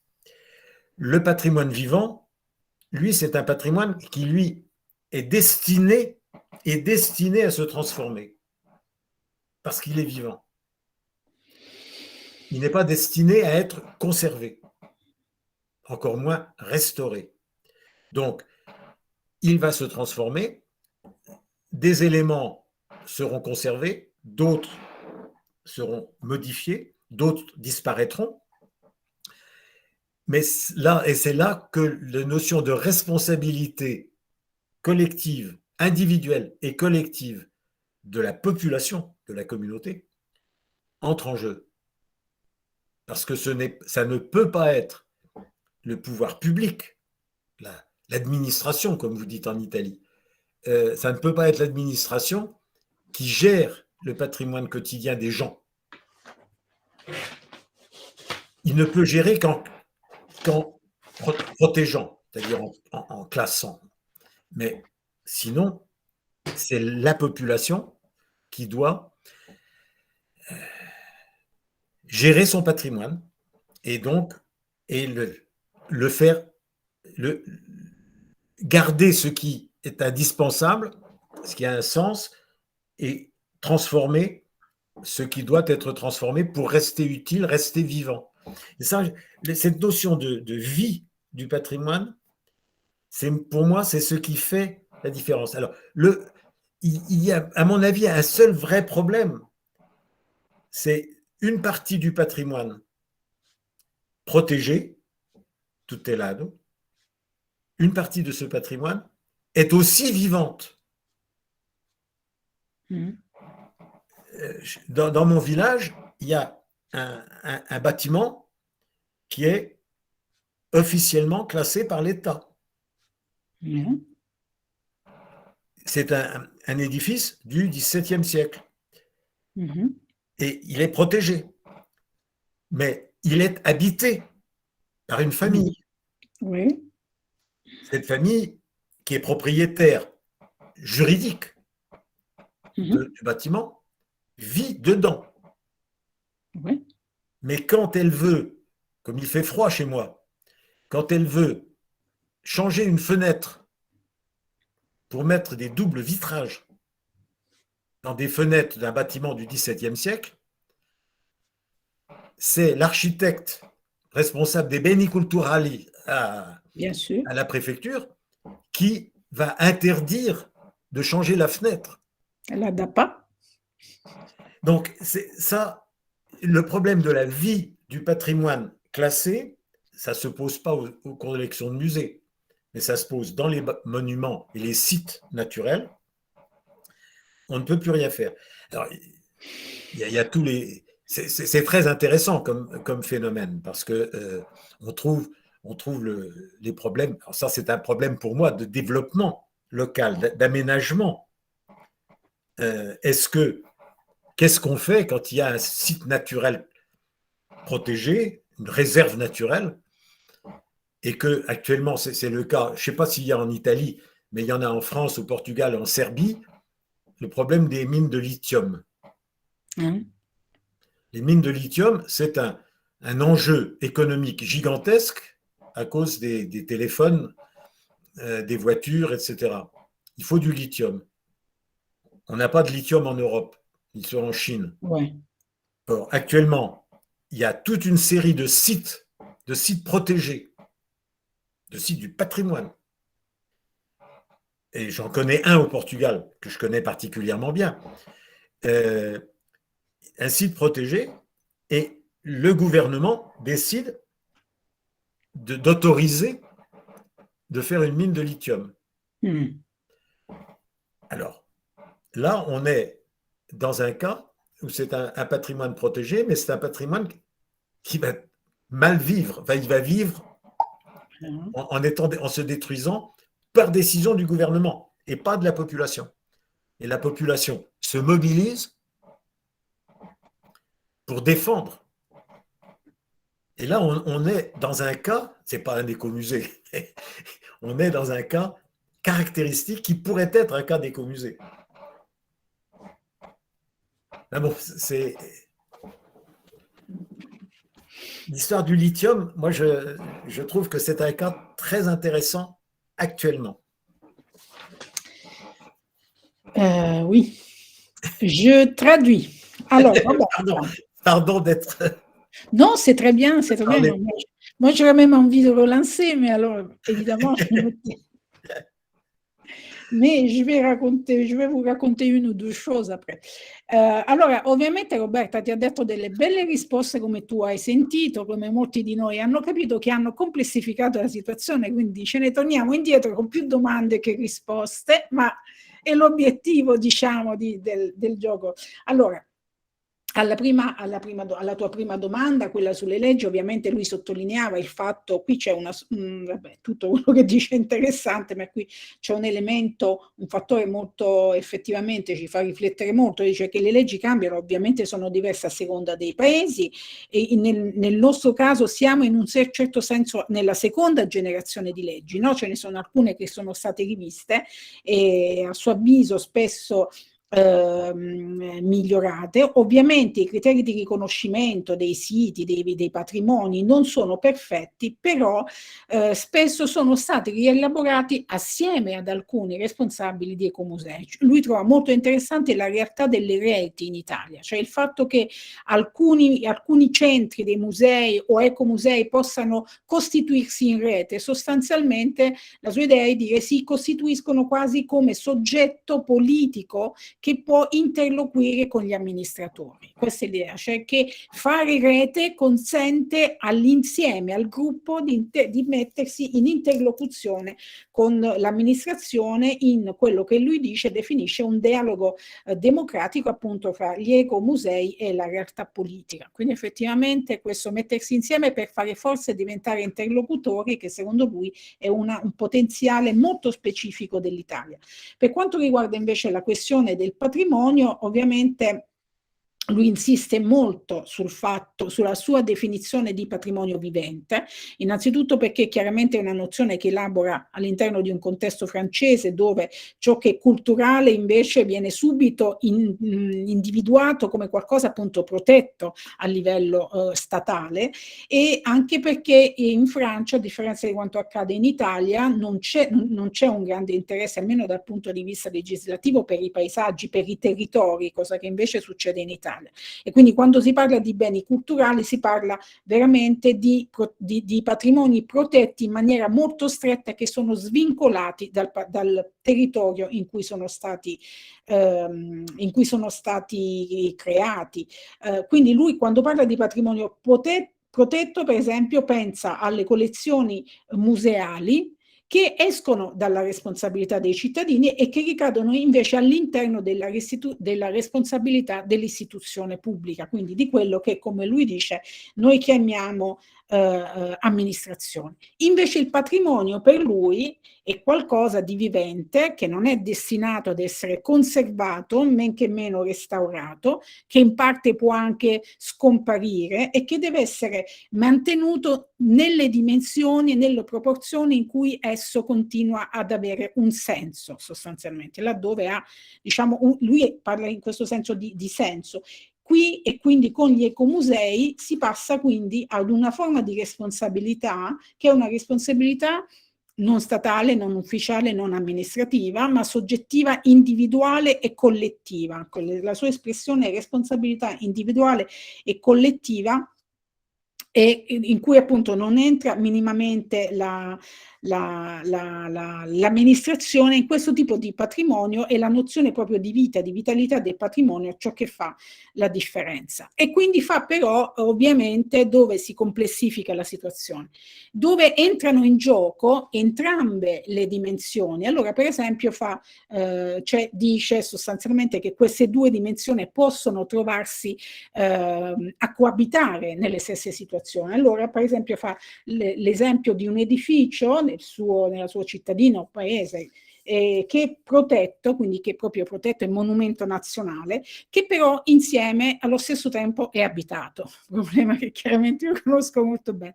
Che cosa succede, dice in questo caso? In un palazzo appunto del XVII secolo bisogna cambiare i vetri, e però questo è un monumento e quindi non si possono mettere gli infissi con i vetri, come si chiamano? Le doppie, insomma, adesso mi viene il termine italiano, no? Quindi il problema, che cosa succede quando c'è la coabitazione sostanzialmente di un patrimonio protetto, istituzionale, più che istituzionale, monumento, che però è vissuto dall'interno. All'inverso, per esempio, fa un altro tipo di esempio che è molto interessante, che invece dal punto di vista paesaggistico, di luoghi che sono appunto dei paesaggi, anche qui protetti, dove però cambiano sostanzialmente le condizioni storiche, e quindi laddove era un luogo, un sito che poteva essere lasciato alla sua bellezza, alla sua sopravvivenza della sua bellezza, le condizioni storiche fanno sì che invece gli amministratori appunto pensano di intervenire. Si parla di alcuni siti, lui cita un sito in Portogallo, dove ci possono essere delle mine di litio, e che oggi ovviamente fanno gola a tutti, quindi improvvisamente che cosa accade? Che in siti che sono stati dichiarati protetti invece c'è stata l'autorizzazione a rifare appunto, a scavare sostanzialmente, quindi a creare delle mine. In questo caso, per esempio, la popolazione è andata appunto, ha cercato di mobilitarsi per difendere questi patrimoni, ma al momento invece prosegue invece l'interesse finanziario sostanzialmente su quello paesaggistico e patrimoniale. Su quello del turismo non abbiamo proprio parlato, in realtà. J'ai pas parlé du tourisme, mais, oui, c'est ce que, voilà, ce que je le viens de tourisme de réaliser. masse, enfin, dans les écomusées que je connais, le tourisme de masse n'est pas concerné. Ce sont des endroits où le peu de tourisme qu'il y a, c'est du tourisme local, c'est du tourisme qui n'a pas le même problème. Il y a toujours un problème d'accueil de visiteurs, c'est toujours un problème d'accueil de visiteurs, mais ce n'est pas le poids du tourisme de masse. Sì, quindi qui viene assolutamente incontro ovviamente la tua riflessione, dicendo che gli ecomusei che lui conosce non si confrontano alla realtà delle esigenze del turismo di massa, non esiste proprio.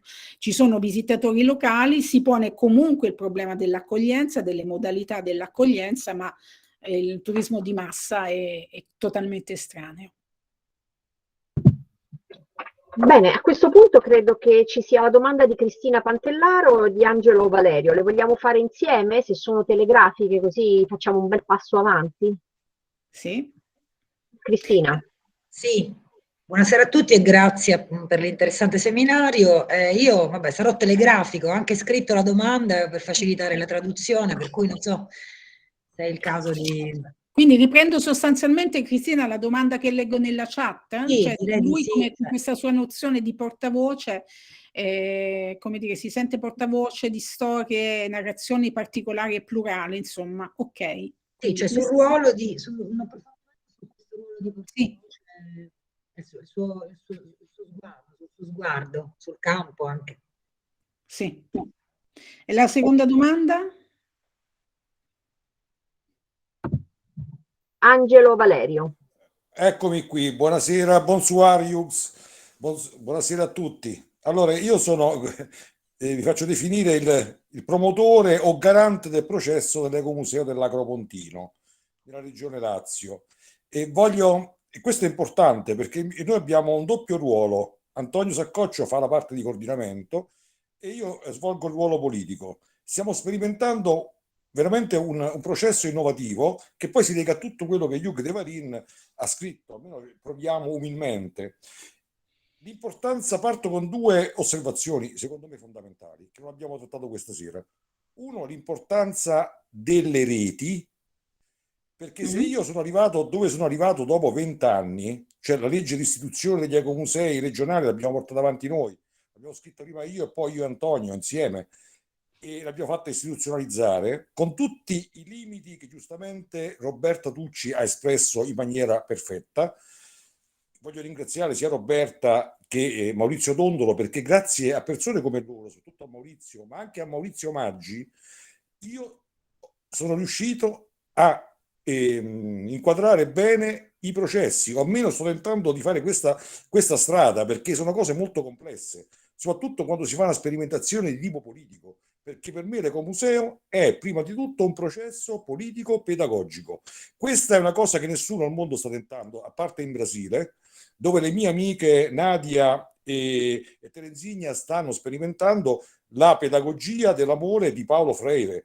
Ecco, l'importanza dell'educazione. Stasera non si è parlato.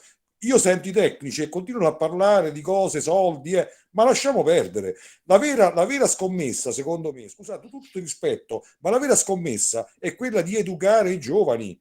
Noi i soldi, il lavoro, è come li educhiamo. E se li educhiamo con processi alla Don Milani o alla Paulo Freire, e noi quest'anno partiremo con questi processi, noi intanto Hughes a ottobre presenteremo il libro con Maurizio e Roberta, quindi sarà invitato dal nostro coordinatore a partecipare in Italia, se vuoi venire direttamente nel nostro ecomuseo o lo farai via chat, ma è importante secondo me partire con questi processi. Guardate, oggi come non mai c'è bisogno di amore, c'è bisogno di pace.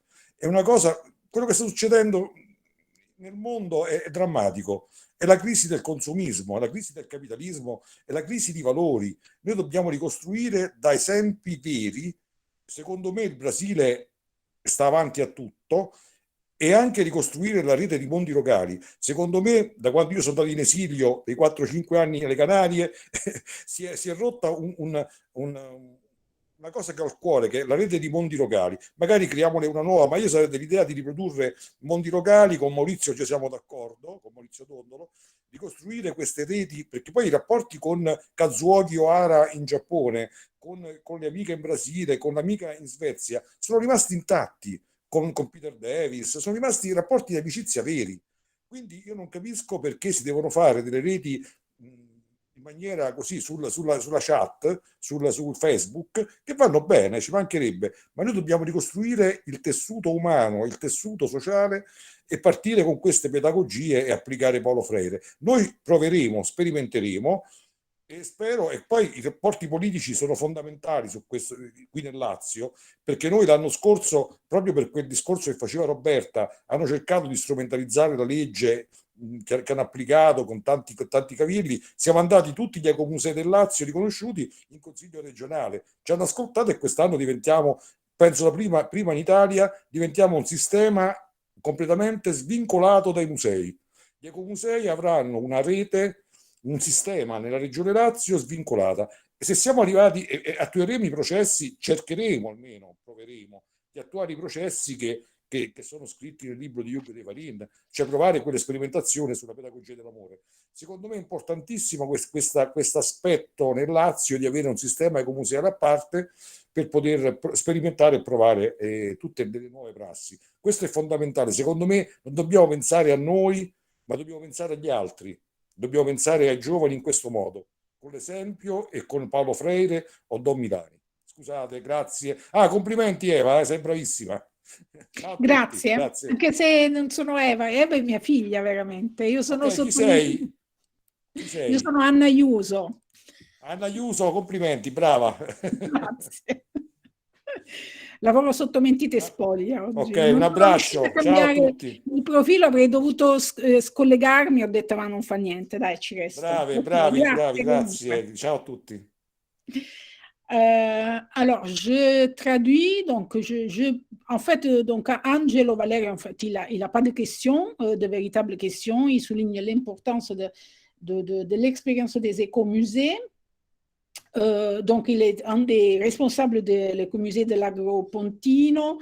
Il souligne l'importance des réseaux, de la notion de l'idée de écomusée comme processus politique et pédagogique, souligne l'importance de l'éducation comme exemple à suivre Don Milani et Paolo Freire, sur lequel ils vont retravailler encore avec des séminaires à la rentrée en septembre. Bon, évidemment, il nous rappelle l'énorme crise de valeur que nous sommes en train de vivre et l'importance des réseaux internationaux qui ne sont pas à faire à travers Facebook ou à travers des systèmes, disons, de dialogisme informatique, mais avec de véritables réseaux, avec de véritables expériences partagées. La chose la plus importante dont il est absolument fier, c'est le fait donc que même grâce au travail de l'écomusée de l'Agropontino, dans le Lazio, on a pour la première fois obtenu la création d'un réseau d'écomusées qui est totalement séparé du système des réseaux des musées. Hein, donc, un réseau totalement indépendant. Donc, il a hâte de voir les résultats, les effets que ça va donner, parce que pour la première fois, il y a un véritable réseau, mais qui peut fonctionner qu'avec les logiques et les exigences des écomusées. Et par contre, je reviens à la question qu'avait posée Maria Cristina Pantellaro, qui revient sur une des notions sur lesquelles on a ouvert en fait cet après-midi, le séminaire de cet après-midi, et c'est-à-dire la notion de porte-voix dont vous parliez tout à l'heure, donc qui est une espèce de travail qui met ensemble un travail d'écoute, de synthèse et de traduction. Sa question est dit, c'est quoi? C'est une posture, c'est une attitude.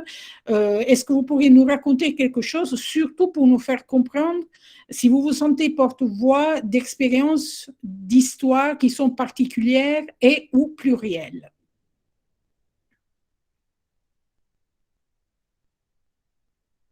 Chaque écomusée devrait répondre à ça.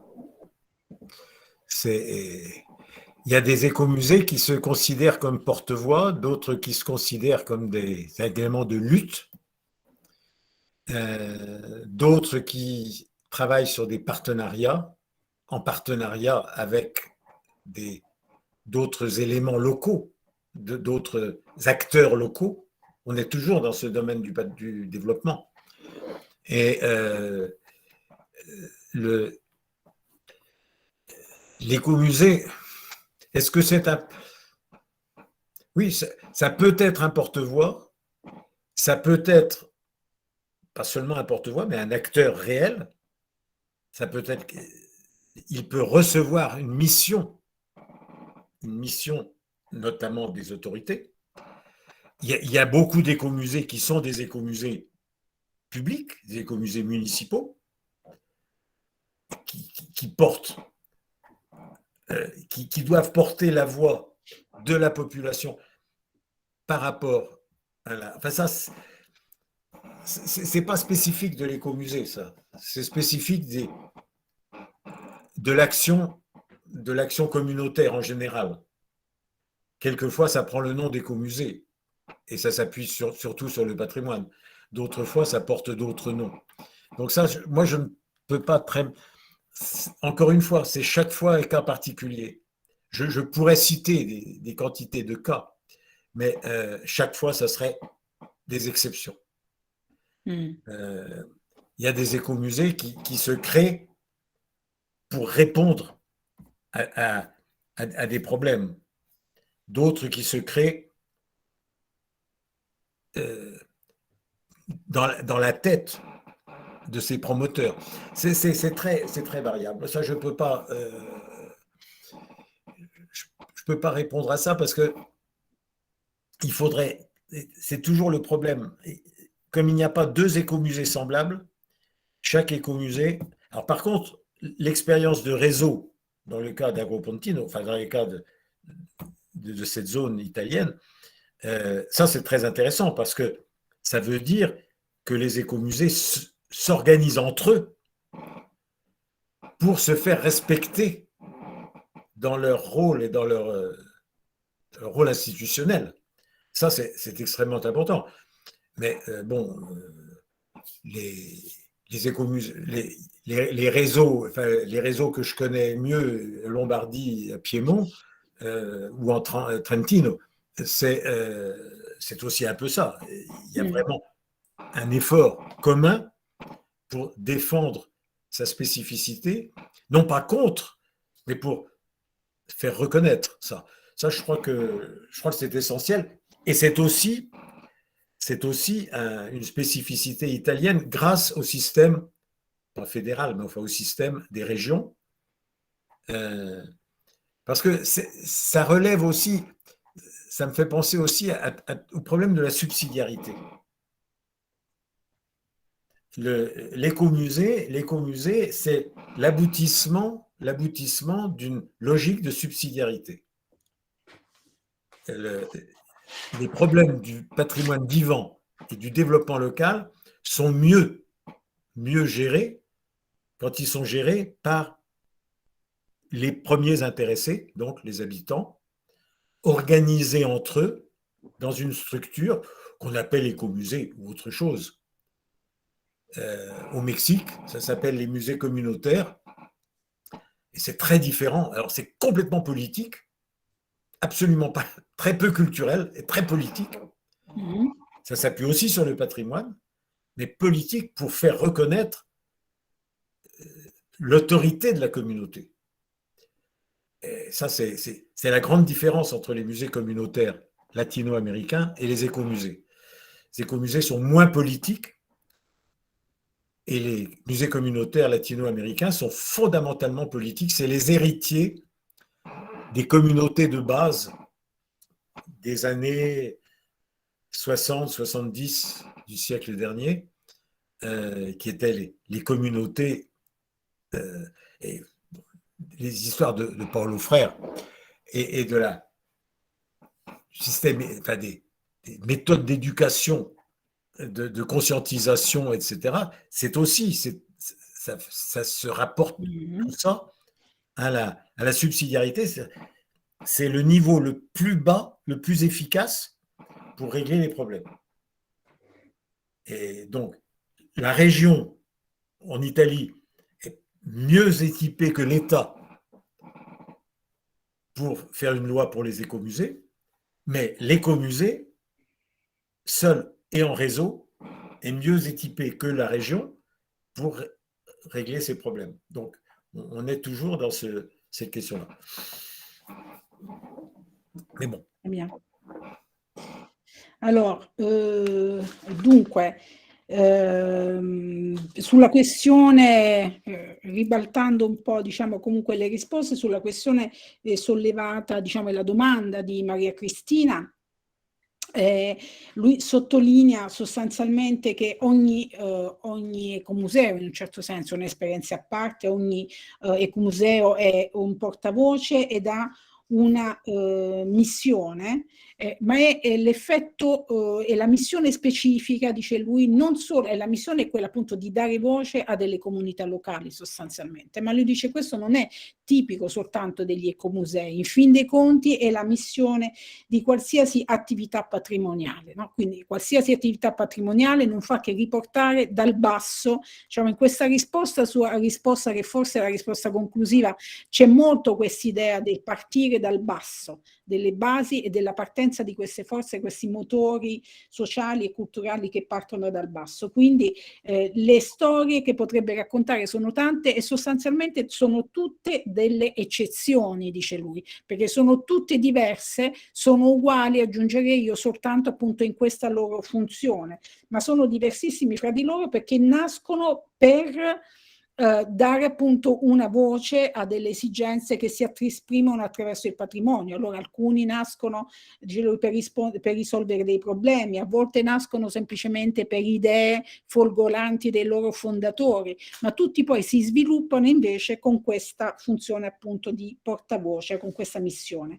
La questione delle reti, lui riprende invece la questione delle reti, l'idea di questi musei, ecomusei che si organizzano in reti per, dice lui, farsi rispettare, è una cosa importantissima, è un riconoscimento e uno sforzo comune che lui apprezza moltissimo, laddove appunto come in questo caso è stato fatto, destinato al riconoscimento delle proprie specificità. Non è fatto contro nessuno, ma è per il riconoscimento delle proprie specificità. E infine aggiunge a tutto il discorso fatto oggi un ultimo tassello alla logica che anima appunto le attività degli ecomusei, che è la logica della sussidiarietà, cioè il fatto sostanzialmente che siano queste forze che partono appunto dal basso e che si affiancano e finiscono nell'efficacia del loro operato per superare quelle delle istituzioni. Fa per esempio quindi questi abitanti di territori che si organizzano fra di loro e che in maniera apparentemente, diremmo, comunque sussidiaria alle istituzioni, di fatto riescono ad avere un impatto reale. Fa l'esempio di questi casi, di questi ancora una volta dell'America Latina, in questo caso ha citato il Messico, dove queste comunità di fatto lavorano per un riconoscimento dell'autorità della comunità. Questa è un'idea veramente molto forte e sono, secondo lui, queste comunità delle eredi delle comunità di base degli anni 70. E l'idea è appunto che questa partenza di questi movimenti che partono dal basso hanno una maggiore efficacia rispetto a qualsiasi movimento che può partire dall'alto. E quindi, per esempio, fa l'esempio, così come la realtà delle regioni in Italia, in fin dei conti, finisce per essere più forte della realtà dello Stato, più incisiva sui territori rispetto a qualsiasi operato dello Stato, allo stesso modo il ruolo degli ecomusei riesce a funzionare meglio anche rispetto alla logica e alle strategie delle regioni. Bene. Dunque, in realtà anche io avevo una questione da porre, però non vorrei che si sia fatto troppo tardi, quindi Roberta dici tu, dimmi se posso permettermi una piccola cosa, perché c'era anche, mi sembra, un'altra domanda di Massimiliano Buttarelli e mi sembra anche un'altra, adesso che vedo bene, una domanda adesso. Possiamo cenare insieme stasera, non c'è insieme, sì. Diamoci una scadenza, però secondo me, insomma, vista la generosità di Hugh de Varin, che veramente ha una generosità militante molto apprezzata, direi di proseguire finché eliminiamo le domande. Magari non accettiamo altre domande da questo momento. Chiudiamo le domande. No, io faccio una riflessione che mi sembra doverosa, che tiene anche una domanda a Hugh de Varin. È una domanda, riflessione che da un lato vuole portare il discorso sulla legge su una presunta, ipotetica legge nazionale sugli ecomusei, della quale si parla, e dall'altro sono due domande collegate, due questioni collegate, il rapporto con i musei etnografici che abbiamo in Italia. Varin conosce il contesto italiano, lo conosce bene, quindi io voglio sviluppare una piccola riflessione su questo. Prima Maurizio Tondolo appunto si è espresso sull'ipotesi di legge nazionale, si è espresso criticamente ed è comprensibile perché intravede probabilmente dei rischi, no? in una legge nazionale, per il discorso che faceva anche Roberta prima relativamente alle leggi regionali, per i paletti che pongono, per i linguaggi che usano, per una sorta di omologazione anche, se vogliamo, nazionale. Ecco, io volevo chiedere a De Varin, come lei vede una ipotetica legge nazionale sugli ecomusei in Italia, quali possono essere i requisiti minimi, chiamiamoli così, che dovrebbe avere una legge nazionale, se sul piano nazionale si può riprodurre quel rapporto virtuoso che lei ha sottolineato bene tra regione e reti locali nella definizione appunto dei processi poi che si producono, oppure se diciamo, arrivare ad un livello più astratto, più nazionale, comporta dei pericoli. Perché diciamo, spesso c'è la tendenza da parte del mondo ecomuseale, l'abbiamo sentito poco fa da Angelo Valerio, a percepire il mondo degli ecomusei come qualcosa che è totalmente staccato dal mondo dei musei, e mi riferisco ai musei etnografici. In Italia abbiamo avuto una stagione molto ricca di musei etnografici locali nati negli anni 70, che sono dei musei che hanno rappresentato un sovvertimento del museo tradizionale, proprio perché nei piccoli musei locali, le collezioni non sono così alienate dai cittadini, non sono così diciamo lontane, no? I cittadini non sono così deresponsabilizzati nei confronti delle collezioni dei piccoli musei locali che raccontano della civiltà contadina, del passato, eccetera. Spesso sono oggetti donati, che hanno una memoria con la quale la popolazione locale si riconosce continuamente, quindi sono musei di prossimità.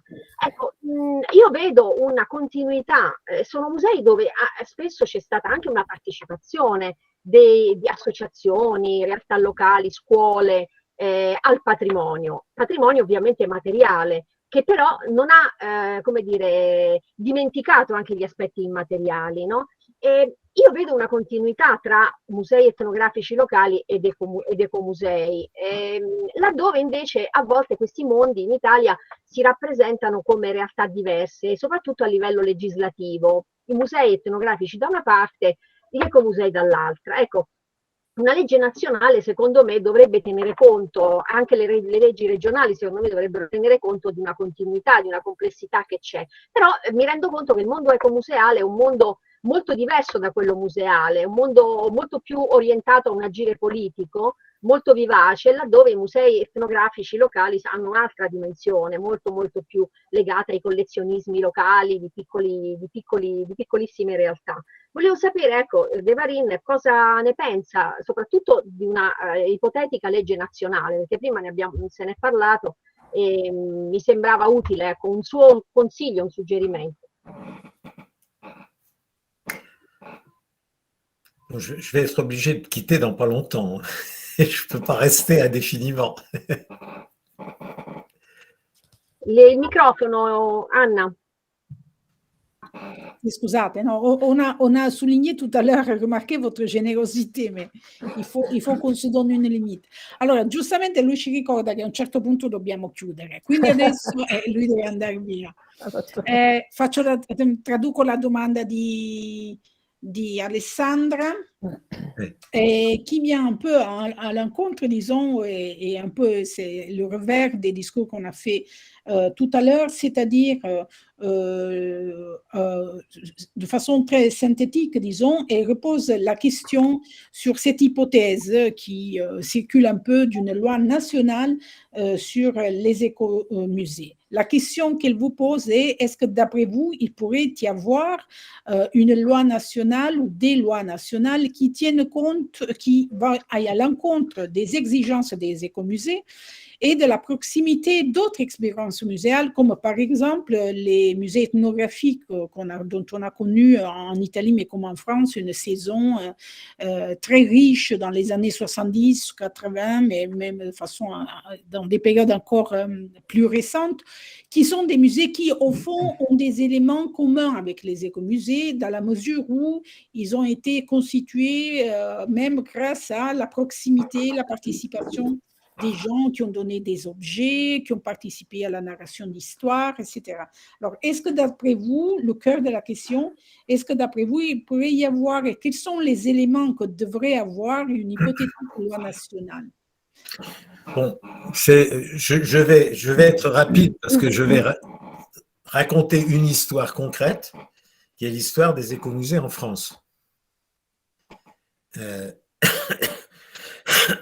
Il y avait des écomusées en France dans les années 70-80 et un jour, ces écomusées ont voulu se réunir dans une fédération,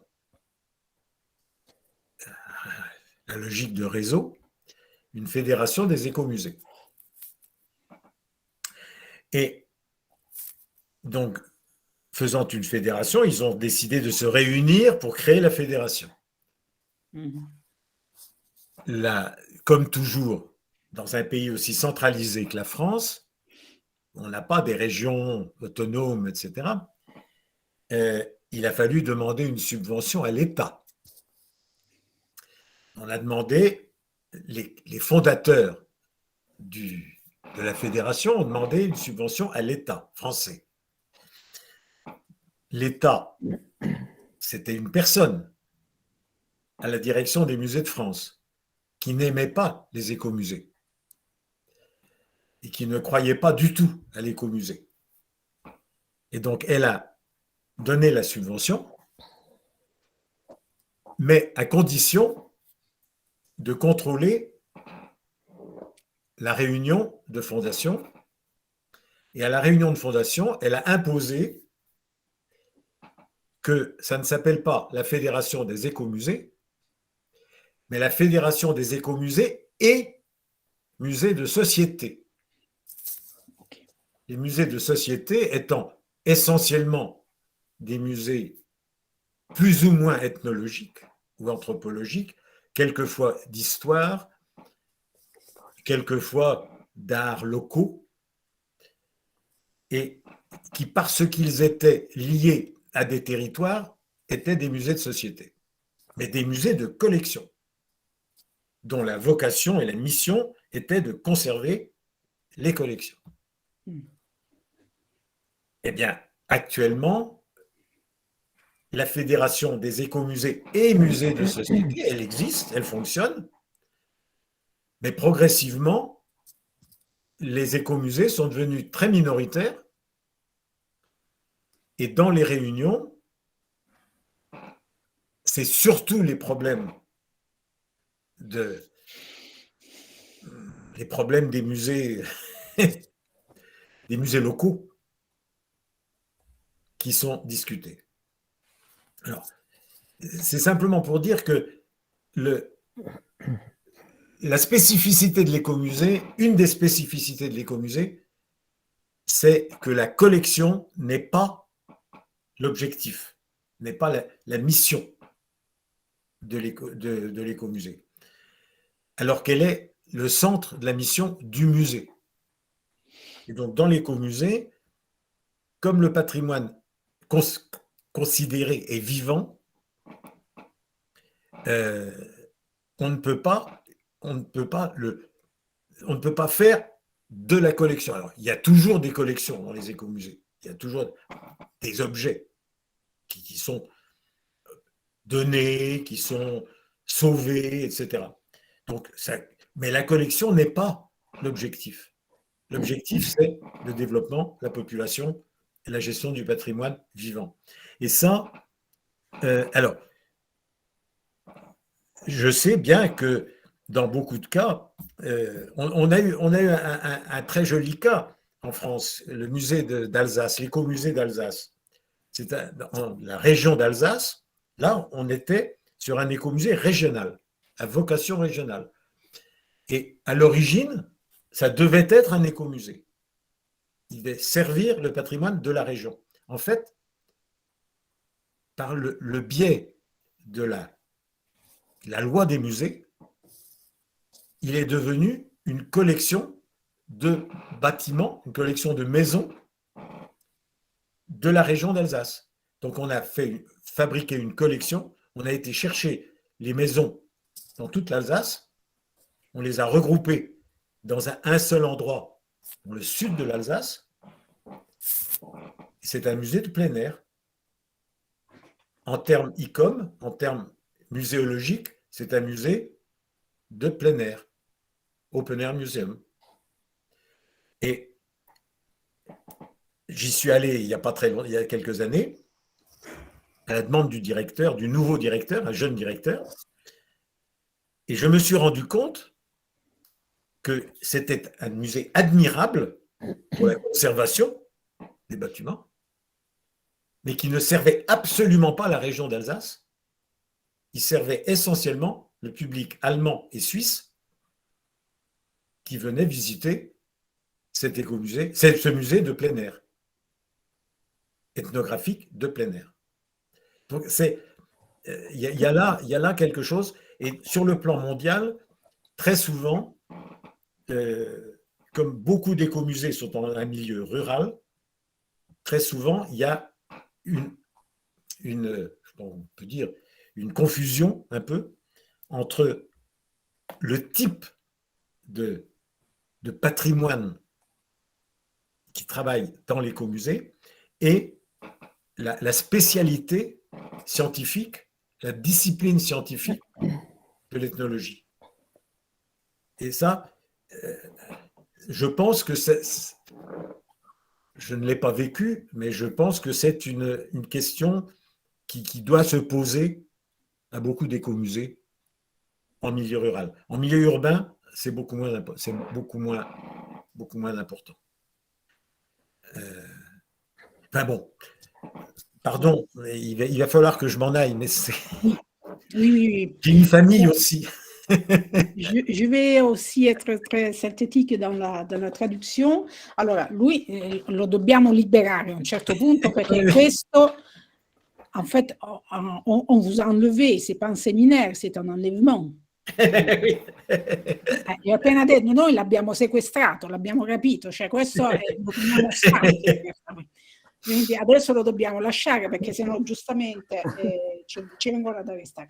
Allora, ha fatto la risposta, la dà, come dire, quasi in forma di parabola, dando un esempio, Alessandra, che è molto molto eloquente. Lui dice, racconta questa storia di ciò che è successo in Francia all'incirca negli anni 60-70, gli ecomusei proprio nella logica della rete hanno pensato di appunto costituirsi insomma in federazione e hanno chiesto, quindi si sono costituiti in federazione e hanno chiesto dei fondi allo Stato. Dove la richiesta è andata direttamente alla direzione dei musei di Francia, la quale attraverso una persona, mi piacerebbe chiedergli chi era esattamente, ha deciso di dare le sovvenzioni, però, c'era il ma, ha anche detto però che, diciamo così, in cambio di queste sovvenzioni sostanzialmente doveva partecipare e controllare le riunioni e insieme ha chiesto un'integrazione che riprende molto l'idea tua, Alessandra, per cui la federazione si è leggermente ampliata, diciamo, è stata inclusiva e si è da federazione degli ecomusei è diventata federazione degli ecomusei e dei musei di società. Sostanzialmente quindi dei musei locali, di arte, di storia, musei diciamo locali, anche etnografici. Che cosa è successo? Ovviamente è successo che in cambio sostanzialmente di queste cose la stessa federazione ha cambiato natura, ha cambiato funzione, quello che succede è che gli ecomusei sono diventati minoritari e l'esigenza primaria della federazione è rispondere invece ai problemi dei musei di società. Quindi, insomma, ecco, questa storia ci ha detto tutto praticamente, è veramente una specie di parabola. Poi invece è tornato su questa questione, sulla specificità appunto degli ecomusei che sono assolutamente lontani dall'idea di collezione, invece che hanno questo, il cuore della loro missione invece è lo sviluppo sostanzialmente locale, e che in questo caso però ci sono anche qui delle storie che sembrano apparentemente positive, ma che alla fine anche il loro uso e il loro senso finale viene stravolto. In questo caso quindi fa un esempio che sembrava appunto finire proprio bene, che è un caso alsaziano dove doveva essere creato appunto un ecomuseo. Anche qui l'idea era di partire con un ecomuseo classico, dopodiché l'oggetto dell'interesse è diventata l'architettura alsaziana. Ciò che è stato fatto sono state individuate delle case di architettura appunto diremmo di interesse regionale, che effettivamente sono straordinarie, sono state smontate e ricostituite in un unico luogo, diciamo, che è diventato non più un ecomuseo, ma un museo all'aria aperta, quindi un museo de plein air, che ovviamente di nuovo tradisce completamente l'idea iniziale, perché non serve alle popolazioni locali, così questa è la sua espressione, non serve agli alsaziani, ma serve semplicemente a uno scopo turistico, perché è visitato essenzialmente da turisti svizzeri e tedeschi. Quindi sostanzialmente si opera ancora una volta una confusione che è molto frequente fra il tipo di patrimonio, il cuore della questione è questo, il tipo di patrimonio che si pensa di portare in avanti, no? Di sottolineare, di valorizzare, e il tipo di approccio e di discipline che si decide di mettere in campo per occuparsene e per valorizzarli, appunto. Questo è il succo della sua risposta. Je peux m'en aller. Absolument oui, on vous remercie. Je laisse la parole à Roberta. Et merci à Eva. Merci Eva. Je ne m'appelle pas Eva, je m'appelle Anna, mais... Bah, je ne sais pas, c'est le nom qui est Oui, marqué. vous avez raison, mais ça, je le disais au début. En fait, c'est le nom de ma fille, ça. D'accord. Je travaille sous pseudonyme aujourd'hui, mais je vais peut-être vous écrire parce que j'aurai très volontiers de choses à vous dire. Merci à vous d'avoir voilà. remplacé Daniel. Bon. Roberta. No, Roberta. Grazie anzitutto a Hugh de Varin, che è stato veramente gentile, generoso, disponibile, ma anche complesso, e quindi diciamo ci ha fatto capire meglio tutta una serie di aspetti di un contesto comunque complesso, che quindi probabilmente andremo a discutere ancora. Io penso che ci scuseremo con gli ultimi due che hanno proposto di fare un intervento, ma è veramente troppo tardi. Però possiamo riprendere questi temi quando vogliamo, probabilmente possiamo creare un'altra occasione, perché questo aspetto degli ecomusei credo che richieda e insomma che sia necessario affrontarlo con gli strumenti giusti e a fondo, anche da parte degli attori sociali che ci operano, e qui ce ne sono stati diversi. Io ringrazio De Varin tantissimo, ringrazio Maurizio Tondolo, ringrazio Daniele Giallà, che comunque è già andato via, ringrazio Anna Iuso tantissimo per questo lavoro di traduzione, ringrazio Alessandra Broccolini. Anna e Alessandra sono colleghe della scuola, quindi ringrazio la scuola e il direttore Pino Schirripa, che come ci ha detto non poteva poi continuare a seguire i lavori con noi. Spero che ci saranno altre occasioni. La seduta, il seminario è stato registrato e vedremo se sarà possibile pubblicarlo sul web, ma questo va verificato, quindi per il momento non sappiamo dire nulla su questo. Va bene, sì. Grazie a tutti i partecipanti che hanno partecipato sia attivamente sia con la loro presenza, perché l'aula è stata molto frequentata, quindi grazie a tutti. Merci beaucoup à tout le monde. Merci Roberta, merci Alessandra. Grazie. Merci Anna. Un abbraccio. Merci a te, Hugh. Merci Antonio. Grazie. Ciao. Grazie, ciao. Alla prossima. Arrivederci. Grazie a tutti.